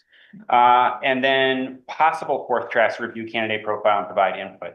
I really like the idea of that group, in particular, having another kind of interview and then sharing their thoughts and perspectives with us, representing their various kind of sectors. And in terms of like the kinds of partners that are identified, I definitely agree in terms of having more diverse voices. I think Ian actually acknowledged that as well. But I also think what I like about the list is that it's like representative of different sectors. If I was going to make one suggestion, I would say we should have 2 former mayors and 2 former councilors. But you know, I think like National Life, absolutely, Vermont Mutual, Union Mutual, they're all super important. I think we need to recognize that we need to have a representative of the business community as opposed to like the individual businesses themselves. That's just my take. I think it'd be a real value. And, you know, if we don't like what they say, we don't have to listen to it. Carrie. Yeah, I've also got a little bit overwhelmed and confused by all the emails and the attachments and the forwarding and the, so just before I forget this, didn't we talk about creating a list that was, you know, one email that would go to all of the city council and the people who are working on? So if we could use that for all of these kind of communications, that would be great. So, and ask Ian to send it to all of us. Right. Ian sending stuff. He's not sending to everybody yet, and then so then things are going to. He's sending it to me and Tanya, and both of us have sent it. And so as part of what happened in there is, I have something in front of me that's an attachment that came from me, and that talks about the advisory committee / committee panel, which is different from what you just read, Ben. So I'm not really sure what I would love to. I think it's probably a good idea. I think the representatives is probably fine. But I would really like to have an actual clear proposal for what this is going to be. Folks, We can say yes or no. nobody's going to like to hear what I'm going to say, but this is a longer discussion than I think we have the capacity to take up tonight. And I'm going to suggest we do a special meeting next week, and this would be the topic. Sorry, I'm not here. I'm taking my son to a college tour. I cannot attend, and I want to attend. So please do not have another special meeting. Certainly hear that. Thank you. We can put it on our next agenda, and then it pushes the process back a little ways, but these are important enough. Let me just finish. These are important enough decisions that they deserve the time and attention that I don't think they're going to get tonight. Adrian. So before we meet either next week, I don't know if we can look at, are you gone the whole week? But we can look at dates for next week potentially, because I think delaying 2 weeks. But I think before that happens, I would love to have a synthesized email about what it, because I'm looking at this other email and there's like 5 things we have to decide. And then you said there was another thing. And like, I feel like Ian needs to we've asked him to send us the timeline with a plan of what we need to make a decision on. What is that decision? I still have no idea what our timeline is. So we're paying him a pretty good chunk of change. So he needs to provide us with what we asked him. Like, yeah, there's like, I have like 5 or 6 emails. And I don't have time to, I don't know, I need that. So in advance to the next meeting, we just get a synthesized email or memo that outlines the decision points and the recommendation. I'll contact Ian. I'll contact Ian about that. And Palin, is there any night next week that you're available? Yeah, I won't be here on Wednesday. That's all. I see. Like one day, we will go Wednesday morning and come back late. That's why, Oh, yeah. oh, okay. So So- other days are okay, but So not. Tuesday or Thursday would work for you potentially? Okay, so, let's put this on 2 weeks, the 27th.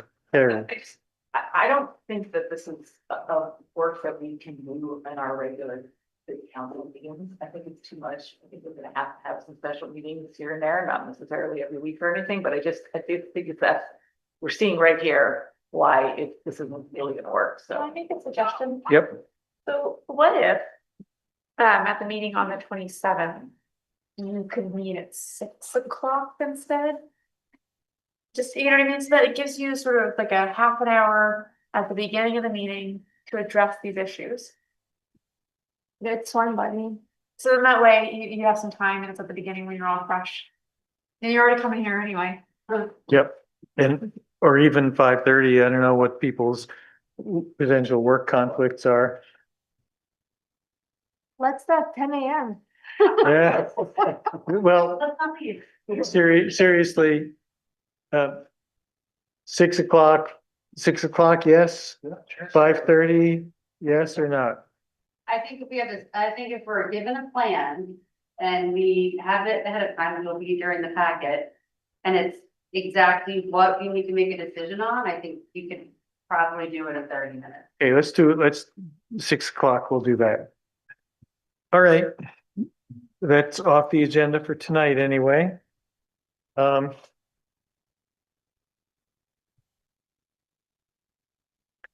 Other business, I think we have no other business. Council reports.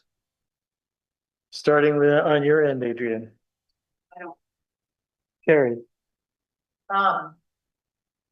My brain is really fuzzy right now, but, that's a report. That's my report. I did attend the housing committee meeting as did Ben and Jim, and I did attend the homelessness task force meeting, which Sal and Jim were also at. And both of those were really, I think, quite productive and rejuvenating. People really getting some energy going again. In particular, the housing committee is looking at reworking a charge and recruiting significantly, and did we have an application for the housing committee? Yeah, so people are starting to apply, okay. And that's all I can think of right now. I'm sure other folks will have. Okay. something else to choose. So, Jim, I'll pass. Ben, No report. Helen, So we have been meeting in different subcommittees, so sanctuary and fair impartial policies subcommittee. We hosted migrant justice and they share their red line version of fair and impartial policing policy. And also we have a quite community interest to our meeting, and we will continue hosting guest speakers.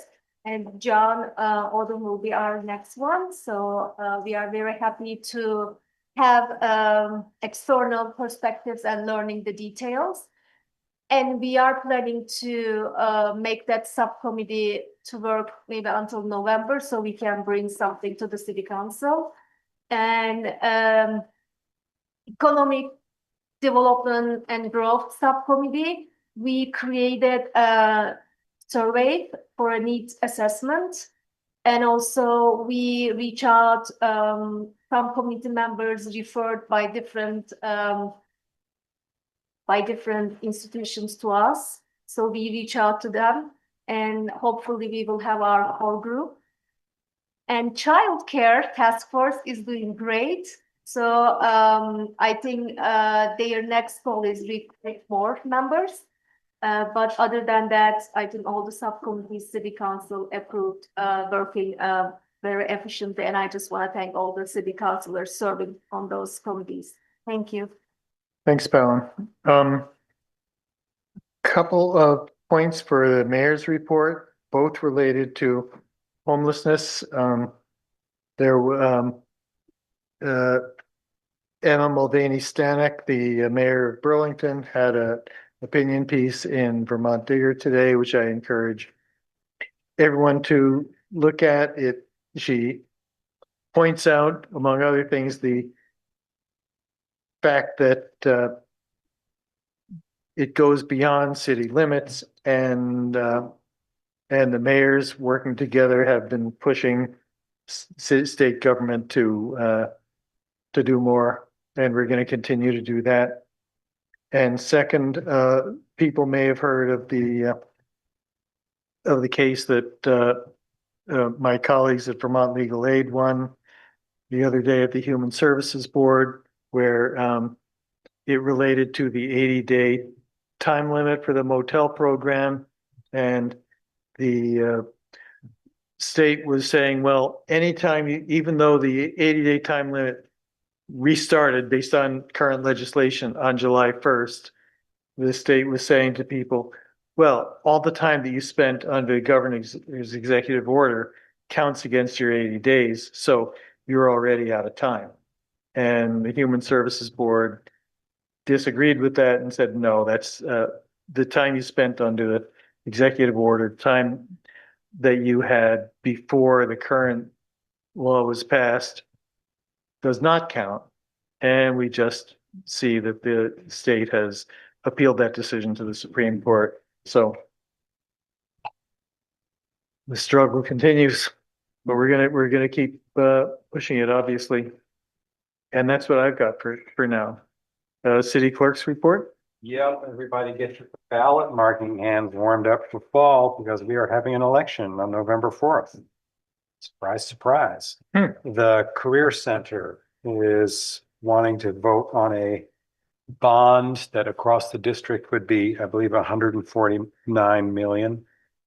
I did some quick math and I think that works out to about 24 million on Montpelier that we would be covering. So it's a big deal. There'll be conversations about it, I'm sure. So there we go. If you're a volunteer, you're going to get reached out to. City manager's report. I just have a few quick items in no specific order. So I just wanted to note that Chief Libby will be presenting at the State Emergency Management Conference on September 4th and 5th, along with members from the Resiliency Commission on sort of their work with ACDC. I always that one. I'm like, is that right? Yeah, that's right. Okay. So just wanted to let you know that Derek's going to be doing that, and we're glad that he can.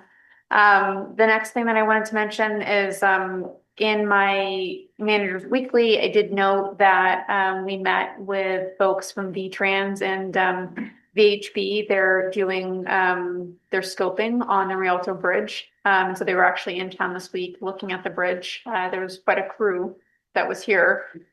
We will be bringing this forward for conversation at council, a local concerns meeting on the 8th of October. There's a few things that we'll also be bringing you, like the downtown master plan, to do a review of that. And then, just for awareness, this bridge build looks like 2031. So we have some time, but it's a really big project. And so we're trying to give a little bit of time in between, the State Street, East State Street stuff wrapping up and having this conversation, but we also want to make sure that we're out in front of it. So just wanted to provide you with that update. We've talked about it a lot tonight, but I want to just say thank you for everybody that participated in the homelessness discussion. It's a tricky issue. And so we're going to do our best. And I'm looking forward to participating in the situation table and also, bringing other folks along in that effort. And then also trying to make sure that we can get members here within our community working on the issue. So I just wanted to say thank you because it is hard. And I appreciate everything. And then the other piece I wanted to note, just because we're really primed and prepped for some fun here, and looking forward to getting our strategic plan in place so that then I can start to build out the agenda, which I'll bring back to you at the next meeting. But we're going to need to start doing budget development workshops. So that's coming up right now. I've got it slated as an item on our September 10th meeting. But we will need to kind of talk about how we want to proceed. And I just want to make sure that I can get you the information that you need. We've been having some really good staff conversations about what to bring you and, just some of the issues. And I think some of our conversations as of late have been really good in terms of just talking about what we're grappling with, whether it's sort of the, finding a place for people to camp, or it's, the infrastructure and, water main breaks and that sort of thing. So, lots to talk about. It's gonna get exciting. But please bring your questions, and keep the conversation up. So, thanks. Thanks, Kelly. And at 11:18, nope, 11:19 PM, we are adjourned.